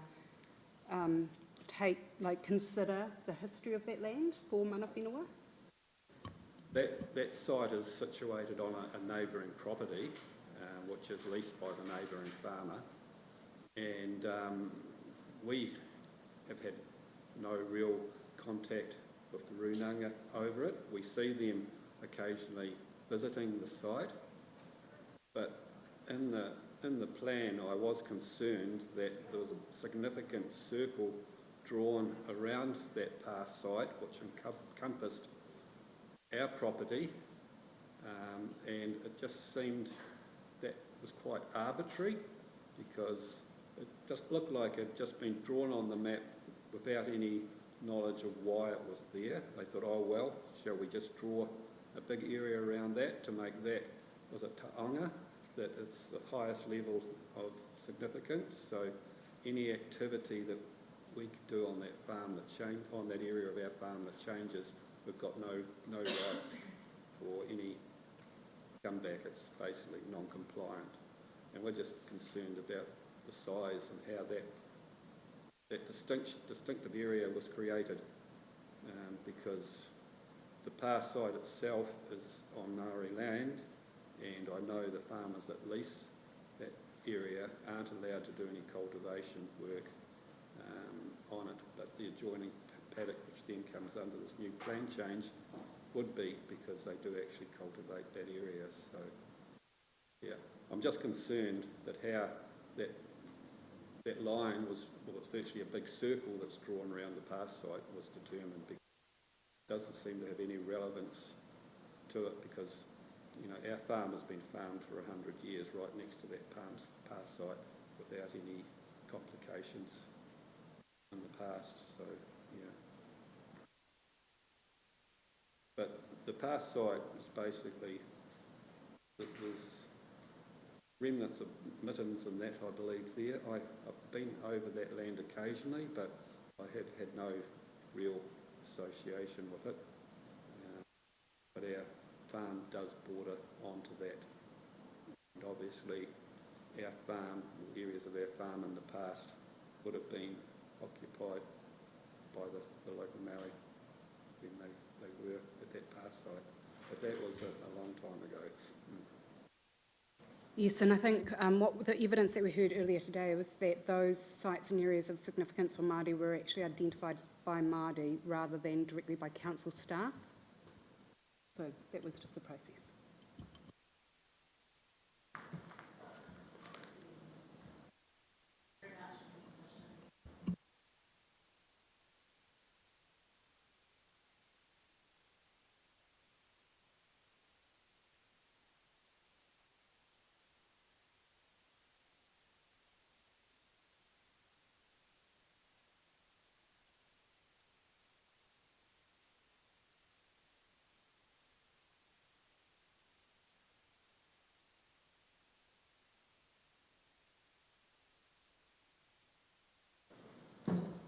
Good afternoon, everyone.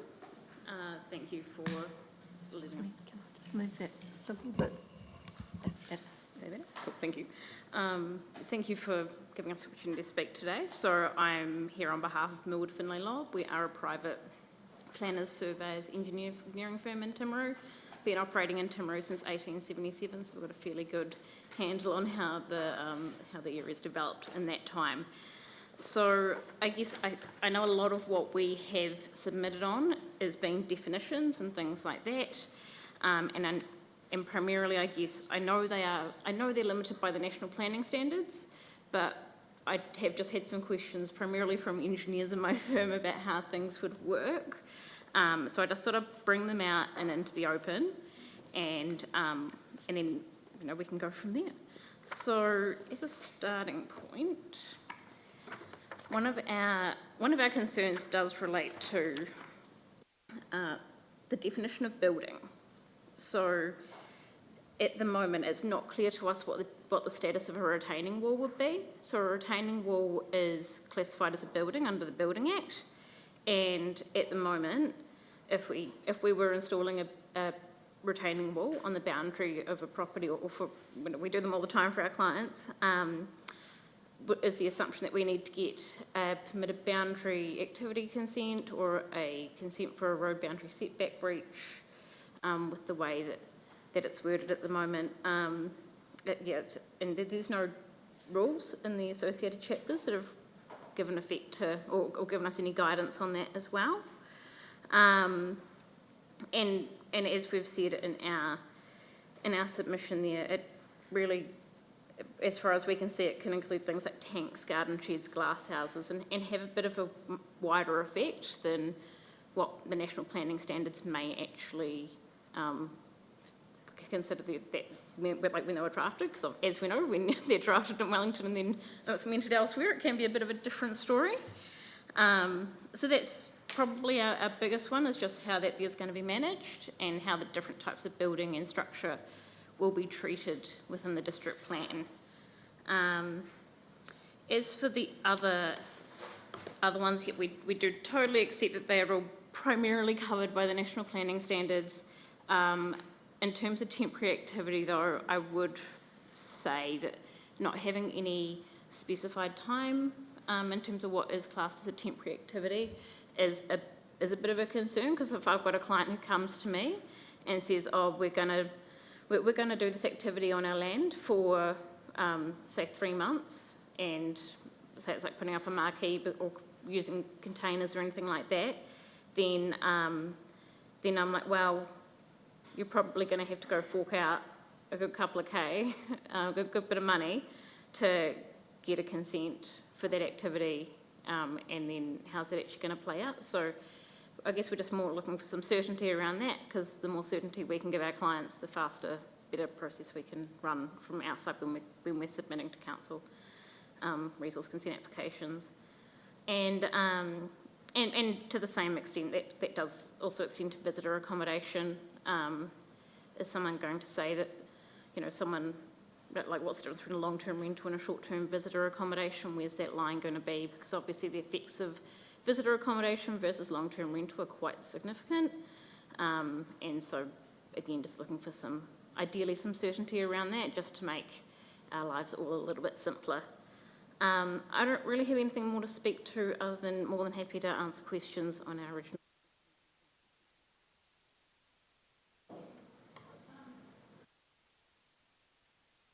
Out of interest, just in terms of, it's great to have a practitioner's perspective presented to us, but no doubt you engage with council staff frequently. I just wondered to what extent you'd perhaps engage directly with council planners around the difficulties you were having with the definitions that they've proposed in the plan, either before you lodged your submission or since. Yeah. To be fair, we didn't really have a lot of pre-consultation on that matter. It wasn't really till they were put in front of us, and then we thought, oh yes, actually, when we think about it, this is going to be a problem. So there was very little pre-consultation, I'm afraid. Thank you. I'll just see if other panel members. Sorry, I'll start with. Thank you. So I note that your role in your workplace is as a planner. Yeah. We didn't have any pre-circulated planning evidence from you. Mm-hmm. So in what role are you presenting to us today? As a practitioner who's interested in how the provisions end up, or were you planning to kind of provide any expert evidence for us to consider in relation to your submission points? We were more primarily presenting as an everyday consultant on behalf of our clients, the issues that we've come across, on the day-to-day. Wasn't intending it to be specifically expert evidence, just based on the number of matters that were in play and all that sort of stuff. And noting, I do fully accept that they are covered by the national planning standards, so I was, to be fair, a little bit unsure about how practical it would be to be presenting as an expert evidence. And I think I recall you mentioning that you're presenting to us on behalf of a range of disciplines within your workplace, is that correct? Yeah. Okay, so it's quite a holistic view of Yes. how things work Absolutely. in practice. Okay. Yeah. Great. Yeah, because the engineers always come to me and be like, what do we do now? And I'm like, well, we go talk to council and then, yeah. Okay, thank you for that. Okay. Commissioner? No? No. Thank you very much for your time. Thank you. And Prime Port.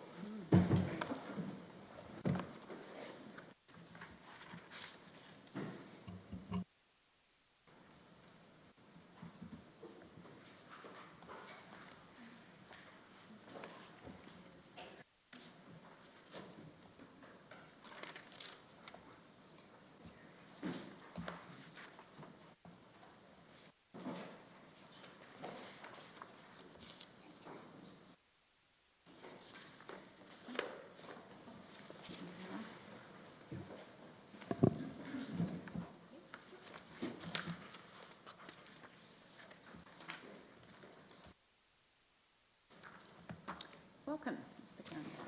Thank you. Good afternoon, Chair and Commissioners.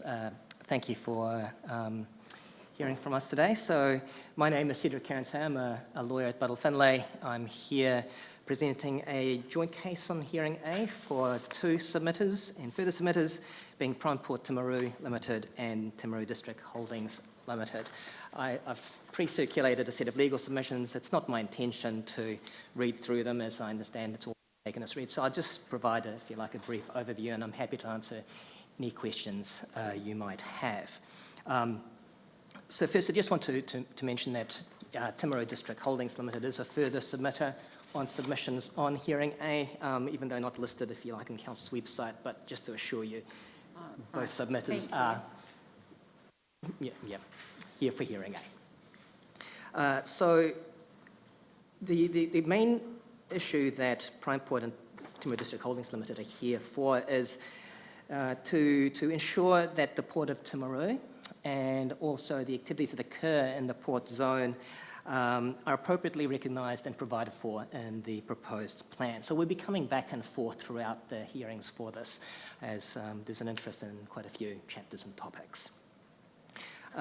In summary, many of the objectives and policies and the rules and other provisions of the proposed district plan, they're supported by Prime Port and Timaru District Holdings Limited. So we're really here because there are some that are considered being not appropriate, and they will be addressed throughout the hearings. Really, the intent is to make sure that the proposed district plan, which is future-looking in its final form, will enable that effective and efficient operation of the port and the related activities in the port zone. And so you'll be hearing from me briefly today, followed by Mr. Fraser Monroe, who is the General Manager of Timaru District Holdings Limited. He's presenting background factual evidence regarding what happens at the port and the port zone, and also from Kim Seaton, a planner. Now, for the most part, for today's hearing A, the issues that have been raised in the submissions by both Prime Port and Timaru District Holdings Limited have been addressed in the 42A reports that have been provided to you. So our submissions are going to be relatively brief. Now, in the legal submissions, I have outlined for you the applicable legal framework when you're looking at submissions on the proposed district plan. I don't intend to read them out to you, but happy to answer any questions you might have. It's fairly standard. I refer there to relevant sections of the RMA. And appended to the legal submissions, I've created for you an outline of all the factors you need to consider based on well-known case Colonial Vineyard, but I've taken the liberty of updating it in light of new legislation, and I've marked that up for you just to, I guess, make it easy for you. But again, like I say, I'm happy to answer any questions about that. So that's section 3 of the legal submissions.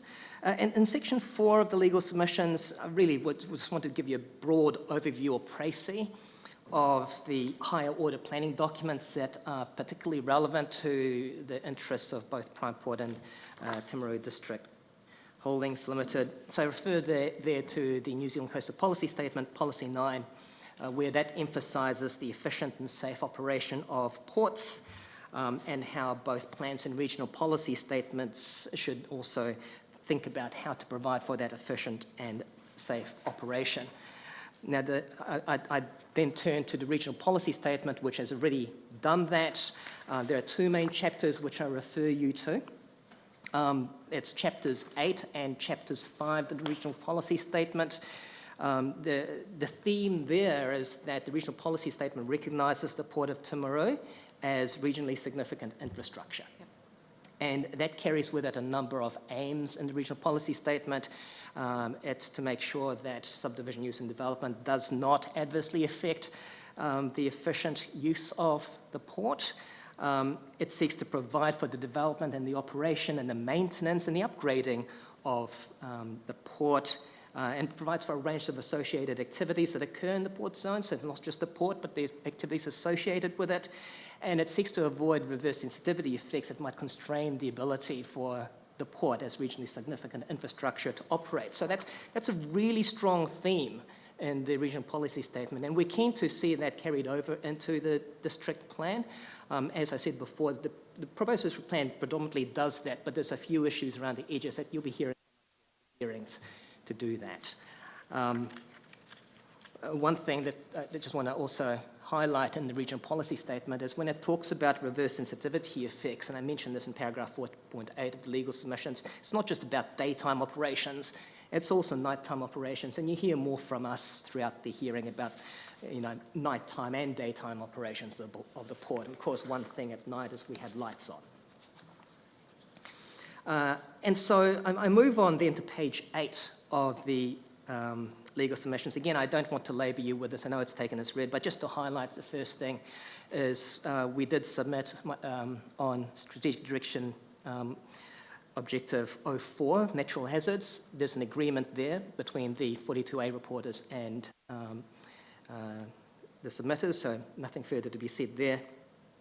But I just want to briefly mention strategic objective SD06, which is about business areas and activities. You will have heard earlier today from Ms. Teifa Fonteira. She has suggested inserting a new subclause into that objective to specifically refer to reverse sensitivity effects. Now, from Prime Ports and Timaru District Holding Limited's perspective, don't really need it, but if you were minded to put it in, then we'd be asking you to also include a specific reference to the port zone, because it just would be a bit, there'll be a question mark if you have a policy there that refers to industrial zones and other zones, but not the ports. We'd want to make that gap fixed if you were to be minded to do that. Moving on to strategic objective SD08, which relates to infrastructure. I think tomorrow you'll be hearing from Ms. Rossa for Enviro New Zealand. She has suggested a further amendment to that objective. And in a nutshell, she wants to strengthen the reference to reverse sensitivity effects to refer to not managing those effects, but protecting from reverse sensitivity effects. That is something that we would support. In a nutshell, we say that that is because it better gives effect to the higher order policy documents, including the regional policy statement, which does talk about avoiding reverse sensitivity effects, especially on regionally significant infrastructure like the port. So we would support the use of that wording protection that Ms. Rossa is proposing. Moving on to page 10 of the legal submissions, I refer there to strategic objective SD010, which is community and open space. That relates to making sure that public access can be appropriately restricted. There's an agreement there between the 42A reporters and the submitters on that, and so again, we think that's a sensible amendment. There are certainly health and safety issues arising with operations in the port, and we do want to make sure that there is that ability to restrict public access. And lastly, we note from looking through the evidence that there was a new objective sought by Forest and Bird, but I think all parties now, including Forest and Bird themselves, agree that there's no need for that objective. It was to do with an objective to avoid, remedy, mitigate adverse effects. I think all parties now agree it's not necessary, and we certainly agree with that. There are a number of submissions being heard at this hearing that we've also submitted on. The first one is to do with reverse sensitivity, and I set out at paragraph 6.2 of the legal submission some suggested amendments, having taken into account the evidence that has been provided to you by a number of parties, really just to clarify the intent behind that reverse sensitivity definition. And lastly, I set out on page 11 of the legal submissions, we did also lodge submissions on the definitions of sensitive activity, sensitive environment, and risk. We're in agreement with the 42A officers on those as well. So that, if you like, is my précis or overview on that. Happy to answer any questions that you may have.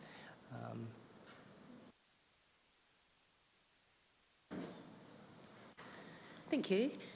It's paragraph 5.4. Yes. Just now, you stated that in relation to Fonterra's request for a new subclause of Strategic Direction 06, that it wasn't required. Can you talk me through why you consider it not to be required? Because there are already other objectives and policies in the proposed district plan that provide for protection of reverse sensitivity effects, at least from our perspective. Yeah. And so because they're there, it's just not necessary to repeat it again. But having said that, we're not objecting to it being put in. We're just saying that if it is put in, and we wouldn't object to that, then please don't forget to put reference to the port zone in as well. So we're not opposed to it, is what I'm trying to say. Yeah. Great, but you probably don't need to have it in there, strictly speaking. Thank you. And at 5.7, yes. In relation to Ms. Ross's for Enviro NZ, or yes. Enviro Waste, You've said that you agree with the recommended addition, referring to protection rather than managing. Is there not a contradiction in that it's prefaced by managing adverse effects and then switching it to protection? Is there like an internal contradiction there? Do you see that? I do see that. I mean, I guess if I was to take a pen to this and redraft it completely, I'd be quite happy to see that clarified, that you are protecting from reversing effects as not, if you like, a subset of managing adverse effects. I'd want to take that out and separate it and maybe have it as a sort of two-part objective. Just to be absolutely clear that avoid reverse sensitivity effects or protection from reverse sensitivity effects is different, if you like, from managing. So I would agree with you. That would be my preference. But having said that, it was a suggestion by Ms. Rosser, and we see what she's saying. Sure. Okay. Thank you. I think that's all my questions. Thank you. Thank you. Kia ora. I have two questions. The first is going back to 5.4 about that Fonterra adding the additional clause 3, and you've said, look, don't forget about us, include us. And I just wanted to check, did Prime Port submit or do a further submission on this? Because I'm trying to understand whether we have scope to consider your request if we were to accept Fonterra's relief. I believe we are further submitters on Fonterra's submission on that. Okay. I can just double check that for you. I couldn't see it.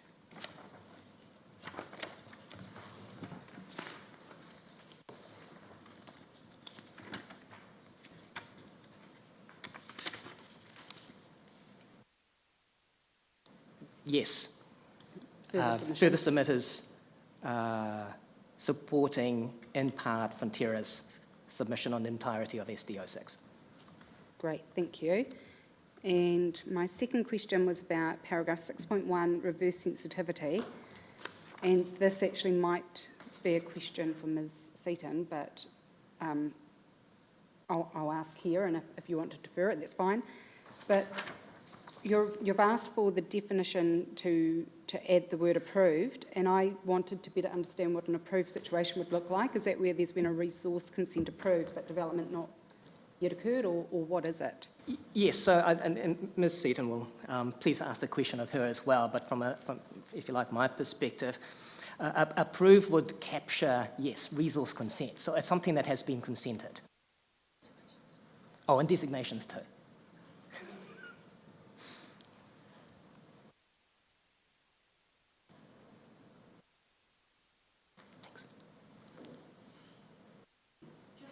Sorry, just picking up on what you said before. Am I understanding it correctly where you said we don't really need to include you don't really need to include a reverse sensitive provision because it's already provided for? Where is it already provided for? In the other strategic objectives or the other objectives?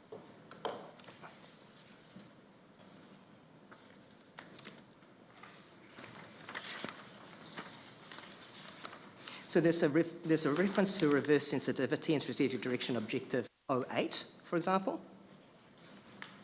And that's because they've all got to be read together and there's no hierarchy, and that's why it's already provided for? Is that what you're saying? Well, typically, you're going to read all the objectives and policies of the district plan applicable to a given application, and so we've got them, as you'll find, not just in strategic directions as well, but also there will be zone provisions, noise provisions.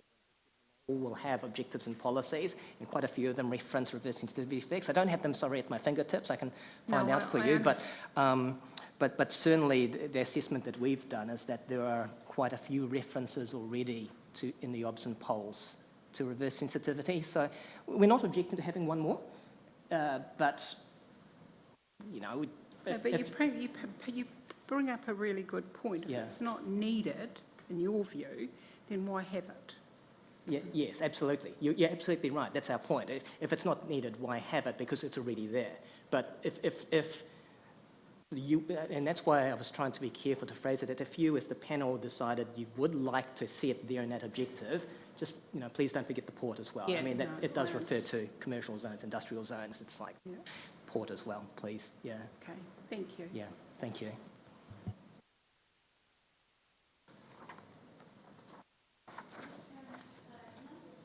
Just in terms of the definition of reverse sensitivity, just a comment we made earlier in the day, when the Section 42A officers were reporting, we were firstly just trying to understand the origins of the definition that was notified.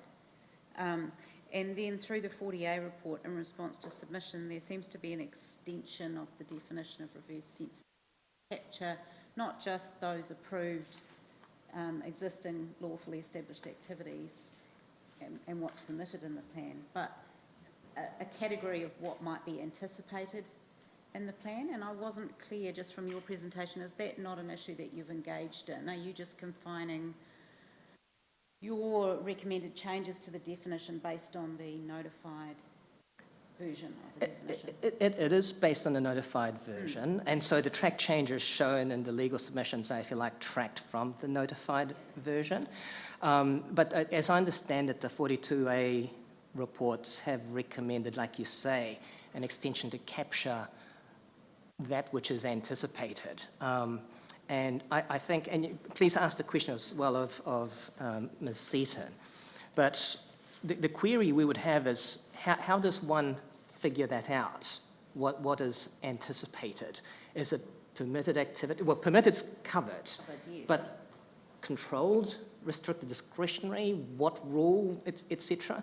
And so it brings into the the definition, if you like, this element of almost a judgment call, as it were, which is not necessarily ideal in a definition, especially if you're going to start using it in things like rules. And so while we're not objecting to the concept, as it were, we're just thinking about essentially plan administration, what that will mean. Certainly from the port's perspective, and you'll come back to hear from us later, as far as the port zone is concerned, we'll be coming back to explain to you what does the port zone provide, and it does provide for a spectrum of permitted activities. And so there's this, if you like, this ability to morph and evolve within the permitted activity sphere, and that's what we want to make sure can still occur without being hindered by reverse sensitivity. The phrase, that which might be anticipated, for us, we want certainty. What we're anticipating is that which is, we can do what is permitted. What's anticipated to be quite different from chapter to chapter, and that's essentially the difficulty we're not against the concept, don't get me wrong, it's just that how do you administer it? If there's a clear way to say, okay, maybe controlled activities, if that's what was intended, then maybe refer to permitted and controlled. I think it probably just highlights a concern that we did our understanding of how that definition might apply in different contexts. Like you say, it might be quite different in the port zone to the rural zone, or what have you, will understandably evolve through this hearing process as we hear more evidence on particular methods that are identified throughout the plan. So I guess what I'm just trying to flag is understand where you might be coming from, but also letting you know that that's something that we've all need to continue to consider, and we'll probably engage with you in more detail when you return on Yes. more specific. Well, certainly, and I'm happy to engage with the panel on this as the hearings go, and perhaps as you sort of allude to, the definition of reverse sensitivity is probably something that you want to, potentially consider over time as you hear from about the various zones and the noise and the lighting and the glare as you go through the hearing to make sure that you have a fit for purpose definition at the end of the process, informed by the various ways this can arise. Thank you. I don't have any questions on your legal submissions at this point. Thank you. Sorry, there was, your question did make me think about one other point, Madam Chair, which is, and I neglected to say this, for strategic direction objective 04, which is for natural hazards. That's another one that I would be suggesting to the panel that you might want to potentially consider and revisit over time, especially after you hear, what everyone has to say about natural hazards per se. Well, we're not, Yeah. our decisions will come at the end of this entire process, but yes, our thinking needs to evolve along with the matters that we... Thank you, ma'am. So if there are no more further questions, then I will ask Mr. Monroe to present his evidence. Thank you very much. Thank you very much. I'll just quickly run through my executive summary and then I'll happily take questions. Welcome questions. So my name's Fraser Monroe. I'm the General Manager of TDHL. My evidence relates to the submissions and the further submissions of Prime Port and TDHL on the proposed Timaru District Plan. While I understand the definitions of lifeline utilities and regionally significant infrastructure are not the subject of this hearing, Strategic Objectives SD08 refers to and recognises the importance of the port through these terms. By way of introduction to the port and its activities and their recognition in the Strategic Direction Objectives, my evidence provides information on the value of the port to the district and the wider region and the vital role that it plays in supporting the related activities in the special purpose zone play in supporting the local economy. I also comment in my evidence on the importance of amending Strategic Objectives SD08 so that the enablement of public access to and along the coastal marine area does not apply within the port zone where access restrictions are appropriate and are appropriate for health and safety reasons, New Zealand Customs Service and Ministry of Agriculture and Fisheries regulatory reasons. I consider it vital for the ongoing operations of the port and its supporting and related activities to have the regulatory flexibility, the ability and the certainty to carry out approved activities, including the rights to develop, relocate, expand, upgrade or otherwise change permitted activities within the port zone without being compromised by the establishment of sensitive activities in the meantime. I support the amendments recommended by Ms Seaton to the reverse sensitivity definition to better protect current and future port and supporting activities in the port zone. Thank you. Thank you very much. Questions?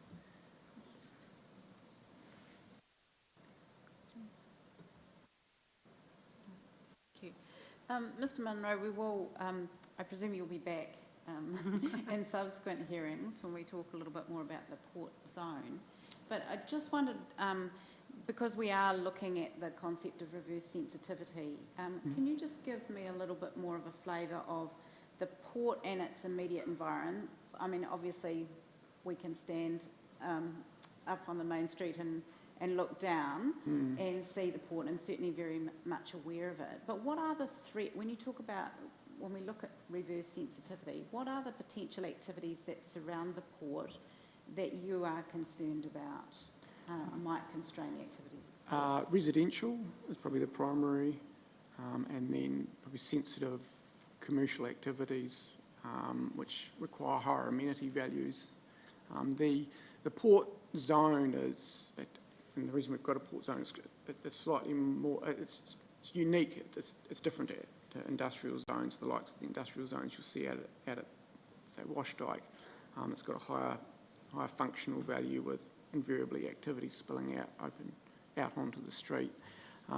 So with those higher amenity land uses like residential and more commercial or consumer-driven commercial, you get issues around noise, especially light, spill and dust, primary issues. And how close are existing residential activities to the port activity? There's a line of residential along the top of the terrace, which is probably within 100 metres of the port zone. So there's a cliff, and then there's the rail corridor which separates the two. But it's because of the topography, the residential's situated on top of the cliff, and they overlook the port.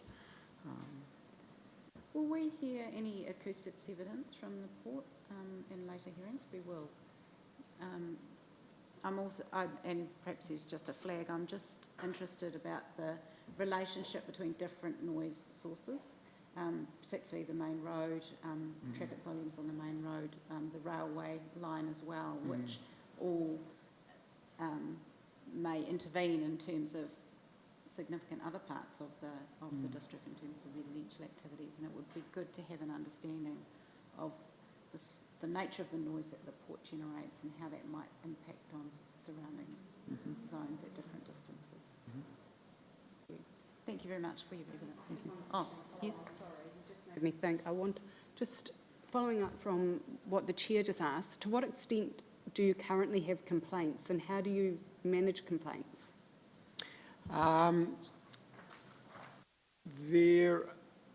Complaints aren't a significant issue at the moment. There are some noise complaints that are received due to especially the larger container vessels that have to have their engines running overnight, so that low reverberating sound can be heard for quite a distance. And then, so those complaints are normally managed through consultation with the complainers and ensuring that activities on the port are complying with the regulatory requirements and working with the complainer to understand what are realistic expectation, what are permitted levels of noise or dust.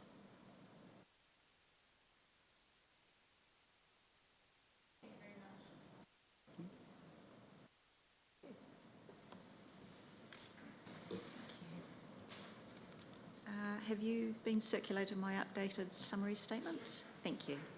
I'll just thank you. Yeah, thank you. So my name is Kim Seaton. I'm a principal planner with Novo Group, and obviously our evidence relates to Prime Port and TDHL submissions. The summary statement largely sets out the executive summary from my statement of primary evidence, and also an update on my views following consideration of evidence lodged by other submitters on hearing A. So first, in relation to strategic objective SDO4, which the submitters consider are acceptable, and I've said there but may need to be revisited through the natural hazards chapter hearing. I'd actually go so far as to say it will need to be revisited in its current form, given the submissions from ECAN that seek high flood hazard, so high hazard be defined in a way that would effectively cover the entirety of the port. So I'm going to say so far we will need to revisit this objective through the hearing process. The amendments to strategic objectives 6, 8 and 10 are generally appropriate, though I will make some further comments shortly on objectives 6 and 8 in light of evidence. The new objective proposed by Forest and Bird, that's the one to require adverse effects to be avoided, remedied or mitigated, and the new definition of risk proposed by Department of Conservation are unnecessary and in regard to risk inappropriate, and I understand there's general agreement on those points now. The definition of reverse sensitivity should include a reference to approved and permitted activities. The definition of sensitive activity should not exclude reference to seasonal worker accommodation, so that it is considered as a sensitive activity, and that there's insufficient evidence to support the inclusion of areas of importance to highly mobile species in the definition of sensitive environment. Turning to strategic objective 6, and Mr. Karansay has covered this, so I reflected further on the evidence of Ms. Kate for Fonterra in her request for new subclause 3 to reference specifically reverse sensitivity issues, and I largely agree with what Mr. Karansay has said, that basically I don't consider it as necessary, but I'm not opposed to it either, and if you are minded to put it in there, then please don't forget port. It's otherwise not covered by that clause. In regard strategic objective 8, and this is in response to the evidence of Ms. Rosa for Enviro NZ, and the inclusion of the words protection from in subclause 4, which on further reflection I agree that those words would be appropriate, so that regionally significant infrastructure and lifeline utilities are protected from those effects rather than simply be managed. And then I reference under there a number of examples within the district plan and in higher order documents where there's quite directive wording, quite strong wording about the need to avoid or ensure that reverse sensitivity effects are dealt with. And based on the wording in those other policy documents, I think that protection is actually more appropriate in this instance. And also reflecting on the question before from Ms Karen Sayer about whether there's some internal conflict or tension there, if we say including protection from. I agree with what Mr Karen Sayer has said, and I think if you were minded to, you could readily probably resolve that by saying managing adverse effects and the protection rather than including protection from. So I agree in principle with what Ms Rosa is asking. I think you're tinkling around the edges with the wording. And that is all. Thank you.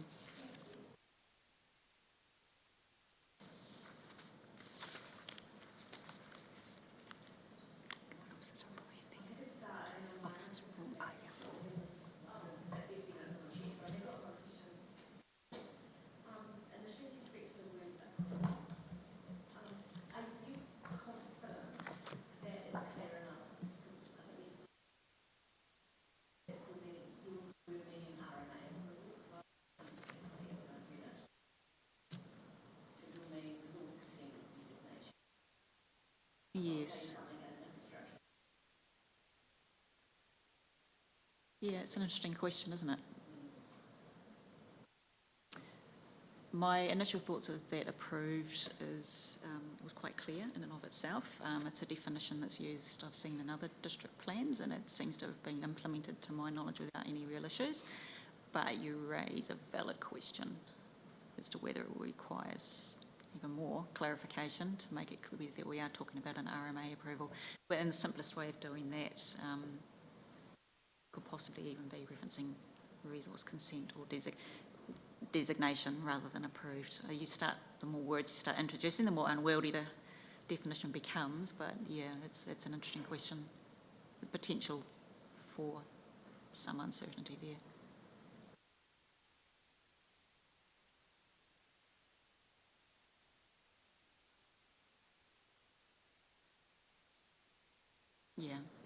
Yeah, similar question.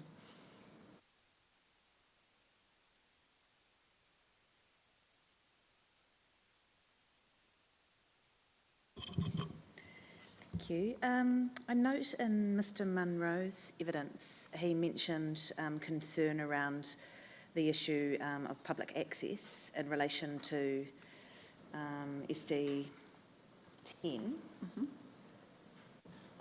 And your evidence in chief, nor your summary, has dealt with that directly today.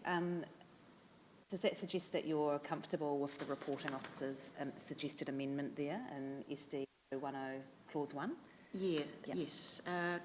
Paragraph 22 of my evidence in chief addressed SDO 10. 22 to 24 to be precise, in which I basically said yes, I accept the alternative wording. Excellent, thank Section you. 42 says yes. That's paragraph 22? Correct, 22 to 24. Oh, thank you. Thank you. Lovely, thanks.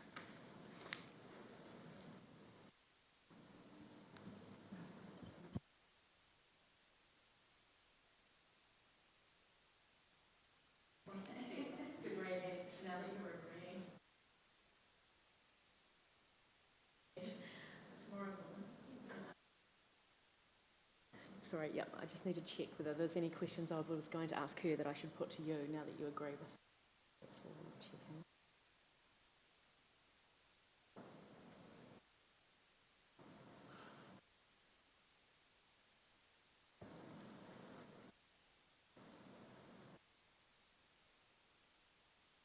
No, I'm fine, thank you. Thank you.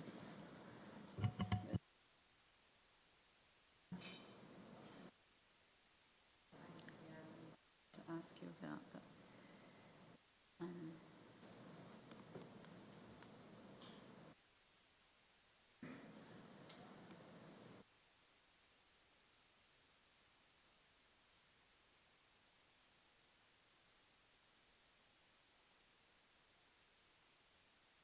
and just while I find it, the topic was around the issue of reverse sensitivity, but identifying not just those existing or approved or lawfully established activities, but the future consequences for particularly port activities and there was a particular wording, and you might be able to find it in one of the policy provisions in Chapter 8 that talked about development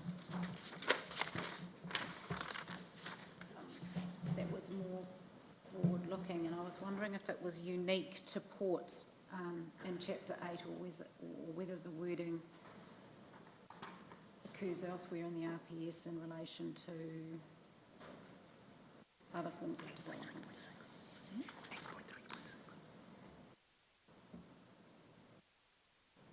8.3.6, Mr. Karen Sayers whispering in my ear. Oh, Is that what you're referring to?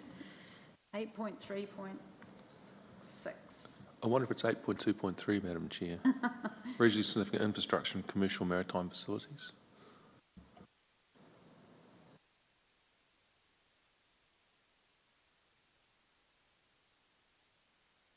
There is reference to reverse sensitivity effects in 8.3.6 as well.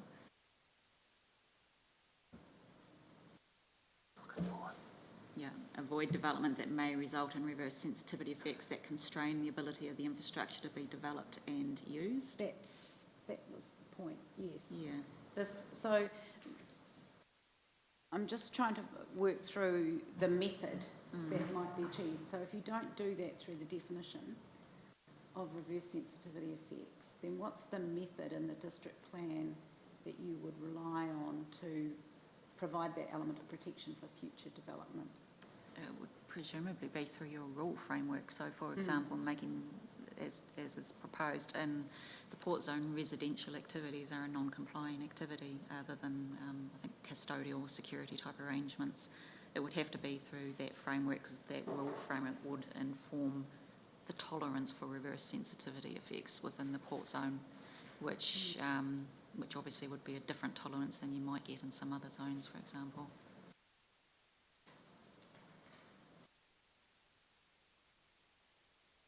Yeah, I guess it struck me that in a way it does extend the concept of reverse sensitivity to being something more than just protecting something that's already established, the status quo as such, to something that you're trying to ensure that the future development of that regionally significant piece of infrastructure, and in this case the port, is not prevented from that need to expand or develop over time by the encroachment of sensitive activities.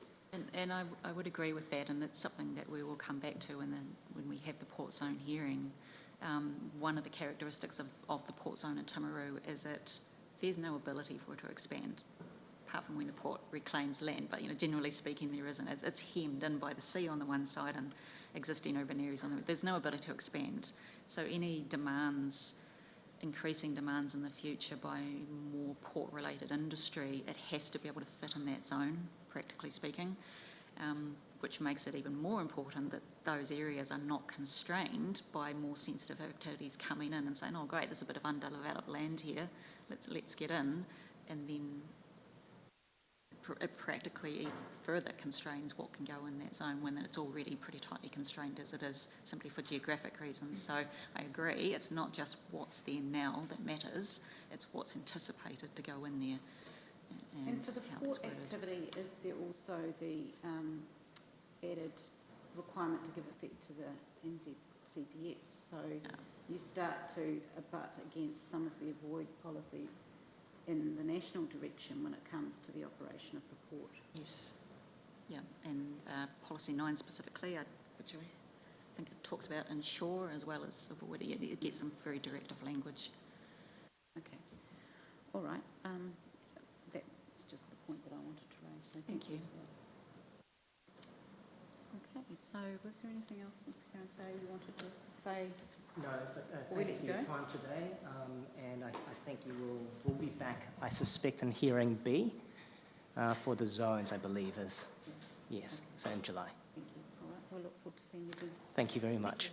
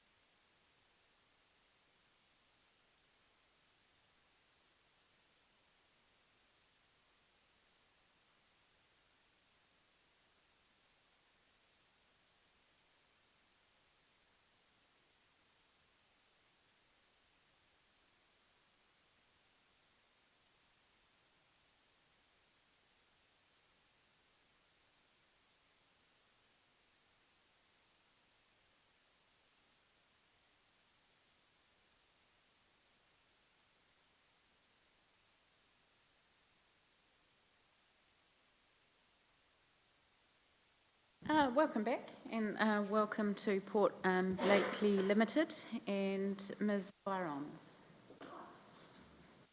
Thank you. I've got a colleague. There I am. There he is. And Andrew. How about that? Look at that. Technology. So that's Andrew. Is that... Yeah. Kia ora tātou. Thank Ko you. Anaru Au, ko e roto o te Forest Operations e General Manager ahau o Port Blakely Limited. Nō reira, tēnā koutou katoa. Ke te mana whenua, nai tahu, tēnā koutou. Thank you for the opportunity to present. This is not my regular job. I'm a General Manager of Forest Operations for Port Blakely, and we are a significant forest owner in the district. So I thank you for your time to the panel. I know I only have 15 minutes, so I'll try to crack on.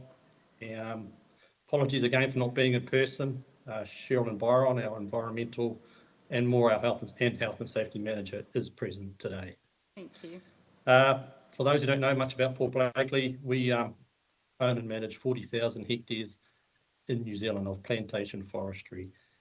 And obviously there's 14,000 hectares in Canterbury, as in the report, but I also want to mention that 14,000 hectares of all of it is actually in South Canterbury, spread between Mackenzie District Council, Waimate District Council, and the Timaru District Council, which is obviously the Geraldine Forest, also known as Kakahu Forest. And that is about 5,500 hectares. And that was first planted in 1961. So forestry has been part of this community for a long time. It was originally established by the New Zealand government, who continued to purchase more farmland in that Kakahu area and right over in the Tawana Gorge. And obviously the forest was purchased by Ngāi Tahu, or in their settlement claim, and then Port Blakely purchased those forests in 1999. Most of the forest grown today is also second rotation, and some areas are even third rotation. It just shows you we have continuously logged, we have logging crews, trucking crews. It's an ongoing business. We're just not front and centre in the community. We tend to be into the back of the hills. Plantation forestry is a major economic contributor, and Port Blakely are proud to be part of this community here in Timaru. And we continue to work with local groups in a number of key projects and regions supporting environmental benefits. In my evidence, I aim to cover some key topics that needed addressing for further consideration by the panel. New Zealand does have an international climate change emission target to meet, otherwise we will all pay, and each territorial authority or region in New Zealand needs to have a long-term plan that supports New Zealand's goals in meeting its international obligations. And plantation forestry is one of the single biggest tools we actually have. In point 28, we further oppose the officer's recommendations in SDO3, and we would like more recognition around climate change and mitigation, as opposed to focusing on emitters. And the beauty of a pine tree is not only do we are the lungs of the world, or trees are, our fibre just in your own backyard is actually helping to replace coal. South Canterbury is ahead of all of the regions in New Zealand. The Washtike Energy Centre, McCain's have all moved away from coal and have moved to wood chips, which is coming out of the local forests here in Timaru. So we're playing two parts in meeting New Zealand's goals. We also felt that the Timaru officer's changes didn't go far enough to recognise the role of plantation forestry. We seek that further amendment. If the panel's not up to date with the NES or plantation forestry, it is now the NES for commercial forestry. It was updated last year. It is a national tool framework for territorial authorities to adhere to under the RMA. It gives us in the industry certainty. It it's not a free ticket to do what we want. It's very restrictive. It involves involving territorial authorities, and it involves clear plans around what we're doing in our operations. And, you know, it's a comprehensive set of standards, and all my managers have to comply. So, yeah, and it covers such things as stream buffers, wilding control, roading management plans, and any provisions in the district plan that vary from the NES or the National Rules Framework can cause unintended consequences. And in my evidence, we've covered some of that. Obviously, any questions further from the panel, and we'll do our best to answer some questions. Thank you for that. And was Ms Byron going to make a presentation, or just here to assist in support? Thank you. Welcome to you as well. I'll see if there's any questions. Thank you. I'm not sure where to look so that you can see. I think I'm looking up here, but it seems unusual in the context of the people here. So, so thank you very much for your evidence and your presentation today. At the start of the hearing, Mr. Willis, who's the consenting officer, indicated that he was in support of the your recommended change to Strategic Direction 03. So I wasn't sure if you had a chance to tune in earlier in the day, whether you caught that or not. No, I haven't. No. Okay, so yes, so the reporting officer has accepted and has indicated that he is in support of your suggestion. So we've got that in front of us here. We haven't got the exact wording. We'll get that towards probably the end of the process, but I imagine that it's very similar to, if not the same, as what you've proposed there. Thank you. Thank you.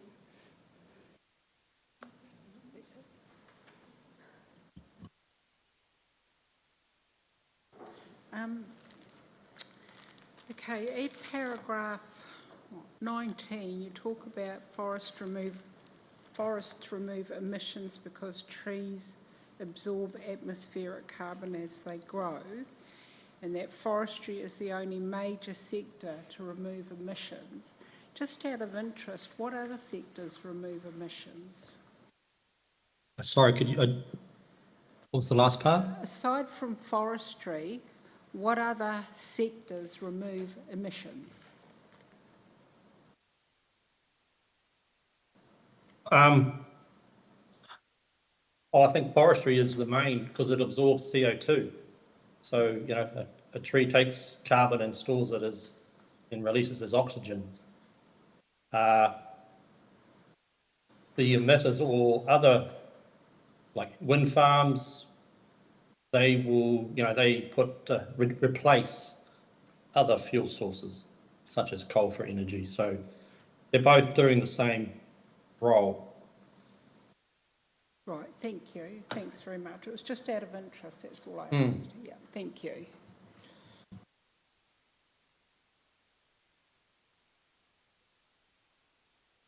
Questions for you either, but thank you very much for taking the time today and your presentation. Thank you. Ngā mihi nui. Thank you.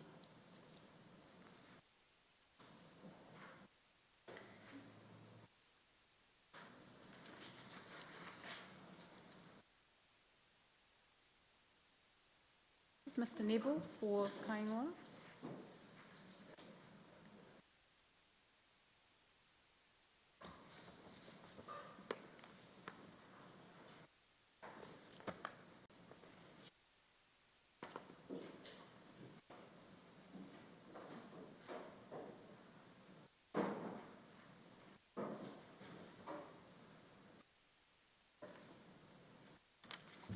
Thank you. Kia ora.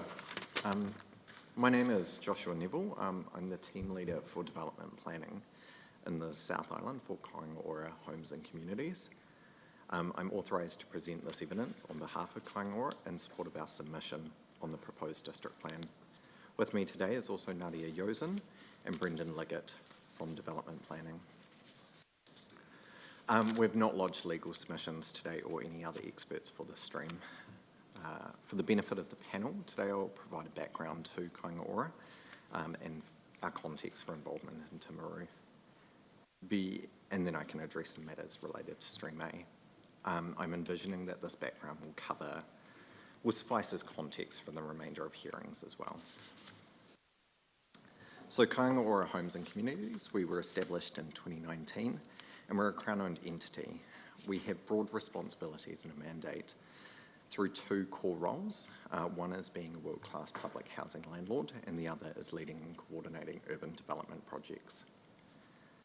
The statutory objectives that Kāinga Ora require it to contribute to sustainable, inclusive and thriving communities through the promotion of a high-quality urban form that provides people with good quality, affordable housing choices that meet the diverse needs, support good access to jobs, amenities and services, and otherwise sustain and enhance the overall economic, social, environmental and cultural well-being of the current and future generations.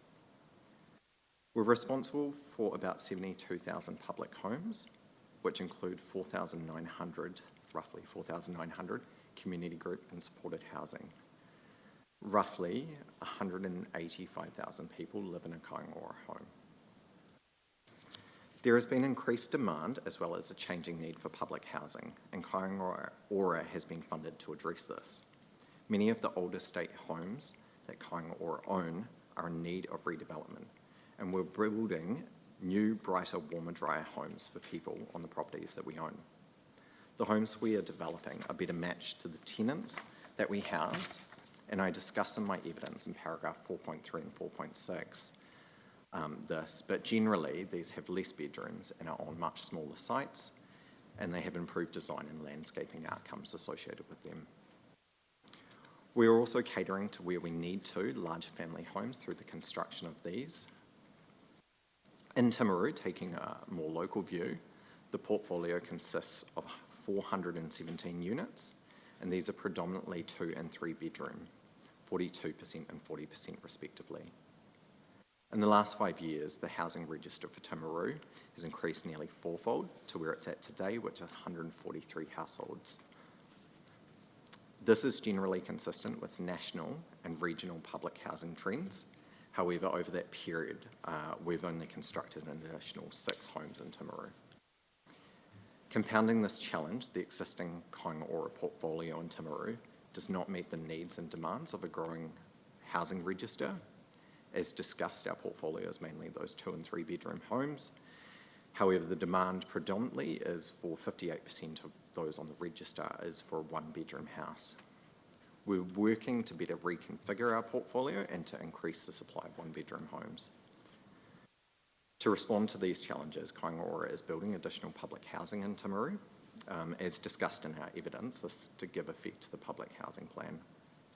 Notable projects that are either under investigation or in development in Timaru at the moment are Tyne and Essex Street, Kane Street and the development at 29 Grey Road. With respect to the district plan, both within the context described and in accordance with the principles of our Act and also giving effect to government policy, we are seeking a planning framework that enables the delivery of more homes and through typologies that meet demand in locations with good accessibility to jobs and services. We're seeking that the proposed district plan provisions align with national planning directions, and in particular those objectives of the NPSUD, as well as the policies 1, 2, 5 and 6 to provide a well-functioning urban environment. And that's really meeting the needs of the current and future generations.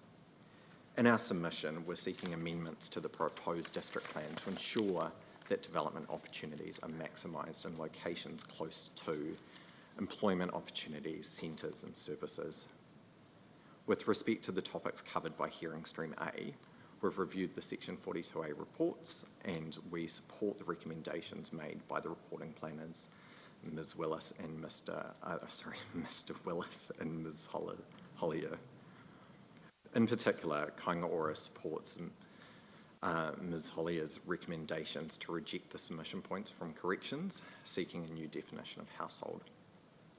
Kāinga Ora is opposed in part the submission of corrections which sought the new definition of household to be included in the plan, as there were concerns on how this would impact other activities that we're delivering. We provide, as part of our role, residential accommodation where there's some support provided to those residing in a residential unit. This supported housing brings together publicly funded housing with support services that are essential to the wellbeing of people and whānau living in the homes. Supported housing can include some of the housing both provided within the transitional housing and community group housing portfolios that we manage.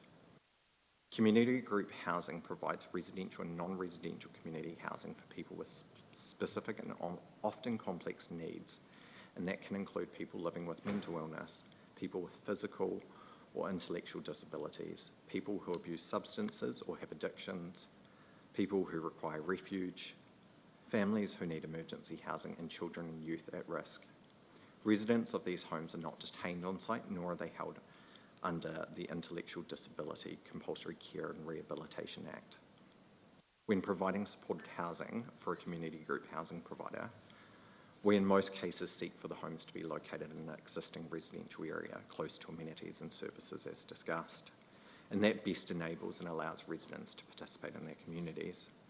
It's the position of Kāinga Ora that the community group housing that we provide generally is no different than any other residential activity. Kāinga Ora seeks that any community group housing falls within the definitions of residential activities and be a permitted activity in the residential zones. And in the Timaru district plan, and as proposed in the district plan, the supported residential care activity as notified would cover most of our community group housing and meet those needs. Where our issue arises in respect to the definition of household as it's proposed is that if this is adopted, it would create a barrier for Kāinga Ora community group housing and may change the residential activity status of those homes. And as it's proposed, it means in the correction submission, it means a personal group who live together as a unit with one or more members of the household, whether or not they are paid, providing day-to-day care, support and supervision to any others of the group. As that is read, and I discuss it in the evidence that I presented, those that provide care or support services must also reside in the house if they are not a family member. For Kāinga Ora, this would mean that our community group homes would not be considered a residential unit, as some staff work shifts or sessions and they don't reside in the homes.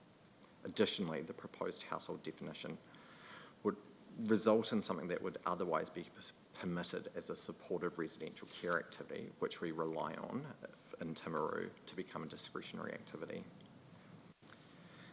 I discussed through my evidence more fulsomely in section 6 there how the plan provisions work in practice.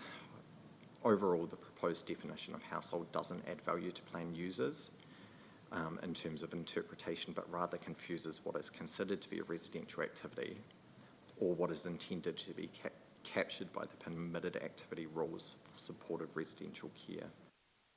Therefore, we agree with the reporting officers that the submission point of 239.4 be rejected. With respect to the strategic directions and urban form and development chapters drafted by Mr. Willis, he's recommended accepting some but not all of the changes requested by Kāinga Ora. We generally accept the position now adopted by the Section 42A report and recommend the panel adopt those changes. And with that, I conclude that and happy to take any questions, and thank you for your time.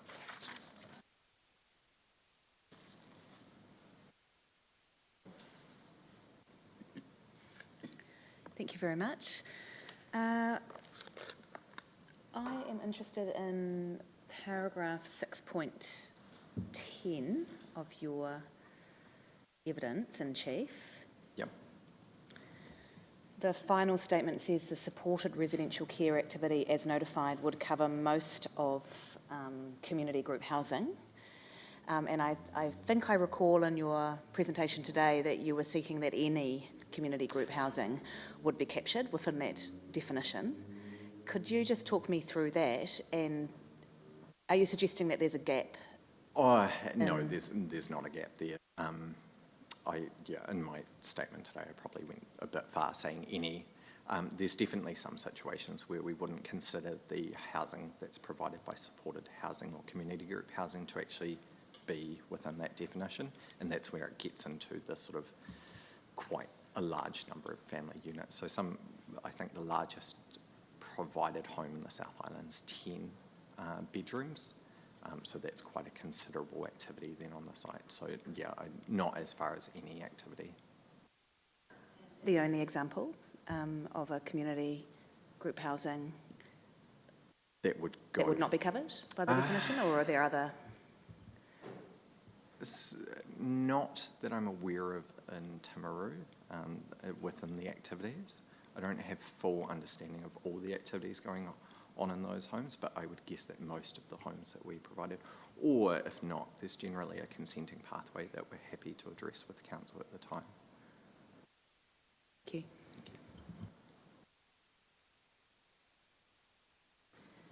Kia ora. I have a few questions, and it's about getting to know this district and Kāinga Ora's role in this district. So my first question is relating to 4.9 of your evidence, where you talk about the housing register for Timaru has actually gone up in line with national and regional public housing trends.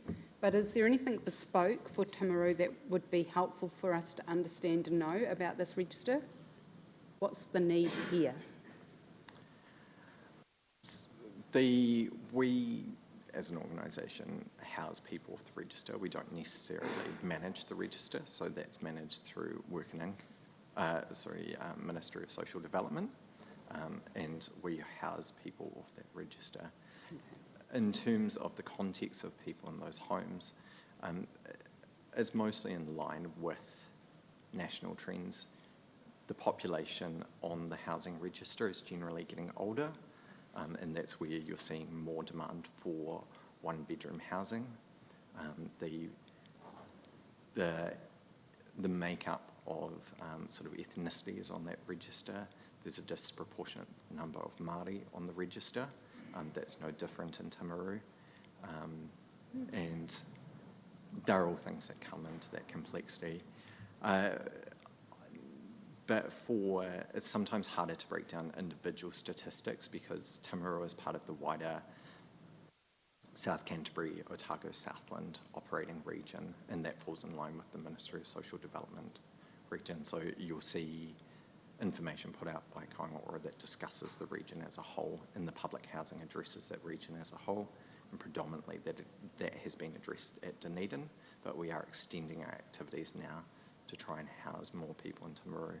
A large site that we've just recently lodged consent for in Grays Road, we're specifically putting in a certain makeup of homes that we know will address the acute need that we're trying to address on the register, being some of those one-bedroom homes, but also there's a few larger homes there. There's one issue we find in Timaru is that our largest home is a 4-bedroom house, and we don't have any 5 or 6-bedroom homes here. And some of the larger family units that exist in our communities, if they're on the public housing register, won't be able to be housed in Timaru at the moment by Kāinga Ora, that have to hopefully be housed by a community group housing provider. So those are the types of activities that we're trying to respond to at this point in time. But yeah, certainly I can provide potentially my next statement of evidence, an appendix of some of the housing register, if that would be helpful. There is a link there to, at the bottom of that page, to the key housing statistics, and that does break it down to a TLA level. Okay, that's helpful. So, and you do go on to say in paragraph 4.11 and 4.12, you talk about the bringing in of new housing in this district by Kāinga Ora, and you've recognised it's grown by 6, but there's an intent to grow a bit more, and you've talked to developments, but what does that equal? How much more is being built in this district? How much more? Roughly, off the top of my head, I know how many development sites we've got on at the moment, which is, 7 at the moment, development sites, and they range from Grays Ave, which is 40 or so homes, so it's a big, considerable site opposite Ara, just off the state highway there. And then there's smaller sites where we're redeveloping our existing homes, where that is. There is always a challenge when we've just started building new homes in a region to this sort of scale, is if we don't have vacant homes, it's always a challenge to move people out of existing homes to redevelop those. And that will be an issue that we're starting to contend with, but some of those new homes that we're building will help address that so that we can start building up the portfolio. I don't have the exact number though of the increase that we're looking for, but I can talk to our investment team to get that. No, for me that's helpful. If you'd said one's different than what, Yeah. you know, what you've said now does indicate the purpose of your submission. I have one other question. It's about the community housing and specific to this district. Is there a lot of that here? Sorry, give me a second. I think I did put that in my evidence.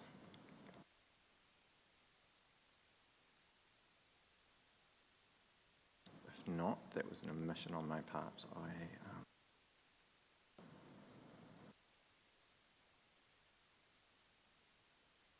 May have been, sorry, just give me a moment. I'll just bring up the submission that we made, because I do believe that I put that in the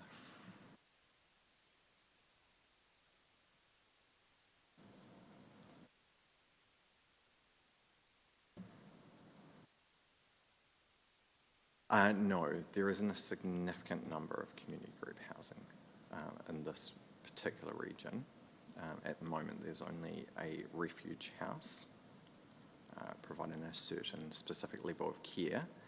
That is not to say that it won't be provided in the future, and it's something we're always cognizant of. We partner with so many different organisations across the country, and when they have specific needs and are funded to deliver housing to that need, we will find them a house and a site. So we have issues in some other regions where we may not have homes there, and Canterbury regions as well. We may not have had homes there in the past. We've moved in, had housing that we've put people in, and there might be restricted covenants or certain reasons within the plan that restrict that housing being developed. And it becomes quite challenging for us to get those homes over the line, and they're not being delivered because there isn't a need there. It's often very acute and very immediate to house maybe a specific individual with specific needs. So any plan that has plan restrictions, that's going to cause issues there, that has really real world effects on delivering homes for people. That was really helpful.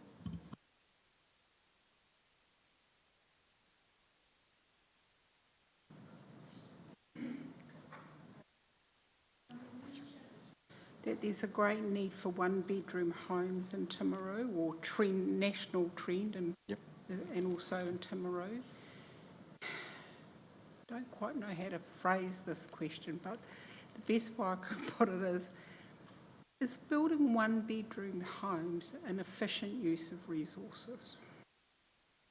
And, you know, I understand that people want to live on their own, and that's not where I'm going to, but I've got a follow-up question that might provide context. So is building one-bedrooms home an efficient way to use? I'm probably flipping that question a little back around. We have a portfolio at the moment with a lot of spare bedrooms in it. There's a lot of 3-bedroom homes out there where there's one person living in that house. By us building a single bedroom home, or the other option that's quite popular with our local teams, is a sort of 1+, where it might be a single bedroom home that's fully accessible, but then have a non-accessible second bedroom that's a smaller for a carer or a grandchild to come and live with at some point, that's quite a popular home for us to build. By enabling individuals to move into these lovely homes, and if you get the opportunity to see our one bedrooms, they're truly just quite quaint homes. It frees up 2 and 3 bedroom homes for other people to move into as well.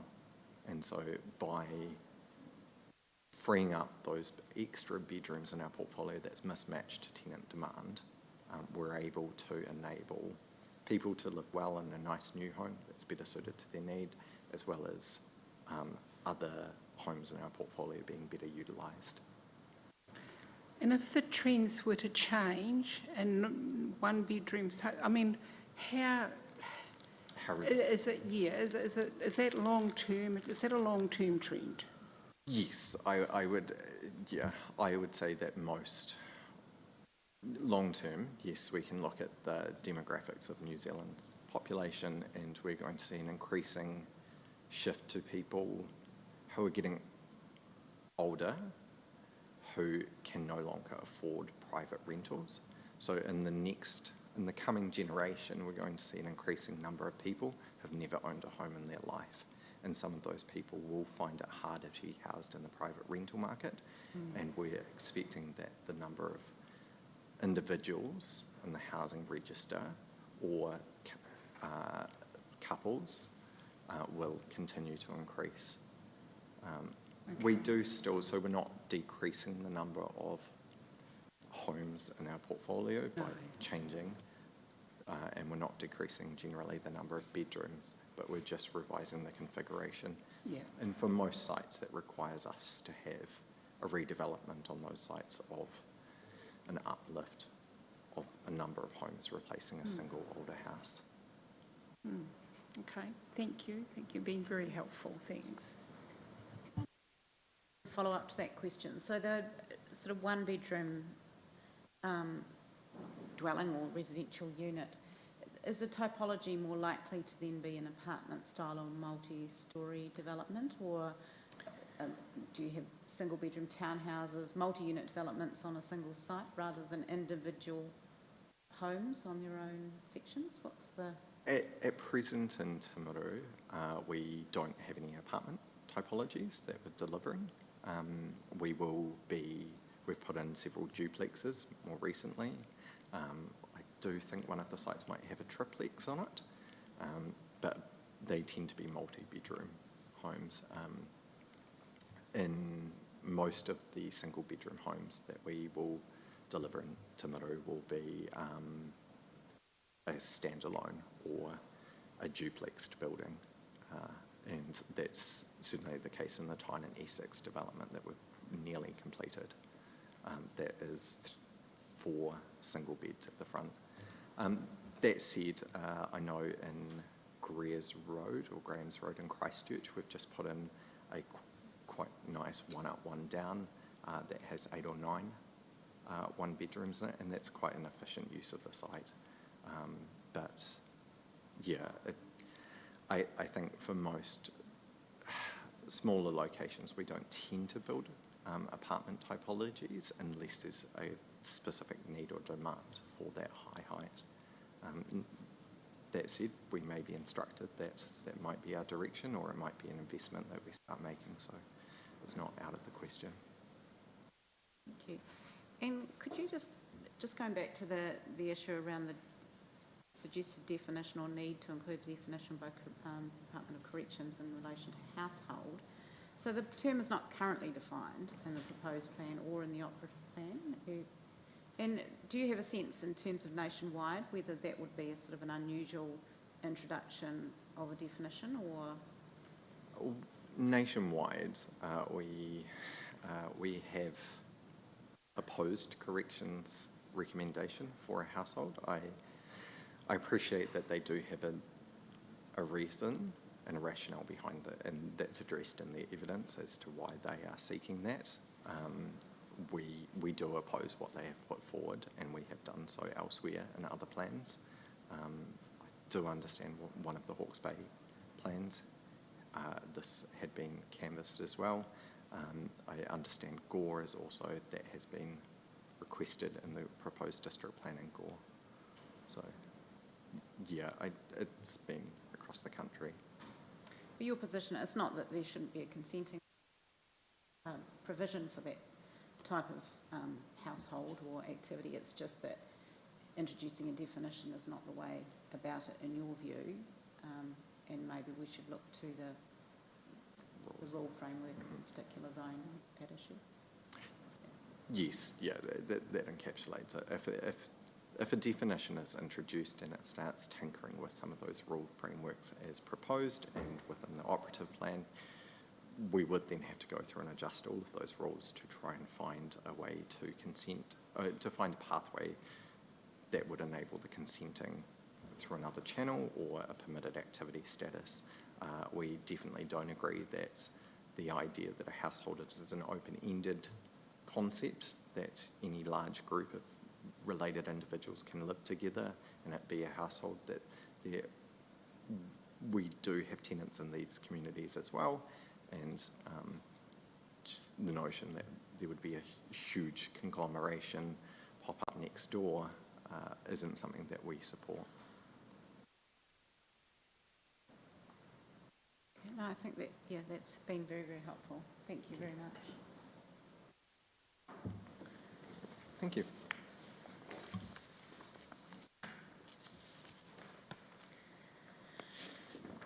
We have New Zealand helicopters.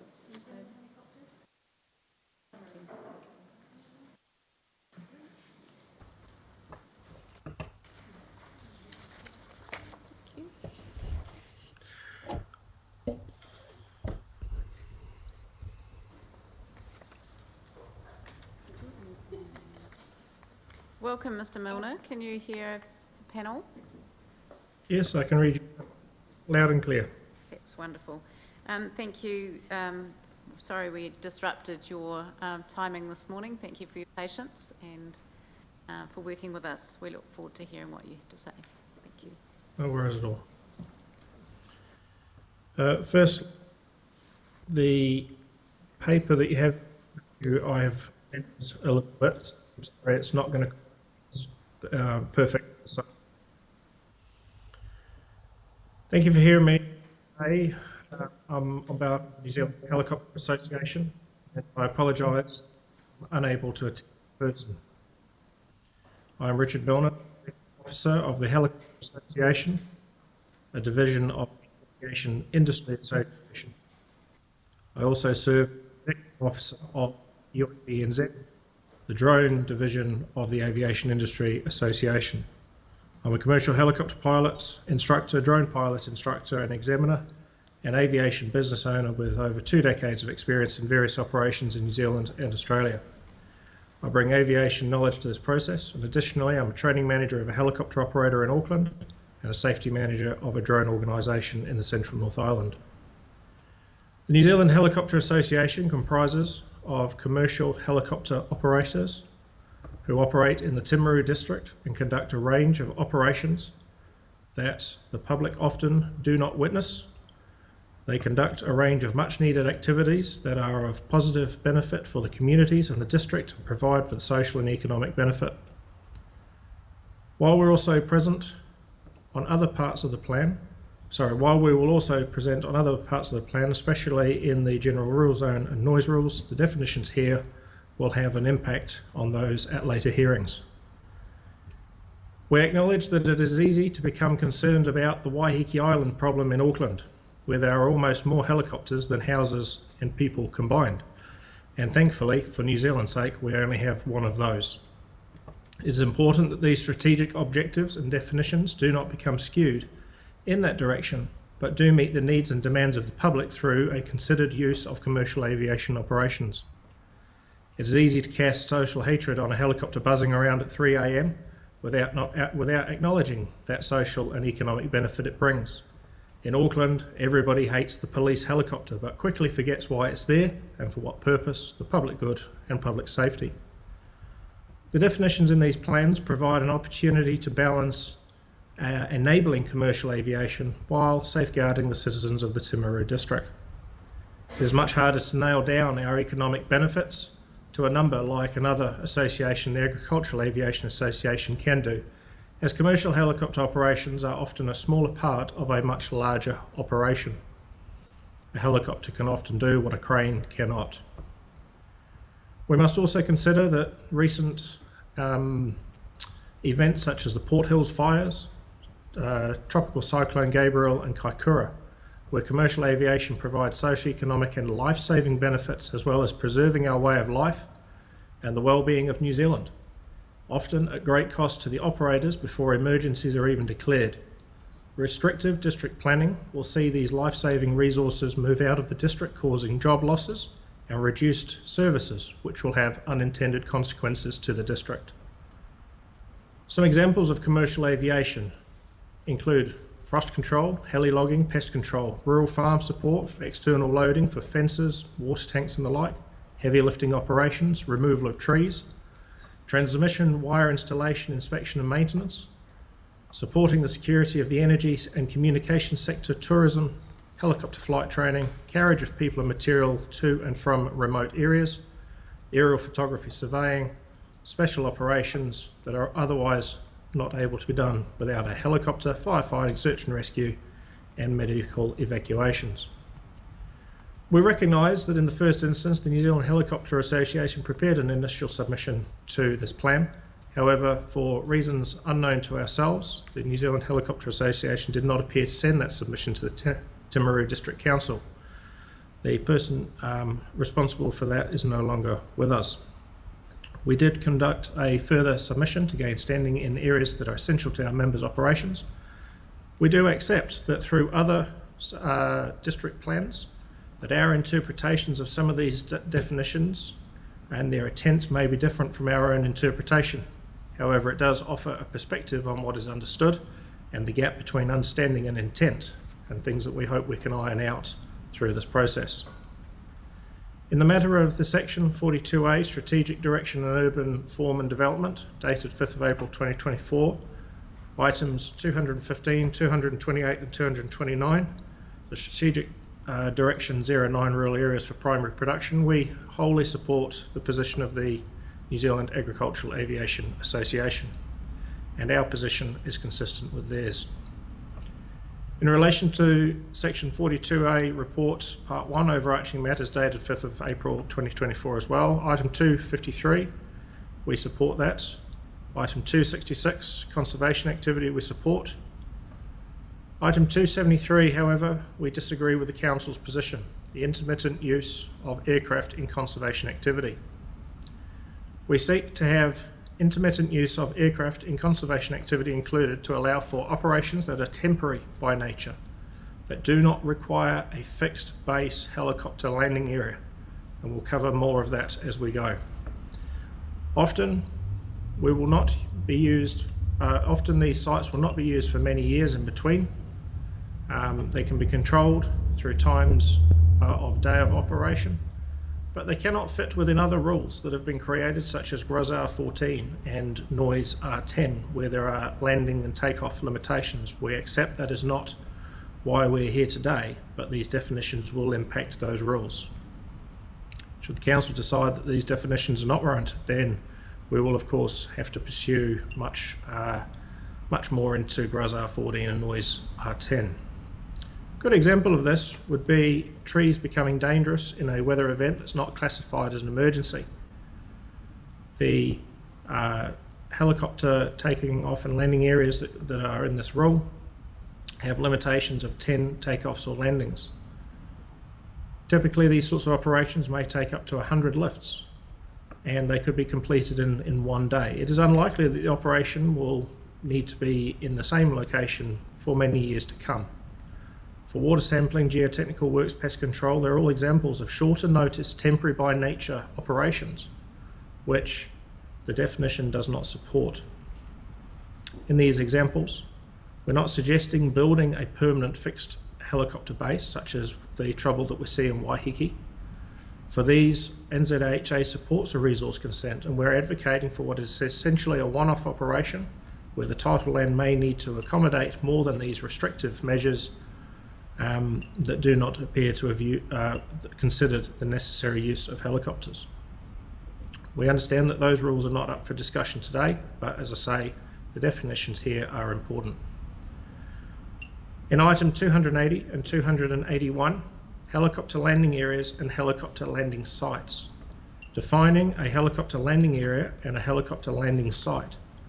Defines whether GRUS 14 and NOIS R10 are applicable, as they are both written with the intention to be applied for what appears to be a fixed base operation, a permanent heliport, for example, not a temporary landing site that is used infrequently. Once again, we advocate that permanent fixed base operations, as defined in GRUS R14 and R10, should have a resource consent. However, for temporary and infrequent operations, we would like the Council to define what that is, as it creates confusion which could lead to extensive resource consent requests that are not required, unintended workloads at the Council, misunderstanding of what is temporary by nature and permanent, and significant reduction in the helicopter industry's ability to help the region's social and economic benefits and respond to events. Another good example would be repairs to a communications repeater station, which is currently defined in the rule, which would look like a fixed base operation, but on the top of the hill is not. It would require many takeoffs and landings in the other rules, and if we were to be taking those other rules into consideration, it could take 2 months to do and repair, or it would otherwise be very short. Following a state emergency, such as Tropical Cyclone Gabriel, your temporary rules do allow for that, but once that temporary emergency is lifted, there are still communities that are stuck without, and by the definition as it currently stands, would then be a fixed base helicopter operation, which it's not, because it's infrequent and intermittent. So NZHA seeks that the Council considers a definition that clearly defines the difference between a helicopter landing area being permanent or a helicopter landing site being temporary, and whether further down the track GRUS R14 and NOIS 10 are applicable in each case. Thank you very much. Thank you very much for that. Panel may have And I do apologise, what you're sifting through in your pages in front of you is slightly different from what I've read out just now. Yeah, I was a little lost, but that's right. I think we got the gist of it, but thank you. Questions?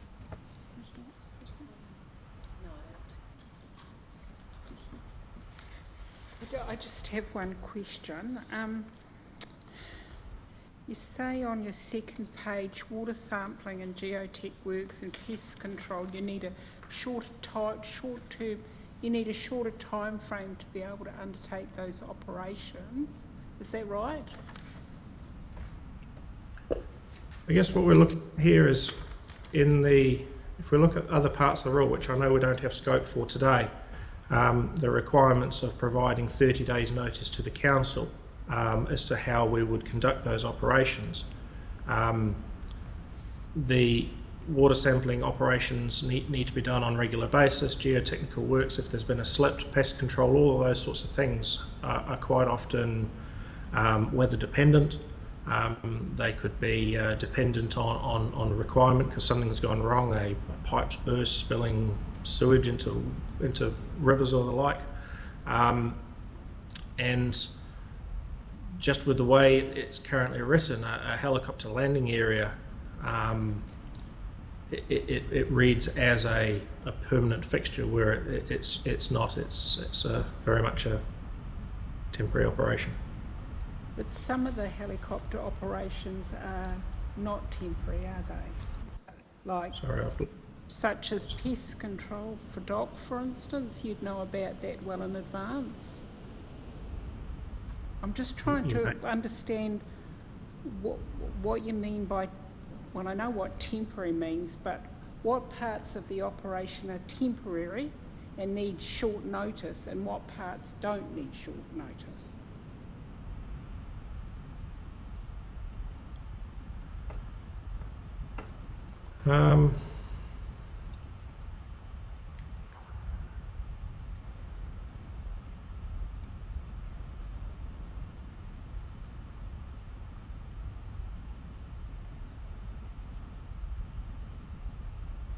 Are you thinking?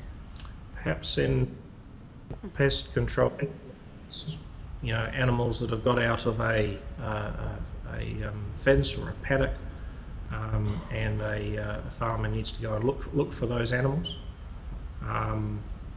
To be able to use a helicopter to do that, they may have to take off and land in many areas within what would be one site, which means that they may not be able to effectively do that, I suppose. So how often, well, how many times a day are you requesting for helicopter landing and takeoffs?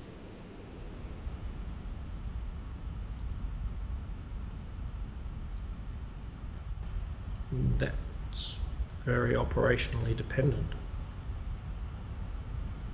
Well, obviously, sorry, but are you saying 10's not enough? In some way,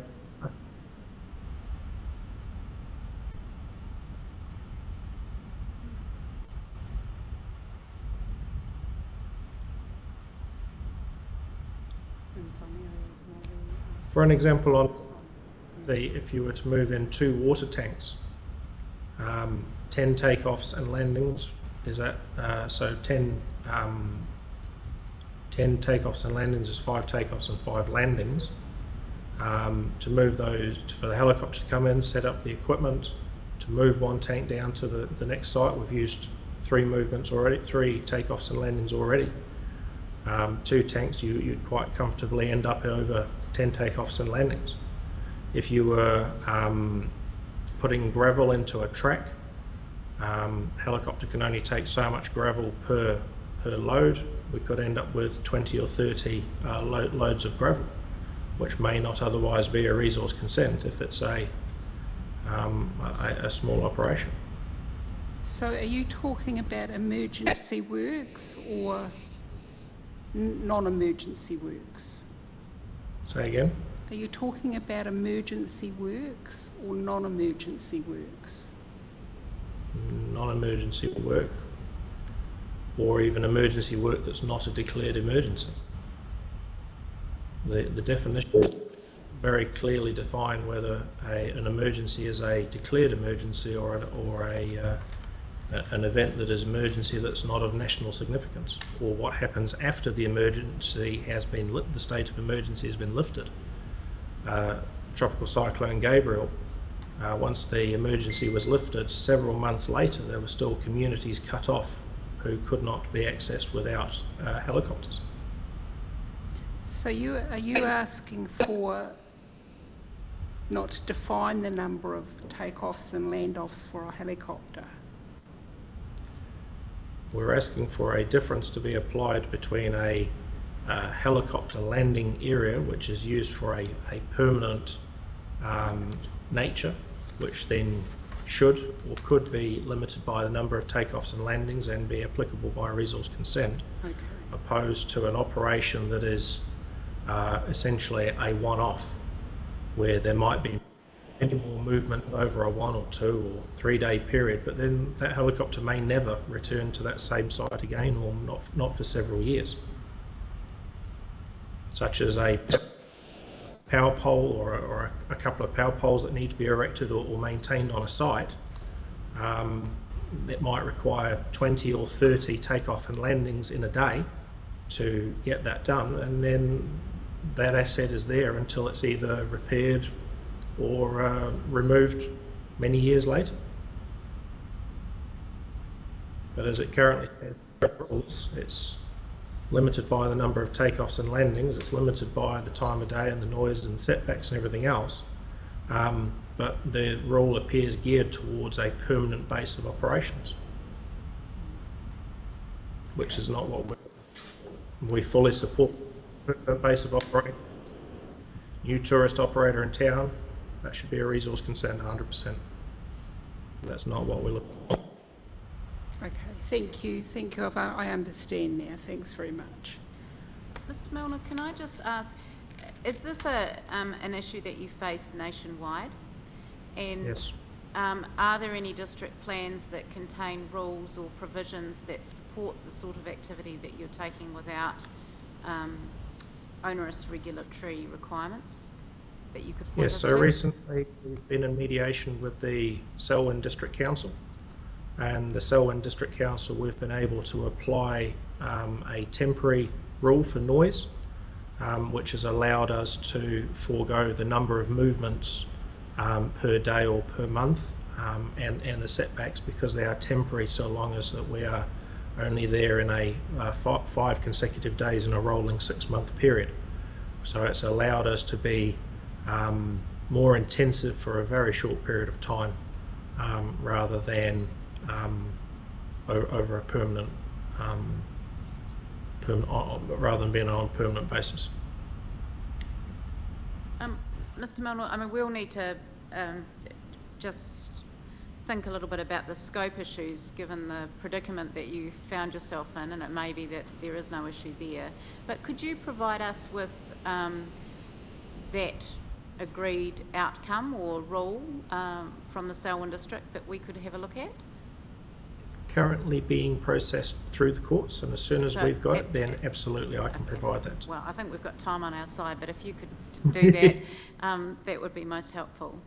I'll just see if other commissioners have a question. Do you have a question? No? Okay. Thank you very much for your time. No, thank you. Thank you. Have a good day. Right, well, I think that brings us to the end of today's scheduled submitters. So we will resume tomorrow morning at 9 a.m. Thank you very much for your attendance today, and council officers and support people, thank you very much. And to those online that may be listening in, we'll have you back again soon, no doubt. Thank you.